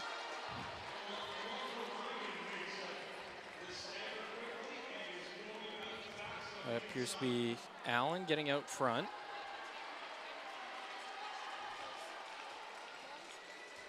They're really going to want to clear this space. Not get mixed up with any bumping or shoving there. That's Allen out front, followed closely by Guelph's Alonzo Ryan. Alex LaRoche, pardon me. Fighting to the front of the line there. Let's see if Allen can hold off. Sherbrooke making a push. Big move by Sherbrooke there. Owen Babcock of the Waterloo Warriors coming in, making a move past Allen. Once again, we're looking at #1 place next 3 fastest times overall to qualify into finals. Coming to the home stretch, Owen, Tristan Allen making a push into second. That appears to be Alex of Sherbrooke taking that first place spot. Close fall behind Tristan. Tristan Allen, I would say anybody who's following U Sports, won officially 119. Pardon me, the times you're going to see on screen are unofficial. Tristan Allen obviously likes to have a big kick finish. Is that safe to say? Yeah. No, I've run with Tristan on 4x8 teams before, and this is typically how he likes to run. He likes to chase them down right at the end. You can kind of see that there as he squeaks in that second place. Terrific performance from Sherbrooke, pardon me. 119.13, Allen 119.37, Babcock 119.40. Really close run there. Ryan 121.66. A terrific performance there. Yeah. What is the second heat thinking, having seen this terrific performance? I think just like how you were mentioned there, if you look at these seeds, all these guys are stacked so closely together. If I'm in the second heat, I'm thinking I really want to go for that place, and if I can't, I really got to make that time. So I think these guys really got to push to make that final. This is going to be heat 2 coming up.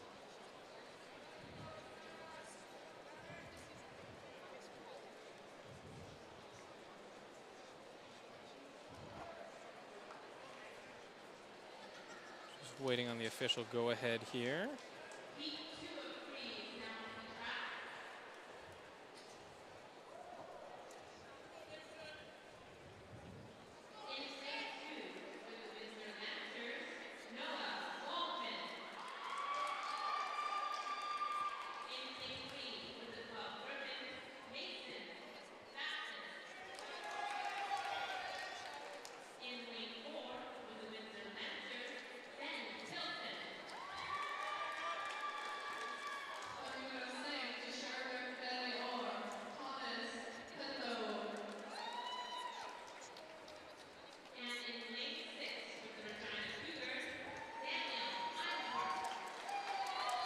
Big names to watch here. Thomas Pelot, 118, currently our number 2 seed.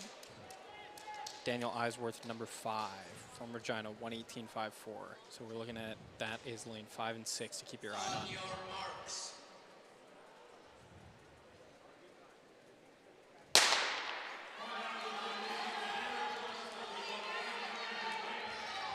It's a strong start by Eisworth, really getting out. Lane 4 there, that is the Lancers.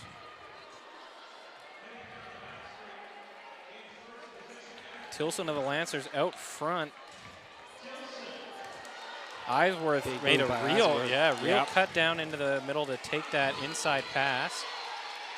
He followed close behind by Mason Basson of Guelph. Eisworth out front, Tilson, Basson.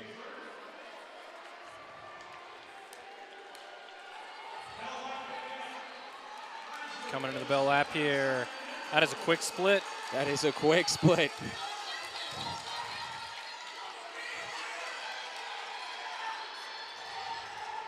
Looks like Tilson's trying to make a move on the inside, or on the backstretch, pardon me.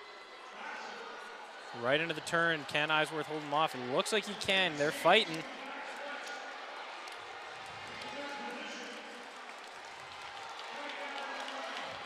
Tilson making a final push. Bello came up right at the very end there. Holy smokes. That is the 600 meter for you. 118.2 unofficially for our number 1 placement. Tilson really made a push at the end there. Wow, what an incredible run there. Matt, what did you see that stood out to you in that race? I think that was an incredible push there by Eisworth, but I think it just shows how tough of a race the 600 actually is. I think once you get the lactic in your legs, you're trying your best to keep your form, and sometimes it's just hard to keep pushing on. So that was a great race by those two guys, and especially by Peldo at the end there to sneak in number 2. Holy smokes, 119.01 for Tilson. Very quick time. A little 119.39. Eisworth, 119.47. Once again, we're looking at a lot of sub-20s, obviously. Not unexpected from these performers. Not at but all. to see it all happening all at the same time is very exciting. It is very cool to see it happen on this track, to see these guys run this fast for sure. Once again, just a reminder, only person to officially qualify after these first two are the number one finishers. So right now it's Tilson of Windsor and La Rochelle of Sherbrooke. Those are the only two who have officially qualified. Everybody else is going to come down to time. Yeah. If I'm not mistaken, I think we might have just seen a season's best for Ben Tilson.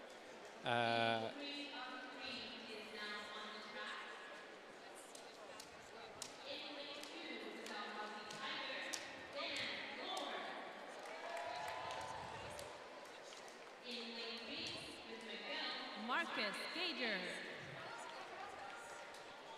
In lane 4 with the Dalhousie Tigers, Zach James. In lane 5 with the Manitoba Bisons, Dawson Mann. And in lane 6 with the Guelph Griffins, Eric Campbell. Right there, lane 5. That is the number one time in the country you're looking at. That is Dawson Mann, currently seated at 117.78.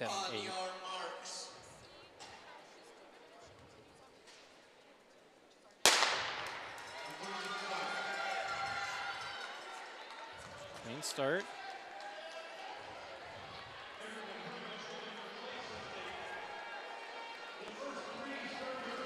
Coming to the turn here.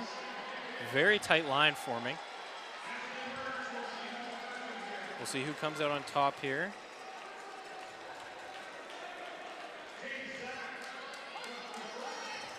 Very tight race that we're running here. I believe that is number 4, Zach James of Dalhousie out front, followed closely by Campbell of Guelph. Dawson Mann moving up into 3rd, just past Dan Lord. And that is a Dawson Mann. Big move by Dawson there. Everybody's been fighting all year. Really likes to lead out into that final lap.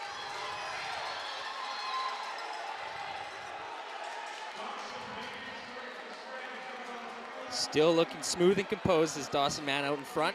Just a terrific person. Terrific guy to watch run. Coming to the home stretch, it is Mann. James close behind. Final push by James.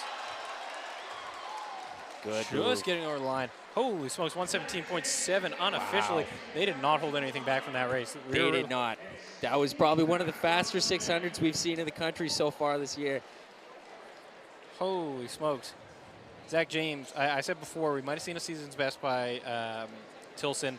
That would have been an unconverted time. His converted time is faster. I do think that, depending on how that shook out, we might have seen a season's best from Zach James. Current ranking, or current time, 118.69. Unofficially, 118.2. It was tight. I'm not totally sure who came out on top right at the end there.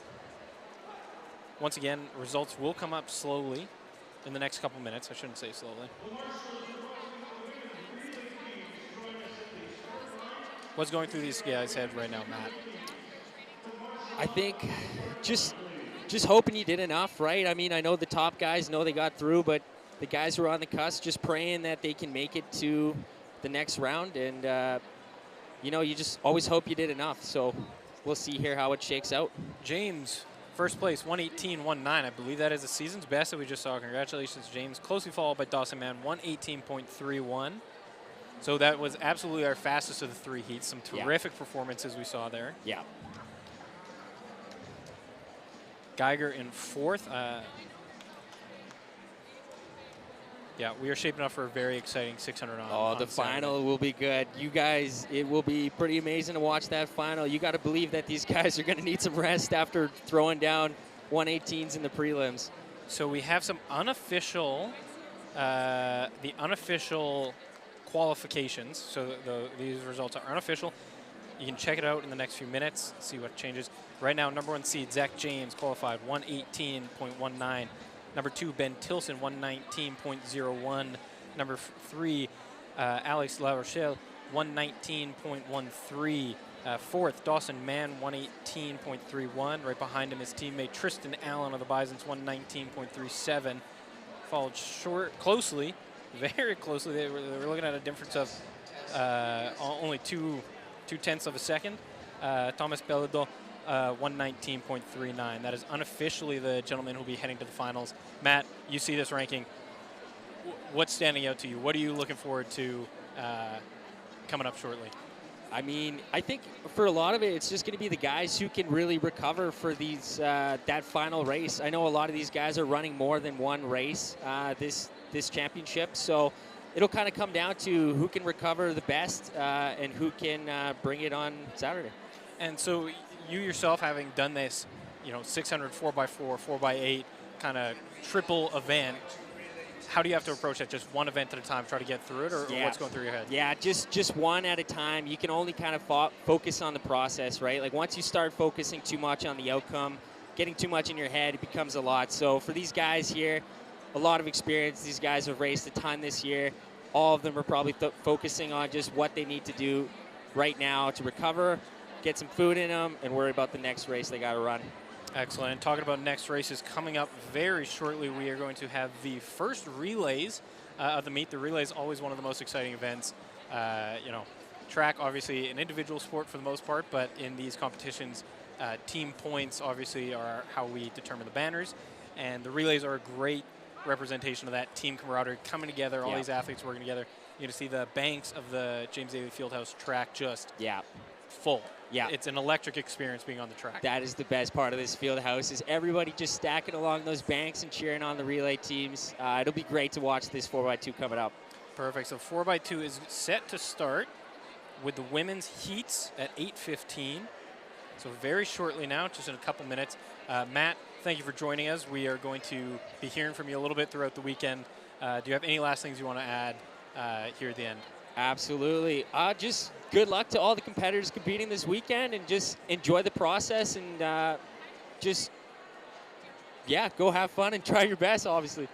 Perfect. Thanks. Thank you, Matt. We will talk to you soon. Thank you, sir.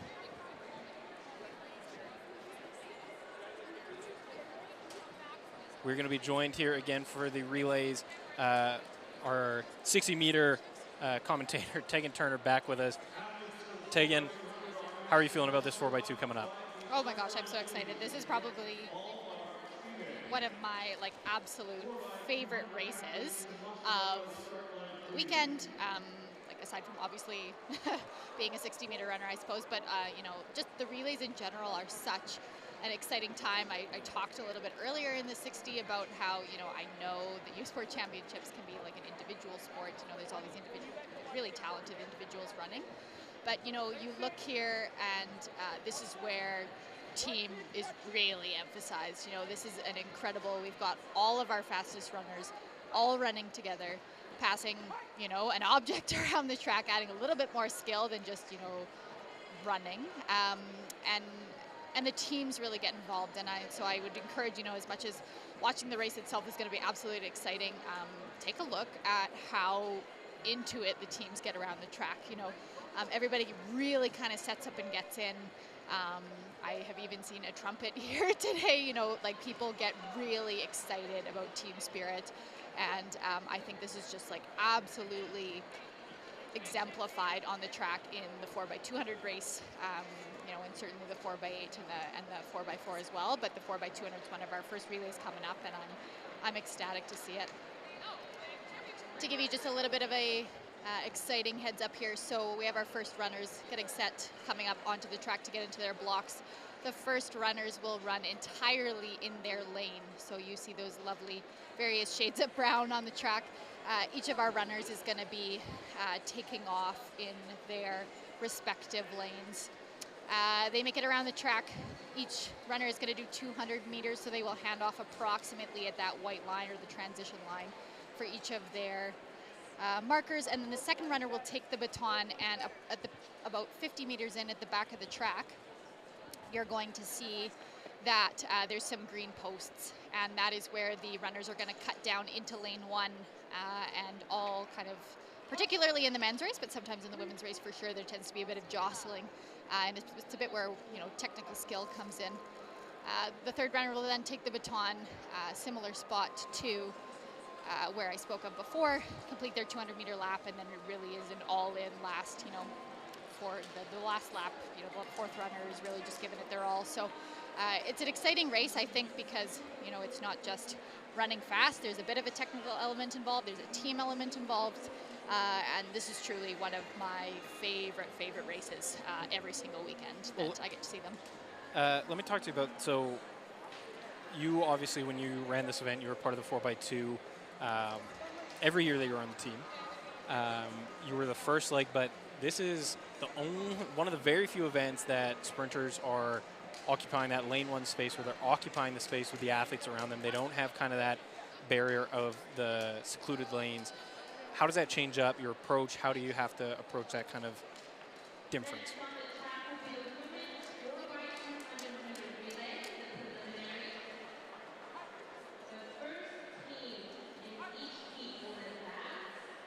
And next 4 best times.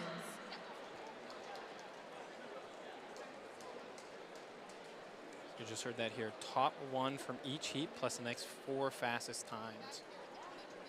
So it is not a safe event to just try to place. Absolutely, and you talk about that technical component, Connor. Certainly cutting in, you know, technical component when the second runner cuts in, and being aware of your space, and being aware as well of where the other runners are. You know, again, 4x200, you got to run fast, but you got to run smart. And so in heat we'll number 1, looking forward to see it. In lane 3 will be the Dalhousie Tigers. In lane 4 will be the Alberta Pandas. In lane 5, the University of Calgary Dinos. And in lane number 6, the Western Mustangs.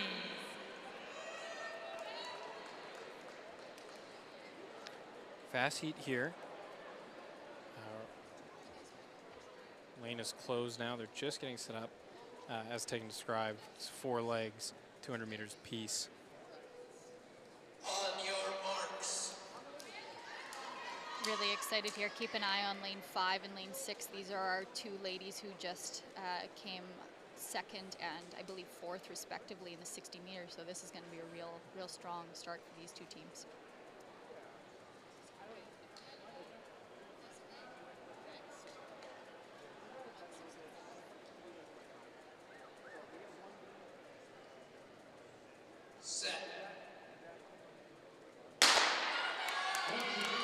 And they're off, so this first leg, they are staying in their lanes. They are running 200 meters. You can see our next setup here. Next runners getting ready. They're in their own lanes. It looks like Western coming in really strong, but remember, they're the most in front here. Moving over. Looks like safe exchange. Little tight. Yeah, safe exchange is all the way through. Here's the cut down to our Western folks in front. Calgary in second. Calgary is coming up fast. We'll see if they can keep that up here, coming around the bend. It's Alberta in third, just a couple steps behind. Yeah, Dalhousie in 4th. Oh, Western way out in front. Calgary making up the time on that. Wow, excellent. Yeah, that I don't think was the handoff Western hoped for. Alberta making a push, coming up from behind.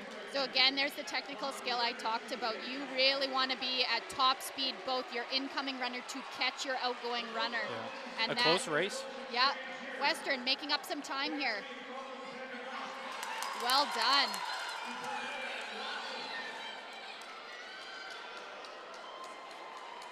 There goes Western coming up on the outside of Calgary. A real neck-and-neck race here. Hard to see though, hard to pass on the corner, which we saw here. Calgary used that there to their advantage. Well done.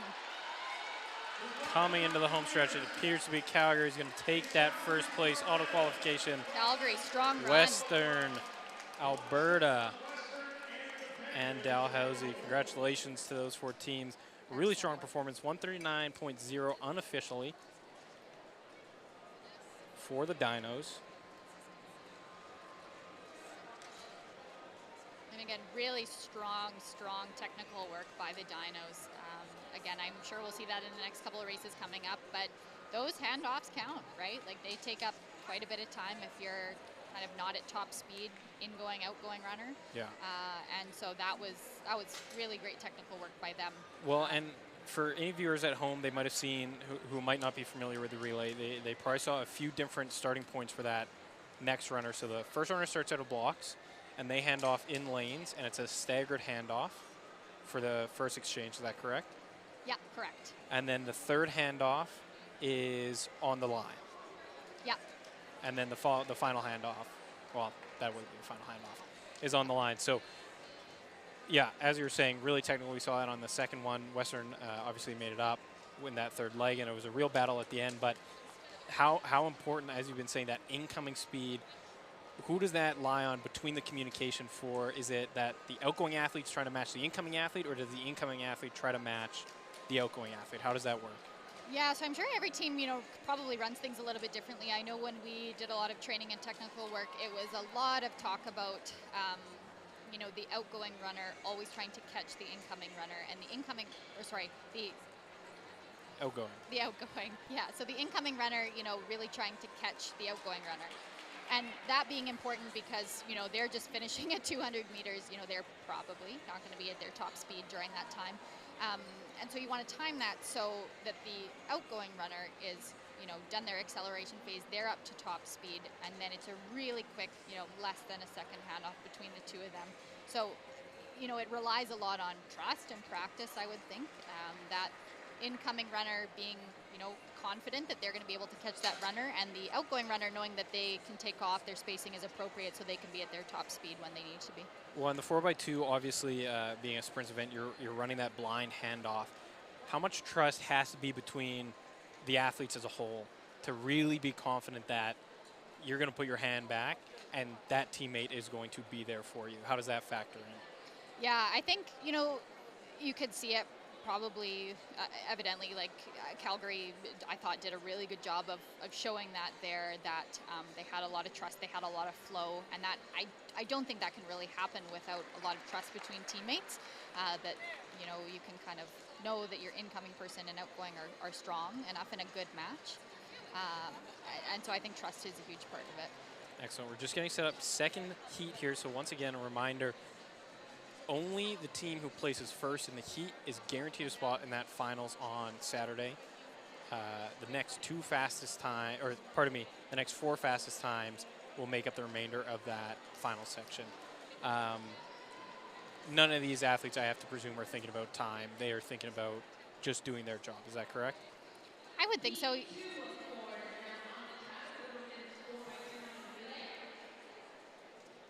In lane 4, the Regina Cougars.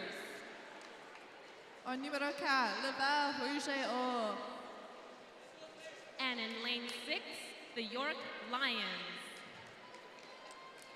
Three-person heat on this one. If we didn't say it before, our number one ranked team, University of Saskatchewan, 136.03. University of Guelph in second, 137.19. And University of Laval, 137.66.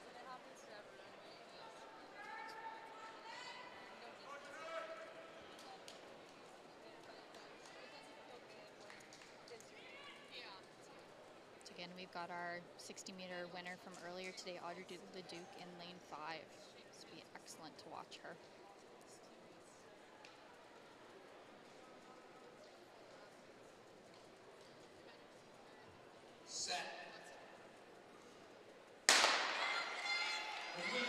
Clean out of the blocks, all three, no false starts. That's what we like to see. So strong, Leduc making up some ground, coming along the corner here. Always a bit difficult to see where kind of the stagger has put people at, but Leduc is making marvelous strides on our folks in lane 6. York. You hear those calls for hands. Clean handoffs, both teams. Yeah, a little bit of a bobble maybe by York, but they're still in the game. John had a clean handoff as well. Here's the break line. It seems like a pretty even 1, 2, 3. Laval out in front. York making up some distance. Absolutely.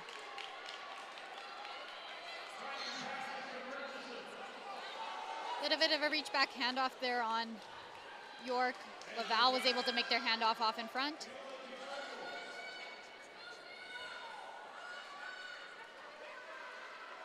Laval really holding on to a commanding lead here. There's been a little bit of catch up with York, but it's been a Laval race from beginning to end right now. This handoff A little bit far in front, yeah. A little bit far, but they had the distance to. Yeah, they did still a very clean handoff. Excellent. York making up some pretty good ground here. Interested to see how this goes on the corner. Really coming in hard on this final turn. Yep, here she comes Does off the not corner. show any signs of slowing down. Really building momentum. You can see the crowds on their feet here. That appears to be York coming in for that automatic first place. That automatic qualifying from placing first. Incredible run by York. What a finishing leg. They had a ton of distance between them and Laval. What was going through the athlete's head? Obviously catch, but. Yeah, and maybe that's just it. I think, you know, some runners do really well knowing that they're out in front, and some do better when they're behind. Have somebody to chase. Yeah, absolutely. And evidently our last York runner, that was it for her. That was fantastic. What a terrific run. And York clearly excited, which is fantastic. It's exactly, you know, you want everything to come together when you're doing your relay runs. So what a performance there. Clearly some celebration. That is what they wanted, that auto qualification spot for the Saturday final.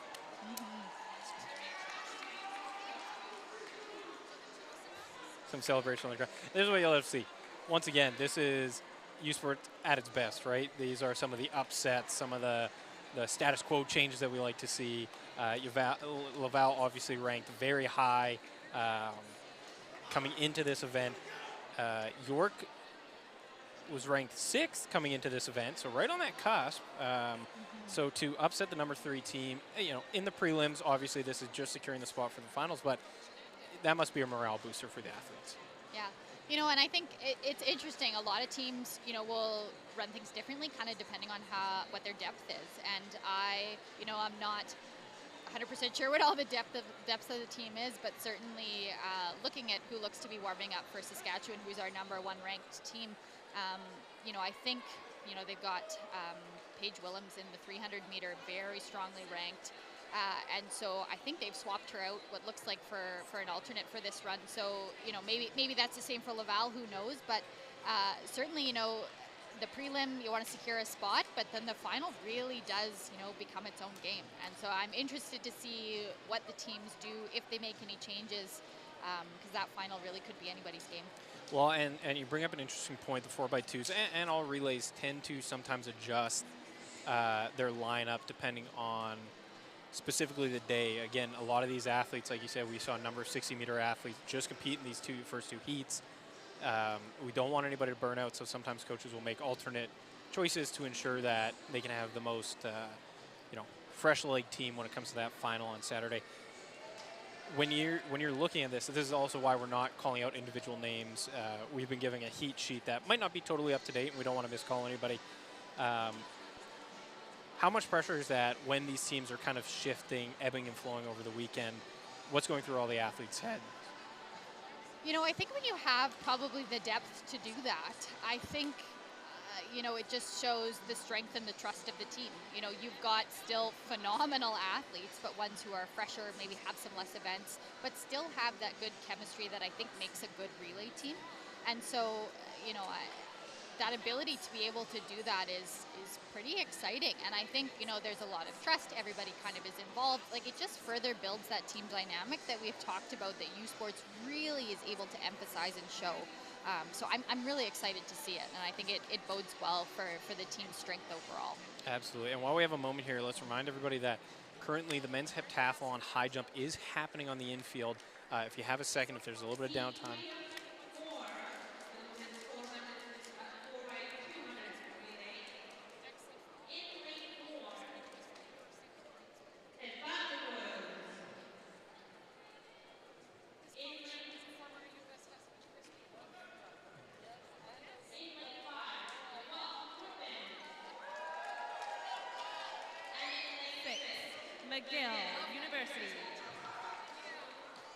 So another very fast heat. Again, all these teams are only seconds apart.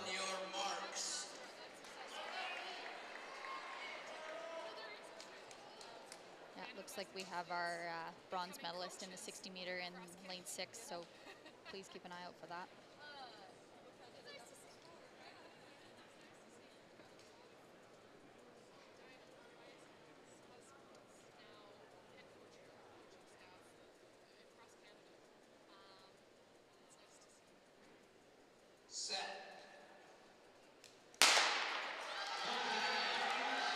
Another clean start. Seems to be a very even start. McGill and Guelph holding really steady with each other. We're coming into the first exchange. McGill maybe just a step ahead. Yeah, but keeping really in mind evened out. that this is the stagger that we're seeing, so really handoff side by side. Really strong. Here's the cut down. And Cole, also from our final earlier today, now in front for Guelph, running an excellent 200 leg.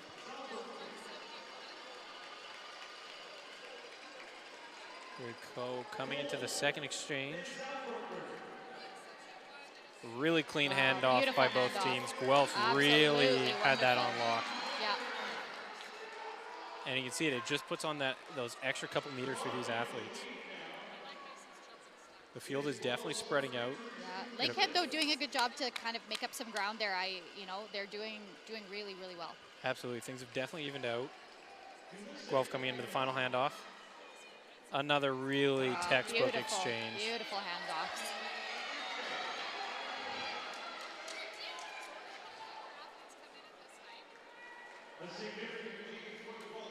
Guelph coming down. Keeping in mind that Guelph has had such year after year of strong athletes and strong team. They have the U Sports record at 136.20 from 2022, an absolutely phenomenal team. And there they go, 137.7. Guelph, McGill, Lakehead, 1, 2, 3 in your third and final heat of the women's 4x2, unofficially 137.7. Some really terrific performances there. And like you were saying, we just watched a dynasty team. Guelph, very strong in the relays. Very strong, your relays are made up of your individual athletes, right? They're an exceptionally strong team. You only need to go look at the championship banners and the names on them. They have quite a legacy, and we're seeing that program history, kind of distilled down into these 4 athletes and that. Just textbook performance. What did you see on those handoffs? Yeah, exactly what I talked about earlier. So your incoming runner, matching that outgoing runner's speed, the smooth handoff. There is no stutter. There is no breakdown of speed. Both runners appear to be going very comfortable speeds, very quickly. And again, the handoff's just seamless, and that really cuts down a lot of the time in the relay that we can see the difference in.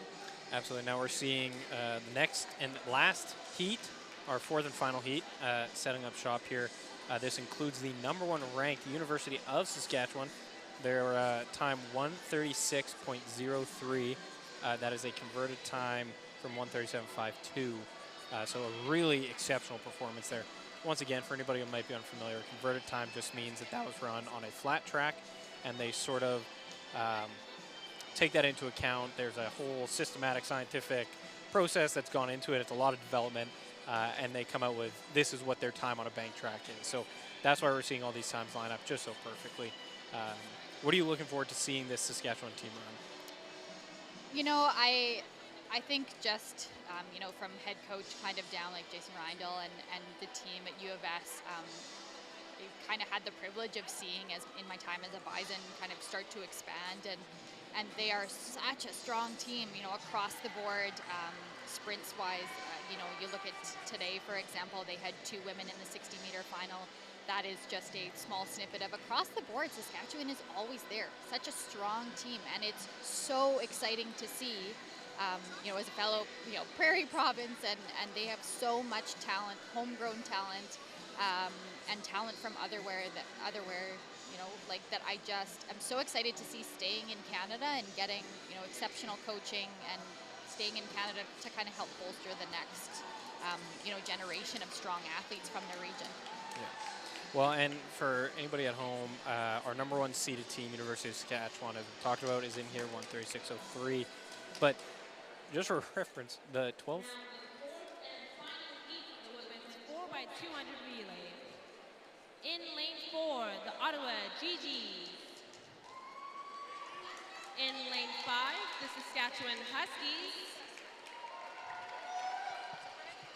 Et en numéro 6, Maria Carabin.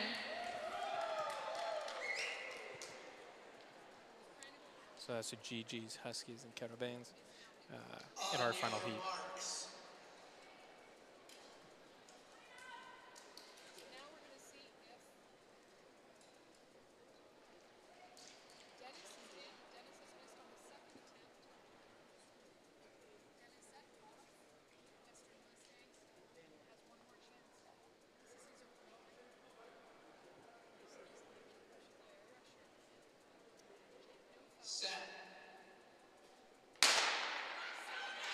Clean start.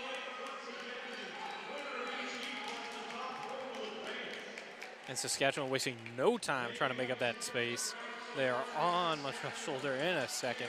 Absolutely, keeping in mind that this is the first leg, there is probably one of the biggest kind of differences in stagger we'll see, and Saskatchewan, marvelous first 100 meters, coming in strong. We'll see here now at the cut-in how things go. Oh, a little bit of a close handoff for Saskatchewan between their incoming and outcoming, but nice tangent in though, absolutely. Yeah. Good recovery in there and the right out. Yeah. Wait, as we just also saw in the 60-meter dash. Absolutely very beautiful clean handoff. All three teams really clean handoffs across Ottawa the and Montreal very tightly together. It'll be interesting to see. Montreal looks like they're hanging on here. Saskatchewan with what I would call a very commanding lead. However, Ottawa making up some space. Another just textbook handoff. Wow, beautiful, very quick, very smooth. Absolutely. And like I said, again, I imagine, I suppose I don't know Saskatchewan's strategy, but Paige Willems, who we'll see in the 300 tomorrow, time this year, the only one that I believe is in the 37, will likely be swapped in for one of these runners who are already running a fantastic race. Look at this. And so they come in here. 140.0 unofficial race. time. Once again, the times you see on the screen are not the official time. Really terrific stuff. A terrific final leg. All four athletes really just held a commanding lead from start to finish for Saskatchewan. And that's what you expect to see from the #1 ranked team. What do you, after seeing these four heats, what are you excited about for the finals?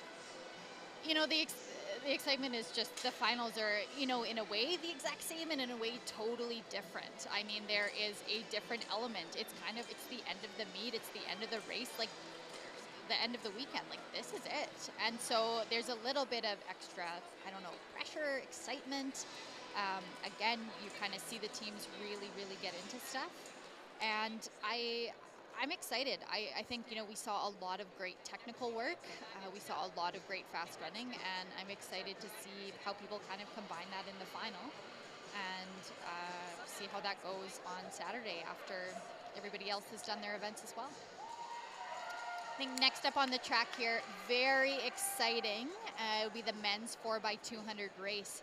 Men's 4x200 is always another one of my favorite races to watch. Again, things can keep an eye out for that second runner. Things can get interesting on the tangent in from the green line. There's sometimes a little bit more bolstering between the men as they kind of find their places in there. So really looking forward to seeing both fast running, but a little bit of how the teams kind of make up stagger. We are going to be joined, thank you for joining us, Tegan. We are going to be joined by Bison athlete Ty Coxiastro, who's going to talk to us a little bit about the relays here. As we get set up, coming onto the track, the gentlemen are just setting up their blocks, and we're going to be right underway with the 4x200 meter heats. Ty, thank you for joining us. How are you doing? I am fantastic. I'm happy to be here. Ty, what's the energy like in the building? You obviously have been around the team. We had Tyrell Davis, Jordan Sufi go 1-2. We're seeing the relays here. We had the 600. What's the energy like in here? Honestly, this is the most ecstatic I've ever seen this building in my 3 years being on the team. Like, the energy is great. Manitoba got off to a hot start. Every team seems to just be bringing the energy, the juice, and I think it's going to be a really good next couple of days. Absolutely. And so we were talking a little bit earlier. Laval, Audrey Leduc took home the gold for her team on 60-meter women's side, 60-meter men, Jordan Sufi. What does that medal do to kind of ramp those teams up so early on in this 3-day event, this long 3-day event? I'm a big believer in momentum, so to get a big gold medal at the start of the meet, whether it comes from a 60 or the weight throw that happened earlier, like with the Calgary weight thrower. Absolutely. The momentum just carries, and teams with that momentum very early on, you tend to find the results very early and later on in the meet as well. Excellent. So I'm going to actually see if we can currently team scores. Right now, number 1, Manitoba Bisons. Number 2, Trinity Western Spartans. Number 3, Laval. This is obviously very early on. We've really only clocked a couple of events. On the women's side, that was for the men's side. Women's side, we're looking at the Western Mustangs, Laval, and the University of Calgary going 1, 2, 3. So again, very early on. We really won't start to see that competition ramp up until kind of midday tomorrow as things are going. We're looking at the first heat of the 4x2. 4x200 relays. It'll be 4 heats running tonight. The first team in each heat will advance in the next 4 best times. In heat number 1, running out of lane 3, McGill University. In lane 4, the Windsor Lancers. In lane 5, the Guelph Griffins. And running out of lane 6, the University of Calgary Dinos. Ty, what are you looking forward to seeing in these 4x2s? I'm just looking forward to seeing some great competitions. There have been some very, very, very fast times from multiple different schools this year, especially coming from Alberta, Calgary and Alberta actually, as well as Manitoba.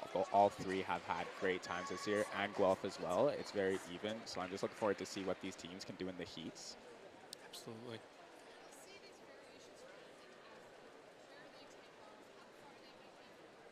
Athletes just getting set up here. Once again, this is the first heat of the men's 4x200 meter prelims.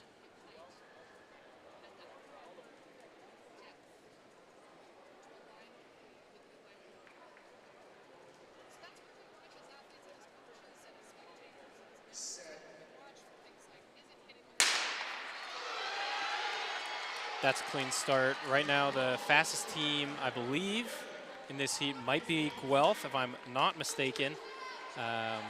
But Windsor really coming up on the inside there. Windsor is out very well, actually. Same with Calgary, and Guelph is evening it out. Very even exchange. Really strong. Tegan was talking a lot about that. How much does this cut down factor in? Oh, this can make or break some teams' races. If you're in the race on the cut-in, that's where most passes are made. Absolutely. Looks like it. I believe that's Carter Teal with a very strong move. Guelph out in front. Once again, another textbook handoff. Tiny bit of a miss on Western, but they got it in without losing too much speed. Windsor, pardon me.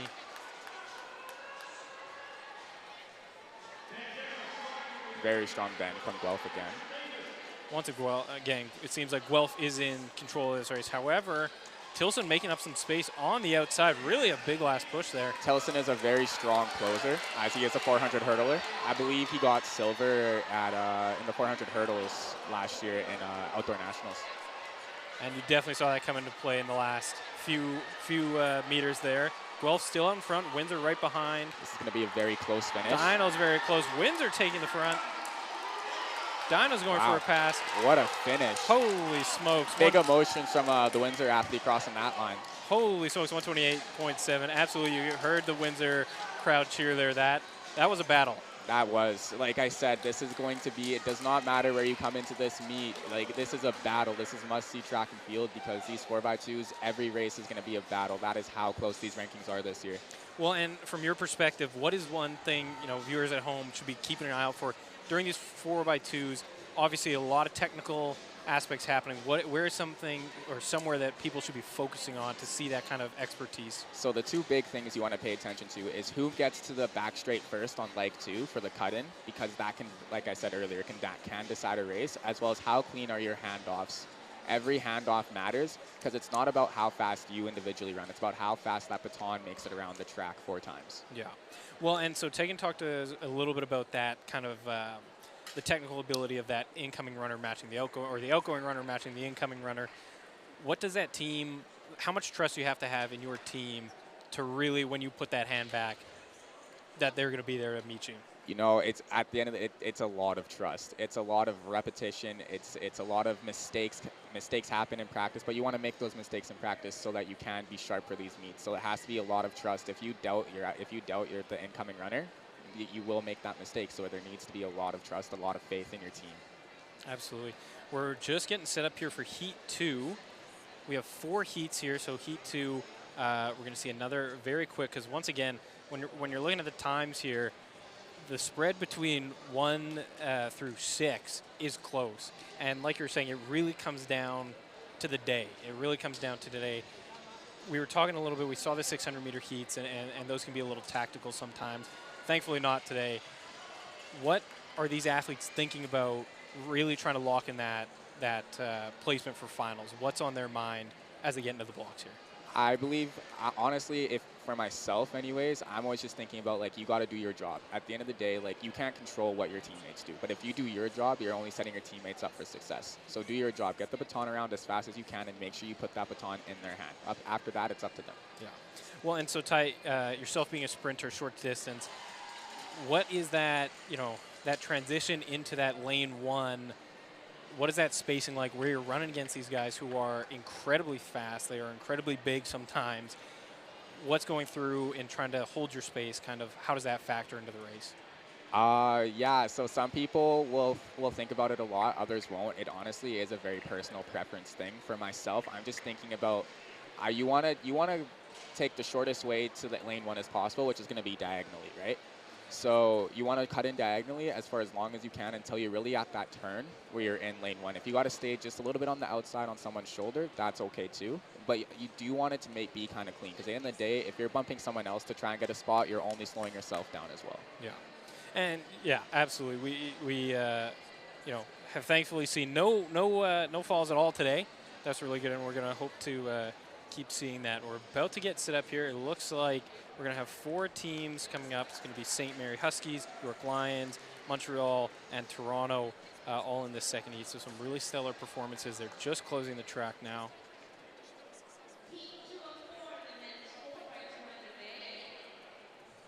In lane 3, the St. Mary's Huskies. In lane 4, the York Lions. En numéro 5, Montréal Carabin. And in lane 6, the Toronto Varsity Blues. That lane 5 right now are number 3 seed, University of Montreal, 127.34. They come in with a time. So that'll be a team to keep your eye on. Once again, like we've seen in all these races, but like you said before, it doesn't matter what you come in with. It's what's happening today on the track. It's all about what happens in these races. Times mean nothing now at championships.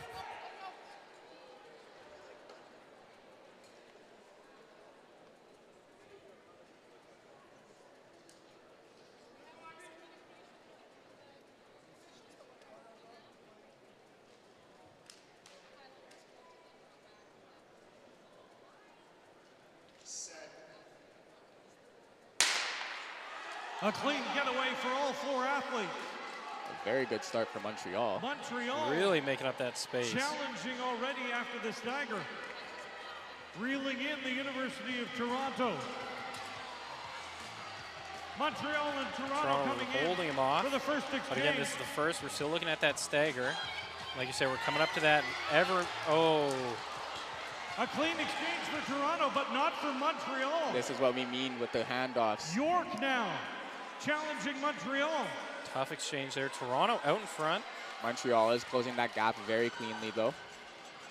It appears to be York making up some space on the inside, holding steady with everybody, coming to that final handoff. Montreal and York all with their exchanges. Final exchange here. Montreal making up a lot of ground, making a pass. Going right into the turn. Big push from Montreal, fighting with Toronto. A little wider than Toronto. Coming into the final exchange here. Final exchange, Montreal. Clean exchanges from both. To Smith-Drouin. It's going to be a flat-out fight. But it looks like Montreal's got a little bit of space on him. Smith-Drouin pumping his arms, but right behind him is Toronto. But does he have time? Can he? Looks like it's going to be Montreal holding this final push. Smith-Drouin across first. Really strong finish, 127.5 unofficially. That is a very, very, very strong time for Montreal. Well, and so what does this, you know, we've been talking about it a little, 128.8 unofficially again. Times will be posted online. That's where you can find the official times. What, on this first day, when a team comes out and rips a fast time like this, is it sending a message to the other teams? You know, after this event, obviously all the teams are focused. When they go back to their hotels, their briefing, whatever.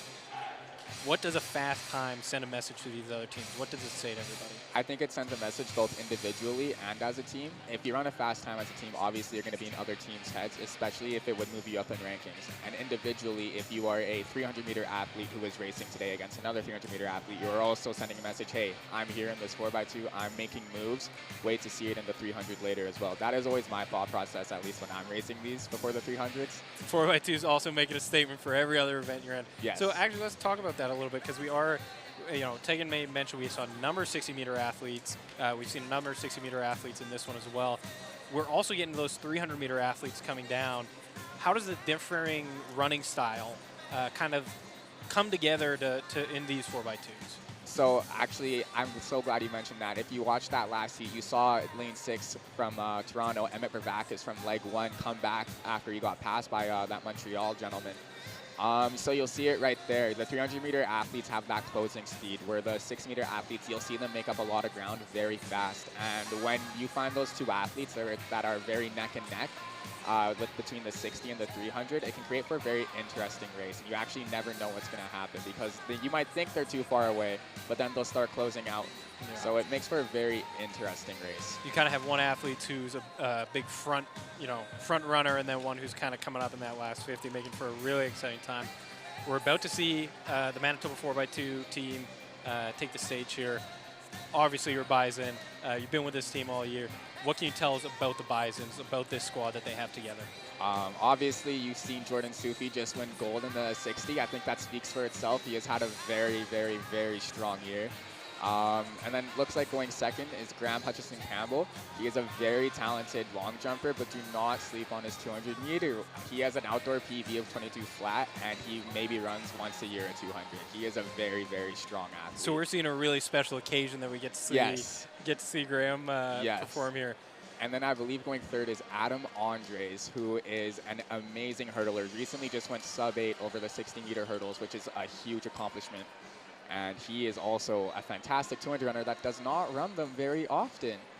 So we're seeing a bunch of athletes, as you're saying, who this might not be their predominant event. This is, 200s obviously outdoors is kind of a staple event, but indoors we don't really see it unless you happen to travel to the States. They run a little bit more often there, but indoors we're seeing a lot of 60s, 300s.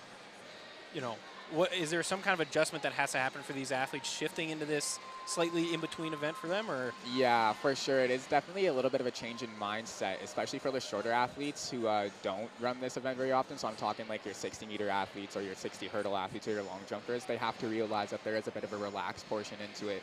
If you work too hard too soon, you will feel it like you're running a 400 and not a 200. But most of these athletes, they practice these things, and they are definitely ready to go. Absolutely. Well, and so one thing I always find interesting, you ask a distance athlete how his race went, and they'll tell you pretty good. I was fast at the start, slow at the end. I was fast at the slow at the whatever. You ask a sprinter who's traveling. 4 in the men's 4x200 relay. In lane 4, the Regina Cougars. In lane 5, the Western Mustangs. Western are number 2 And in seed in lane the country. 6, the Manitoba Bisons. The point being that there is a lot to dig into. You know, for viewers at home, this one leg takes under 25 seconds, but for the athletes, it lasts a lot longer than that. Oh yeah, it stays in your head, good or bad.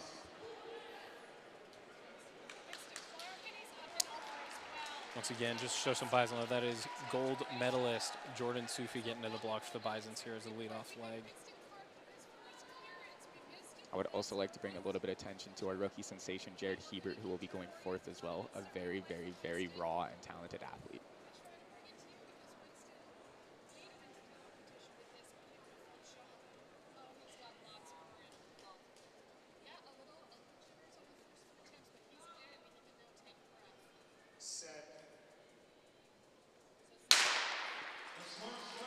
Clean getaway here. Jordan Sufi is out very well, so is, I believe that's Alex Collins from Western. And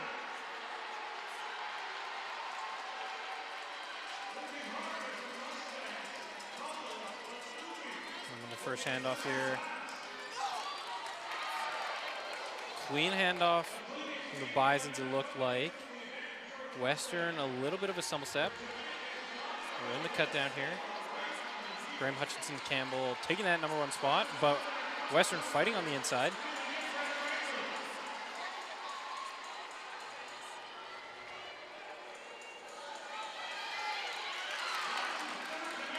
Adam Andres third now. Regina really made up some space on that exchange. But Andres making up space on that back straight as well. 100%, really coming in powerful. Western still out front. You can hear the crowd going nuts in the corner there. Here comes the final exchange.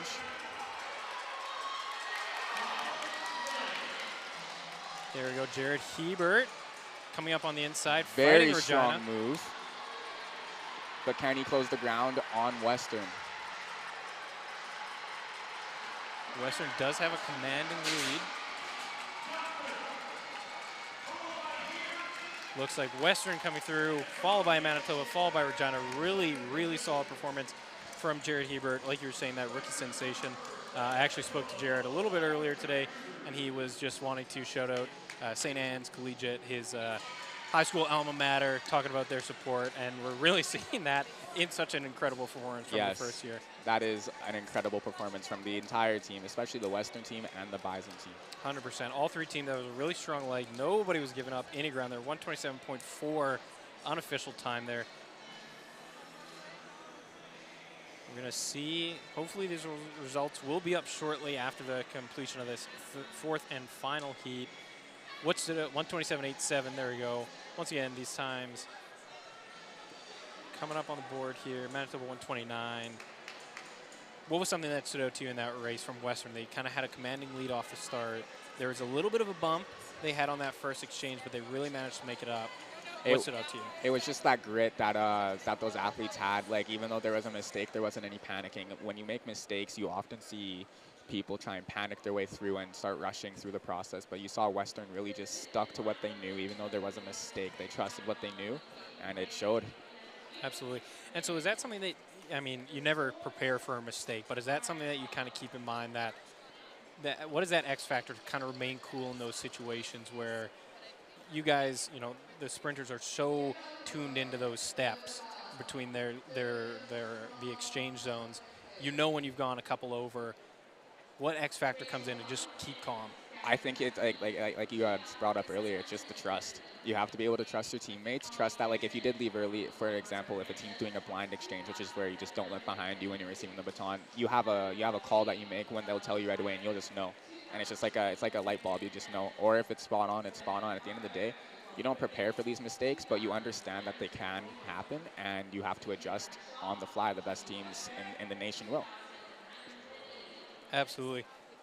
We're seeing our fourth and final heat here set up.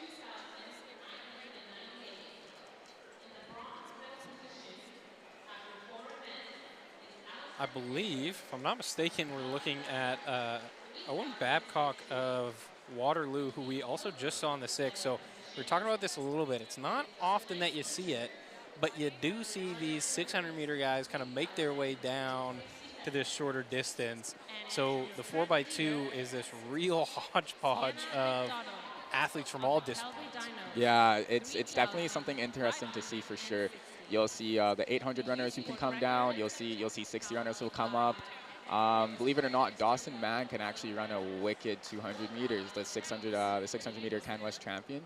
100%. And Dawson's actually following into a habit Simone Berube had one year where he ran the 4x2, 4x4, 4x8. So it's not unexpected. You don't see it too often, but it'll be interesting to see this race. Yes, it will be, especially with Alberta in the race. Final heat. #1 in the nation, I believe, right now. Relays. 100%. Their seed time 126.14 is their current #1 ranking time.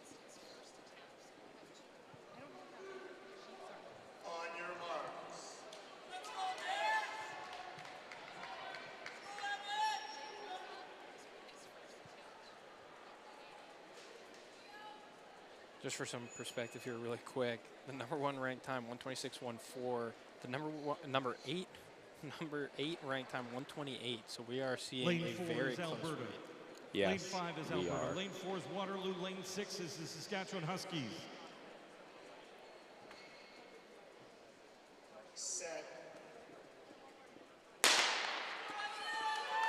Another clean start. Evan Asapa and Giovanni Powell both out very well. Evan Asapa in 5, Giovanni in 6. They're really holding steady. We're coming into that second corner, pardon me. Really even. Evan looking very strong down that home straight. Clean handoff from Alberta. Looks like a little bit of miscommunication from Sask, but they're coming in fast. Waterloo making up some distance. Waterloo is closing a lot of ground going Holy into this smokes. home straight. Still Alberta out front with a commanding lead. Just a textbook handoff there. Very, very nice. Clean handoffs from Sask and Waterloo. Very tight between Saskatchewan and Waterloo as well.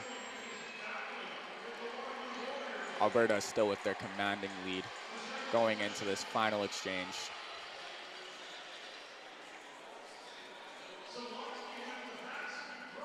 And just another really nice handoff. Clean handoffs for all three teams. A real battle for second and third place in this heat. And every place matters as it gives you a good lane for the final. Absolutely. As we said, top one plus the next 4 from each heat. Very, very, very fast race for Alberta. Alberta and Waterloo came up right at the end there. A little bit of a tumble from the Sask athlete. Hopefully he's okay. Really solid performances all the way around. I don't think it's a surprise that Alberta took that win there. What do you like? What do you see in this Alberta team that you're excited about going into the finals on Saturday? For one, the absence of Justin Rose. He is usually their third leg, but I assume he's taking it easy for his hurdle race tomorrow. I believe the men's 60 hurdle is tomorrow. And he is a very fast athlete, but also just their composure and their calmness through this. You could tell there was no panic from their team at all from from leg 1 to leg 4. It was a very trusted team, and you can tell with that every time they race. It's a very, very tight-knit group. Absolutely, and so, you know, as you were saying, and Tegan mentioned it as well, like sometimes we'll see some swaps of some athletes. Obviously, it's a long weekend. We have a lot of really talented athletes competing in multiple events. What does it mean to see an Alberta team maybe not even run their fastest guy and really hold that commanding presence in these heats? It can mean a couple of things. It means they're ready to go, for one. To put it just honestly and bluntly, it means that they are ready to go, and they looked very good while doing it.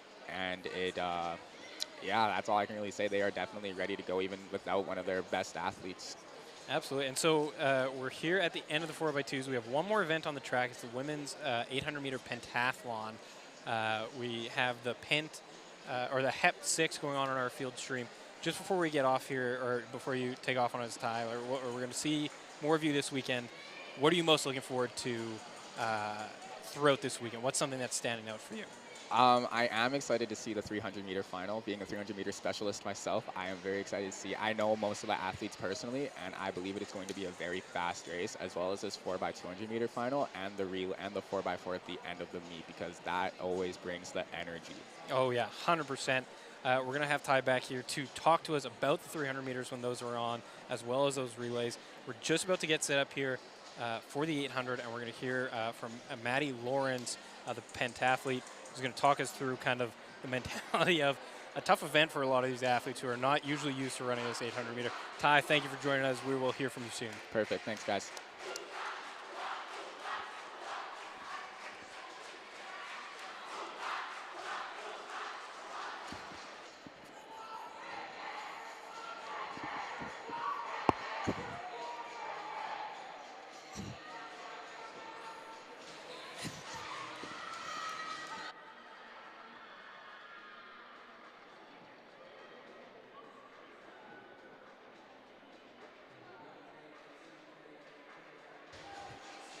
Okay, we have a little bit of crossover here. We are watching well, I don't know. We're joined here by Maddie Lawrence, bison athlete, pentathlete. Pentathlon, would you qualify it as a field competition? It's a little bit of a mix, obviously. But yeah, I'm not even sure if I'd call it a field or track competition. It's just everything.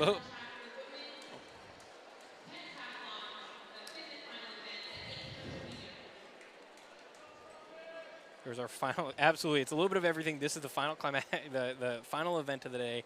I would be probably safe to guess that most of these athletes are not 800-meter athletes originally. Is that? I would agree with that. I think a lot of athletes, their background is more speed power oriented, given that most of the events are speed and power. And so I think the 800 is kind of a get by sometimes. Just at the end, grit it out, run as hard as you can, and yeah. Absolutely. I don't know a lot of people who look forward to it, that's for sure.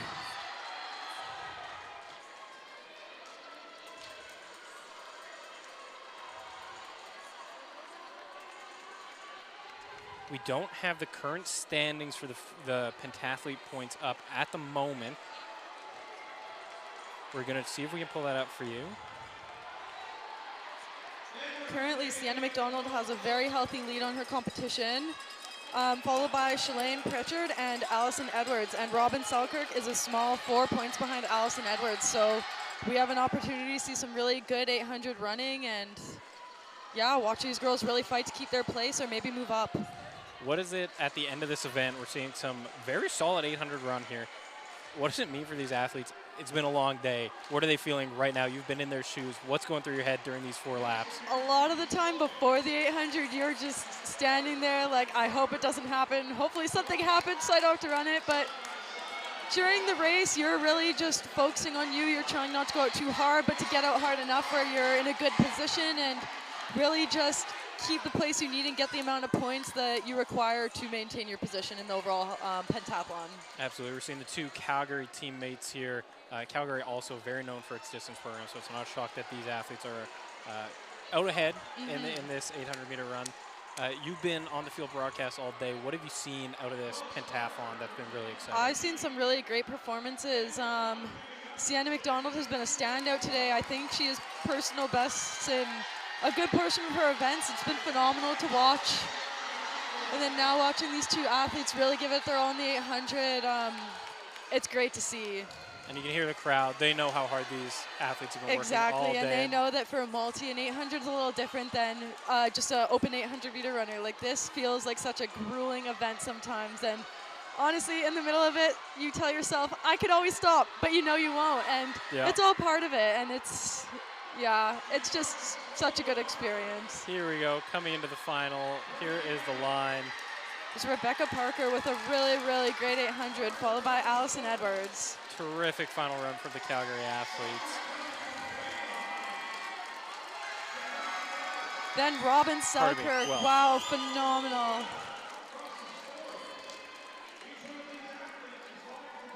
Patiently waiting to see their scores. Oh.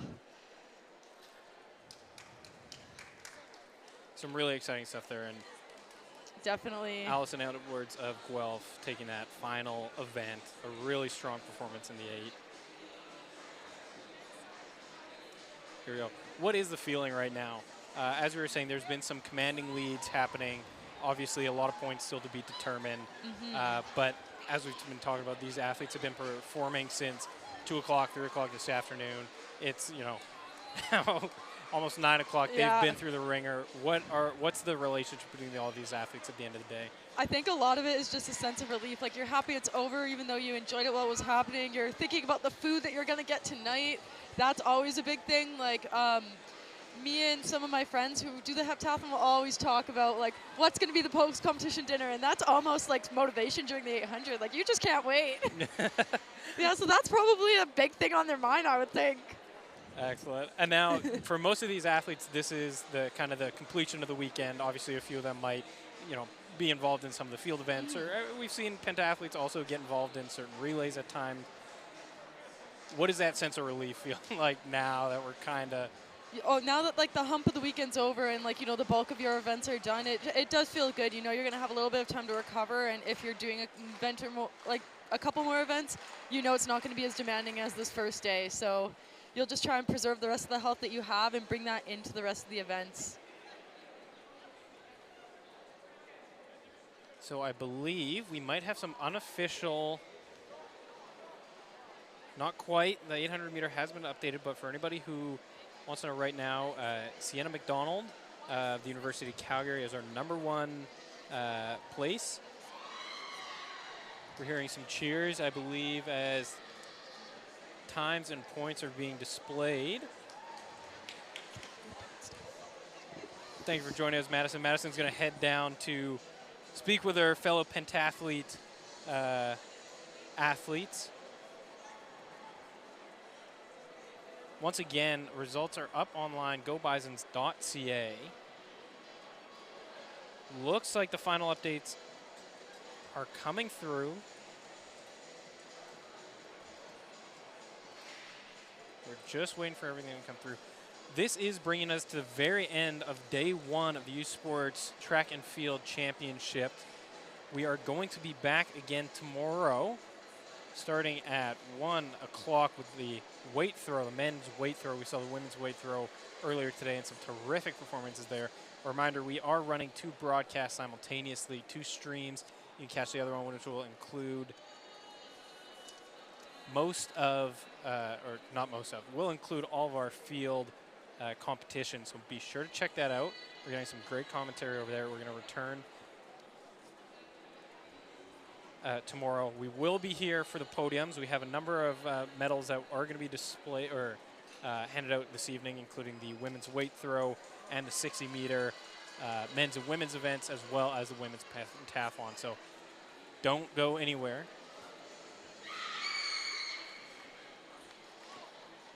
But for the moment, we are going to take a short break.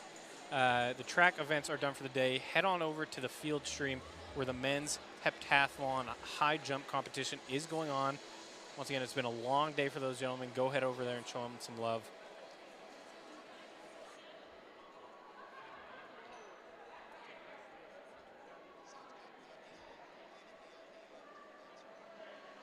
A very good attempt.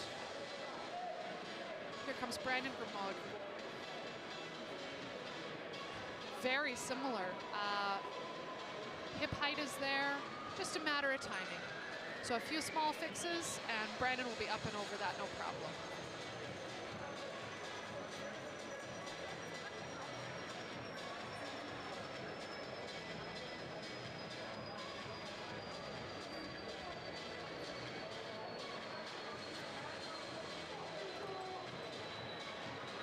This is a second attempt for Kilty McGonigal.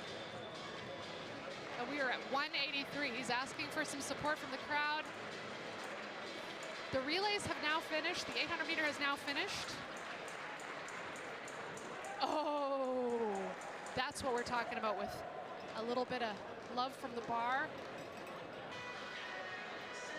Just brushed it slightly and got a good deal from the bar there. Very slight touch. Whew. Excellent jump, Kilty. So that's a personal best for Kilty McGonigal. Winston Clark, unsuccessful on the second attempt. He'll give that another shot. Jake Neufeld.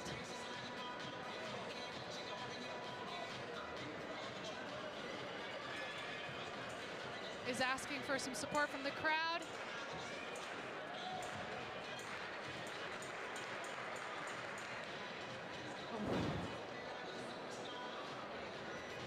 Kilty took all the luck out of that bar. That was a very nice jump from Mr. Neufeld. He still has one attempt left.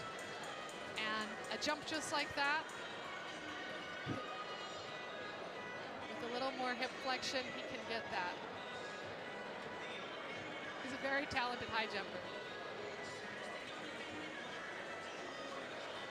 So we're on third attempts at 183.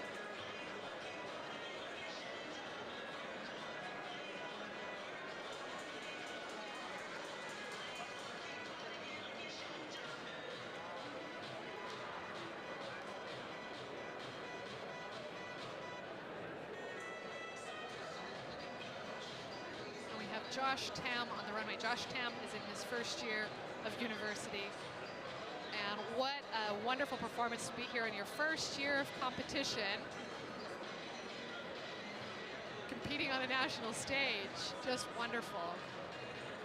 And Josh will have another chance at 183. His personal best is 185. I'd like to see that go up to 186 or 189 today if possible, but these men have been jumping for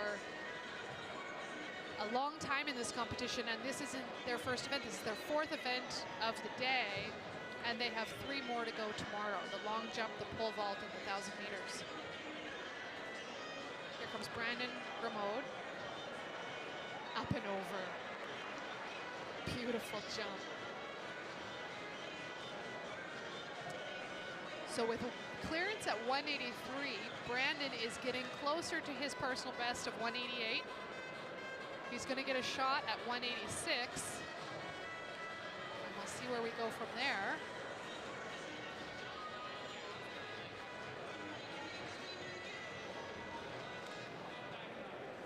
Winston Clark.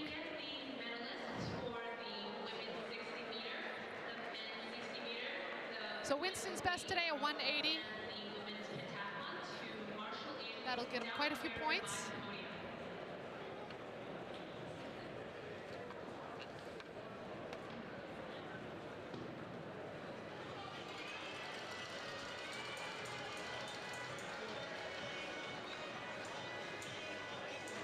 Jake Neufeld back on the runway for his third attempt, asking for some support from the crowd.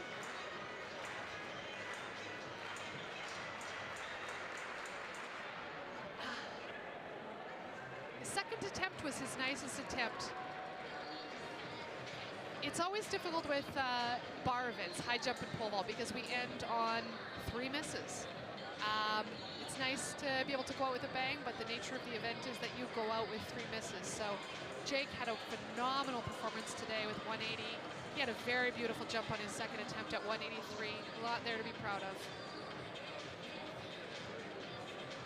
We'll see if his teammate Josh Tam can make this on his third attempt. No such luck tonight.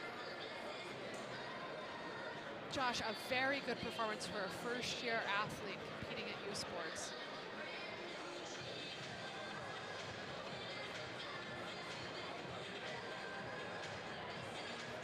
So Josh and Jake will be back tomorrow for long jump, pole vault, and the 1,000 meter with the rest of the guys here. But for now, bowing out at 180 for those teammates. Still going, we have Brandon Grimaud. We have Kilty McGonigal still alive. We've got Max Spicer.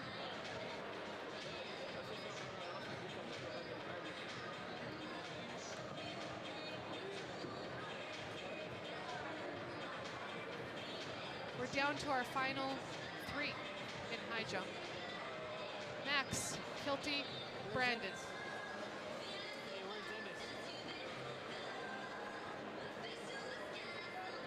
Brandon Grimaud's personal best, 188. We're now at 180. We'll be going up to 186. Kilty McGonigal has already made a personal best today at this last height, 183. Let's see if he can increase on that to 186. Max Spicer, he has our highest seed coming in. He has a 196 personal best, so he may be jumping for a little while. Brandon, good attempt. Very strong attempt.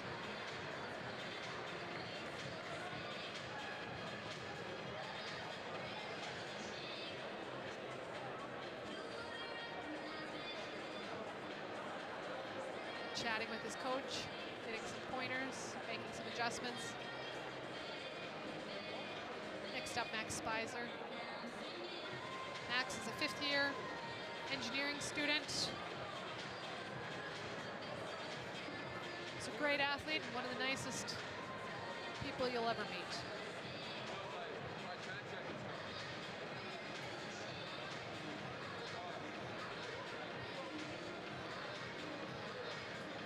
Max Spicer, over 186 with ease. He's going to chat with his coach Ming, getting a high five. Wayne McMahon. There's Max over 186. And you can see his coach is proud in the background. They're showing him how much hip height he had, a good 10 centimeters. Here comes Kilty McGonigal. I want this young man to get another personal best. He's been a lot of fun to watch. High jump tonight. I hope he's having a good time. He's come all the way from McGill. Oh, Kilty. Oh, good try.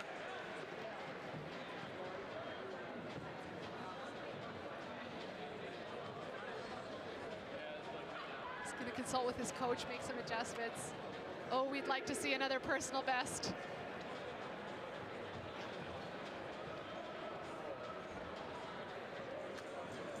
So we have one athlete over at this height, and we have two athletes making their second attempts, starting with Brandon Grimaud. Brandon will be competing in the pole vault heptathlon tomorrow, and one of my favorite athletes to watch pole vault. He's a very talented pole vaulter, as with Max Spicer. This is a hard competition. It's a 2-day long competition where you do 4 events on the first day, 3 events on the second day. All of them are technically difficult. All of them are exhausting. Oh, very close. So Brandon still has one more attempt at 186. And with a jump like that, a few adjustments, I think he's got it. So we're going to see Kilty next up on the runway. He's going to have having a little last-minute chat with his coach, heading over to his spot on the runway, getting focused, getting excited.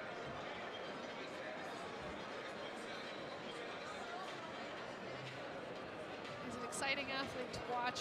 Clearly a lot of energy, a lot of exuberance. Has seemingly a really good attitude about the sport. Seems to be having a lot of fun. We wish him the best.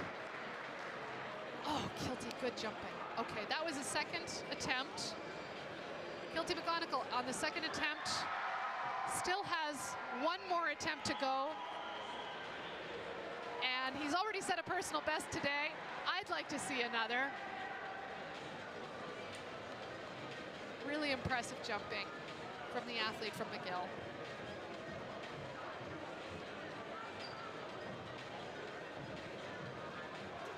We've got Brandon Grimaud next on the runway. This is his third attempt. And Brandon's personal best, we're getting close to it. He's at a 188 personal best. We're currently at 186. So we'll see how he does. He's been fairly consistent through the season. And so we do hope that he can make this height. Beautiful jump. Very good. Very good jump, Brandon. So he's successful on his third attempt. He's getting some congratulations from his coaches. He did exactly what he needed to do on that jump. He brought it back to basics. He was smooth as can be. Perfect timing, perfect mechanics. Good job. And we have to remember that this is a heptathlon. This is 7 events. These men have to be proficient in throws, jumps, sprints, and distance races. This is very difficult to do. All of these events are technical in their own right and difficult to do in their own right. And the fact that they can do all 7 is incredible. Here comes Kilty McGonigal. Oh boy, that was his best attempt, a very good attempt. He's got more in him. There's going to be more personal bests in the coming years from Kilty McGonigal. That was great jumping today. Congrats on the 183 jump. And that will give him a lot of points for this final heptathlon score as well. Stayed in till the final 3 in the high jump.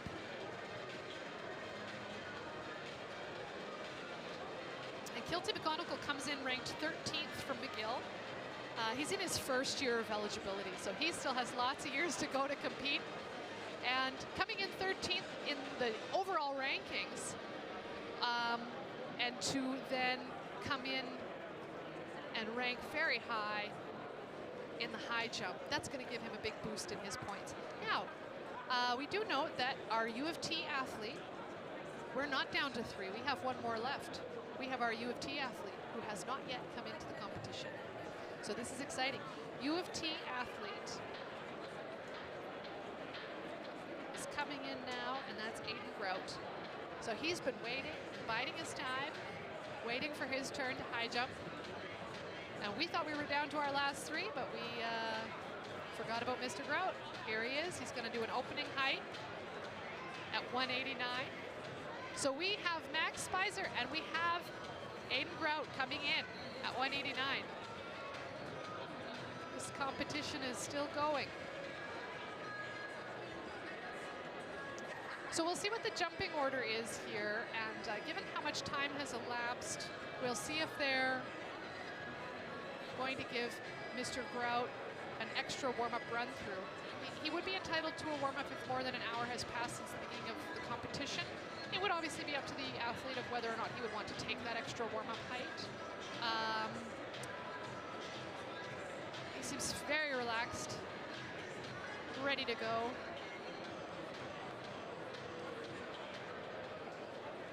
So we have Brandon Gramad still in the competition, Max Spicer still in the competition, and we've got Aiden Grout entering the competition here now at 189. So starting first with Brandon Gramad, first attempt 189.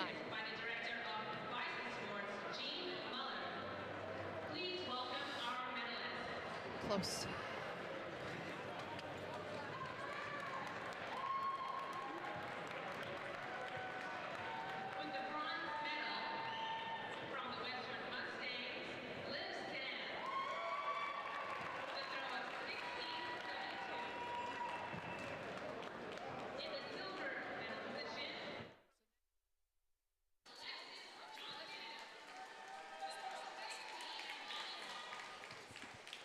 And our gold medalist from the Toronto Varsity Blues, Phoebe Price-Roberts, with a throw of 17.98. This is our women's weight throw podium finish here. Some incredible performances earlier today by all 3 competitors. Congratulations to the medalists.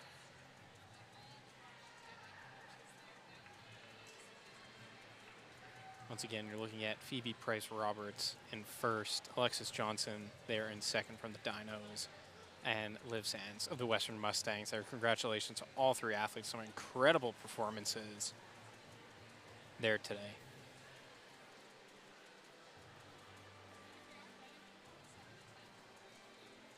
Please welcome our medalists for the women's 60-meter. Next up, the women's 60-meter dash. Once again, some incredible performances. In the bronze medal position from McGill, Donna Tambo with a time of 7:37. In the silver medal position from the Western Mustangs, Vivian Oger with a time of 7:33.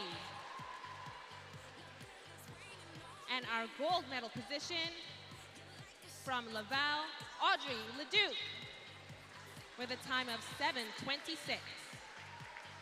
Some really stellar performances there. It's rare that in these final championships that you also see the athletes come in ranked 1, 2, 3 and finish ranked 1, 2, 3, and it's just a testament to how talented all three are.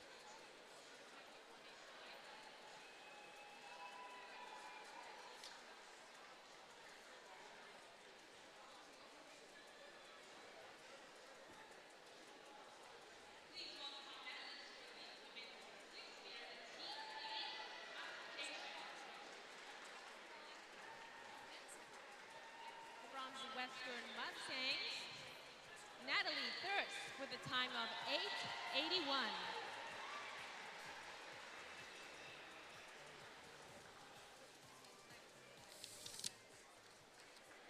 That is Natalie Thirsk of the Western Mustangs. Women's 60 para champion. Congratulations to her, another stellar performance today.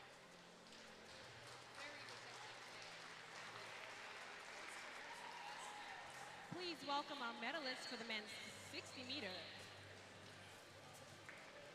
This will be the men's 60 meter final. In the bronze medal position, from the Trinity Western Spartans, Kenny Blackman Jr., running a time of 6:76.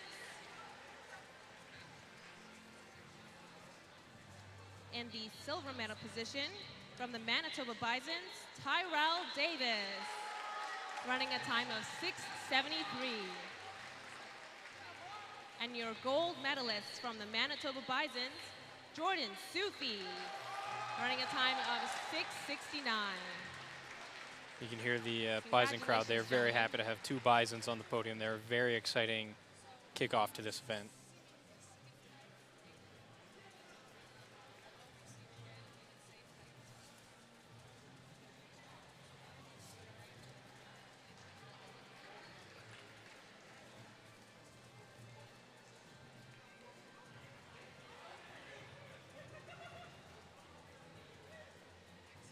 A really exceptional final there.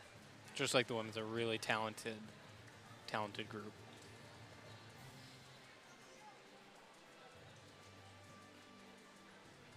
Please welcome our medalists for the women's pentathlon.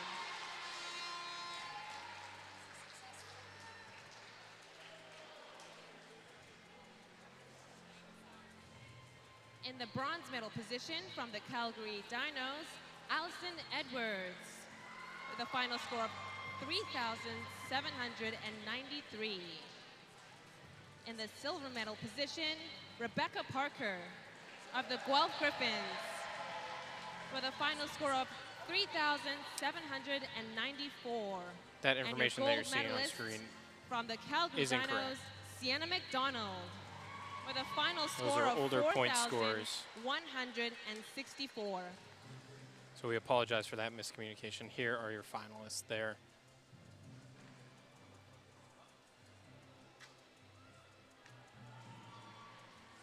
We're going to get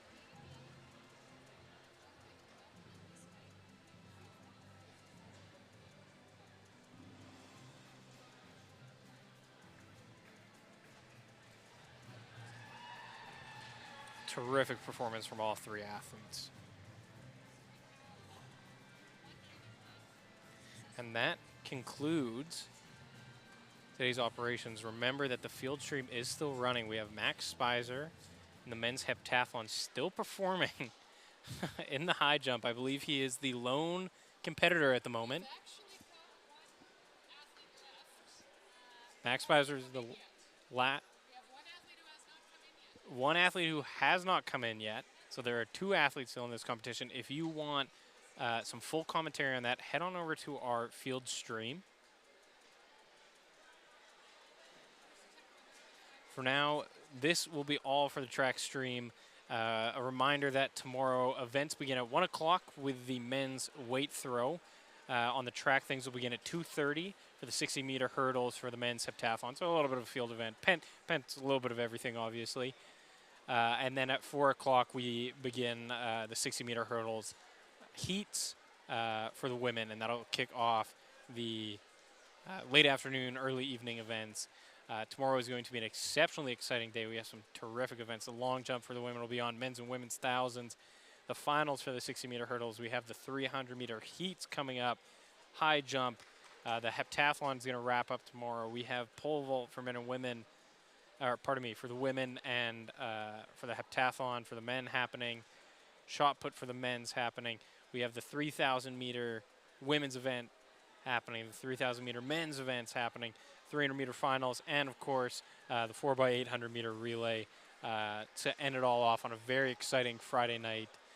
So stay tuned for that, but head on over to the field stream to catch the commentary in this final event of the day. We will see you back here tomorrow. Have a good night.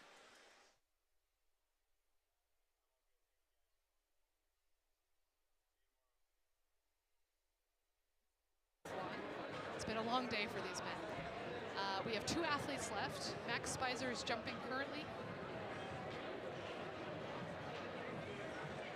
And he's got a lucky break with the bar. Just touched it. Just touched it. And Aiden Grout, not yet in the competition. Seed height of 214. We'll see what he decides to come in at. Still has his sweatshirt on, so we're not quite sure when he's coming in. Max Spicer successful over 195.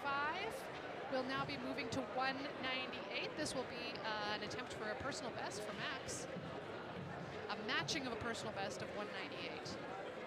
So Max still seemingly the only athlete in at 198. Aiden Grout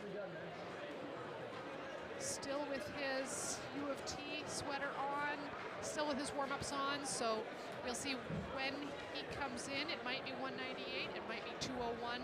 His seed is 214. Personal best is 214. Personal best is 214, so he may come in with a safe height in the low 2s, and then decide where he might want the bar from there. Max Spicer, 198 with the potential of matching a personal best.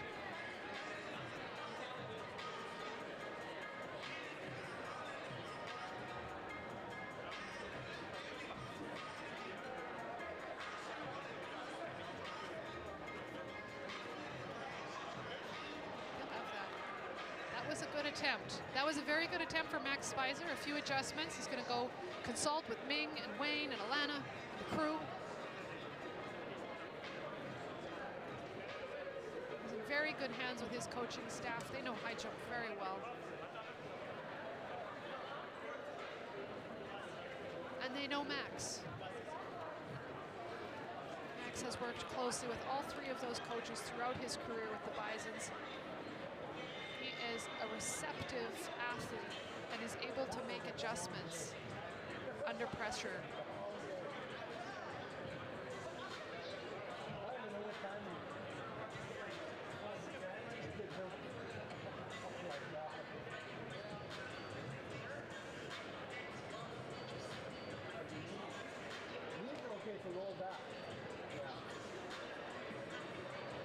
Max is in his 5th year of eligibility. He's an engineering student here at the University of Manitoba.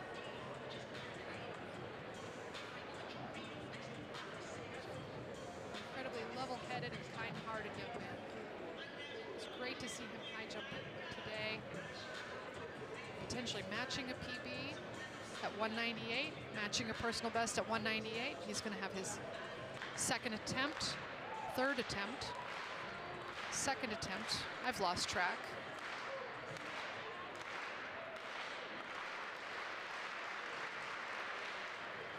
And our indicator board is down.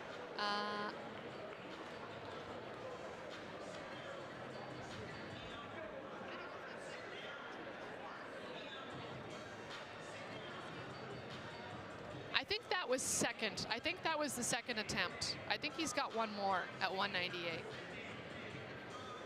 I got so excited about the jumps, I've lost track of the attempts, and our indicator board seems to be unplugged. Alana Boudreau is fixing it. That would have been a miss on a 2nd attempt. There we go, we're back up and running. So Max still has one more shot at the 198.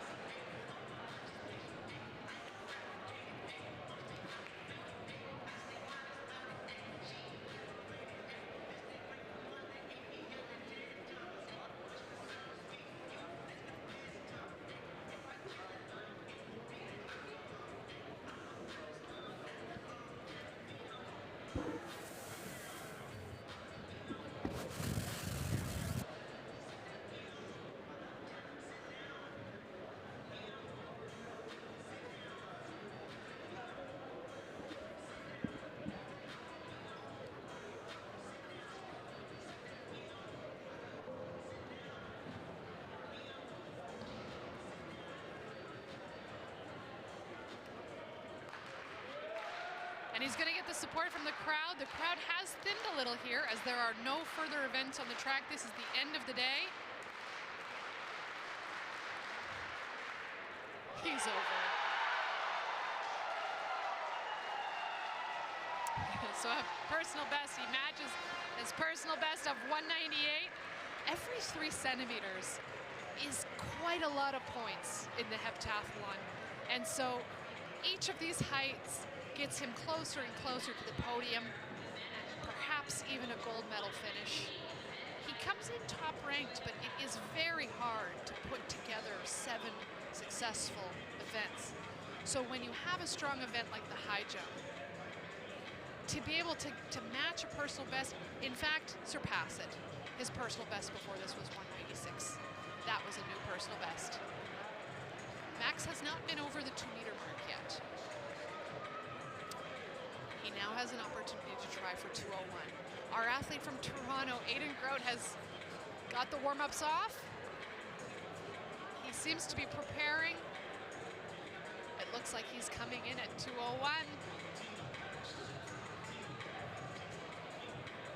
High jump is just heating up. So this is Aiden Grote. This is the first we're seeing of him in the high jump competition. He's had a pretty good day so far, good long jumps. This is clearly his specialty with a seed mark of 214.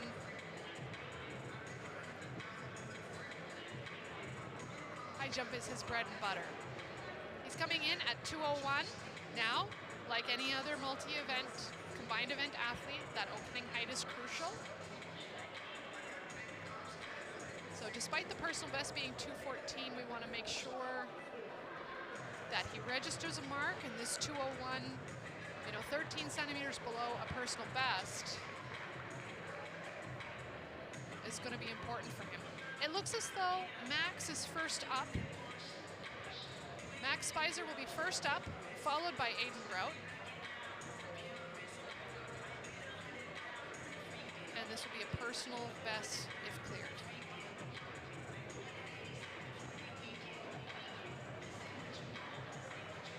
So he'll go and consult with his coaches and regroup. He's got 2 more chances. He's heading on over to Wayne and Ming. And they're giving them the gesture of up first, don't bail out and drop the shoulder into the bar, which is what happens when we're nervous when we're high jumpers. We want to rush into that flop phase, but really he's got to hold that knee drive, stay away from the bar, up and out first. Here comes Aiden Grote. First attempt. He's got 2 more. He's been sitting a while, so this is, getting some of the jitters out.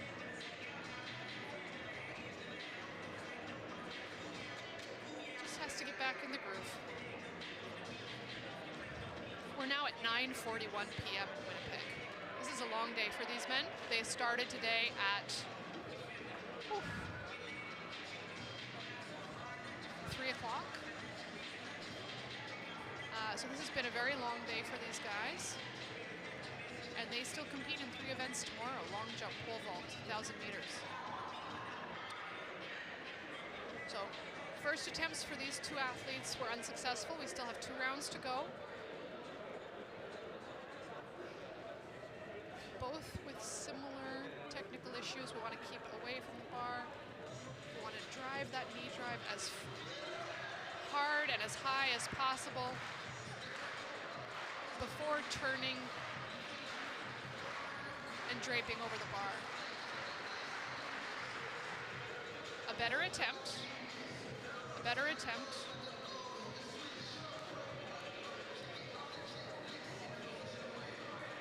So Max is gesturing to his coach that he felt as though he was blocking his takeoff. Almost overcompensating for having fallen in with his shoulder on the last jump. Can sometimes overcompensate and lead to a block where the upward momentum of the jump is compromised. Here comes Aiden Grote.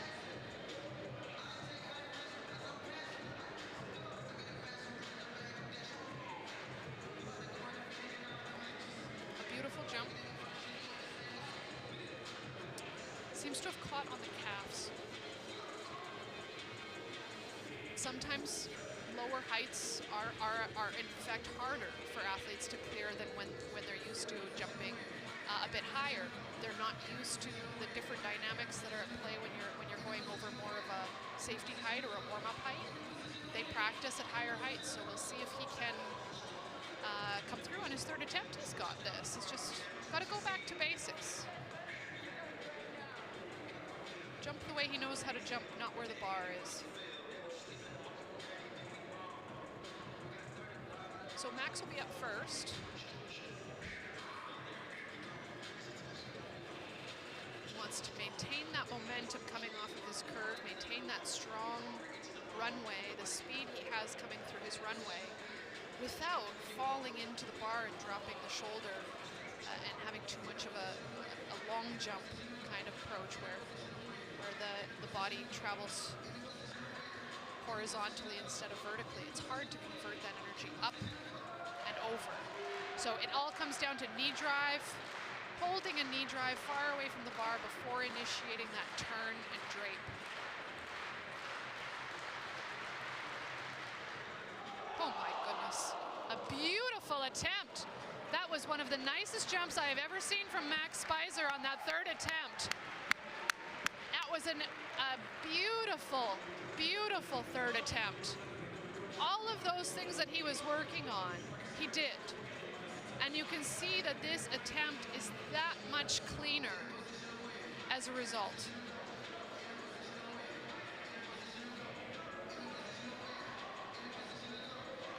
Excellent knee drive. Third attempt was his best attempt. So much to be proud of there in a 198 PB. Incredible. Here comes Aiden.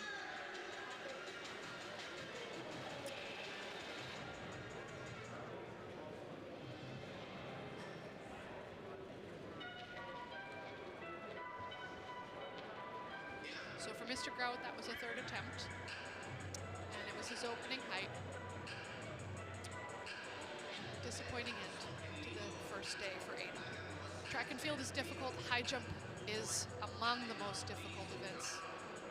Among the most difficult events to deal with because you do end on three misses. And for Mr. Grout, it's disappointing. It's tough. We had a wonderful day at high jump. High jump is always bittersweet.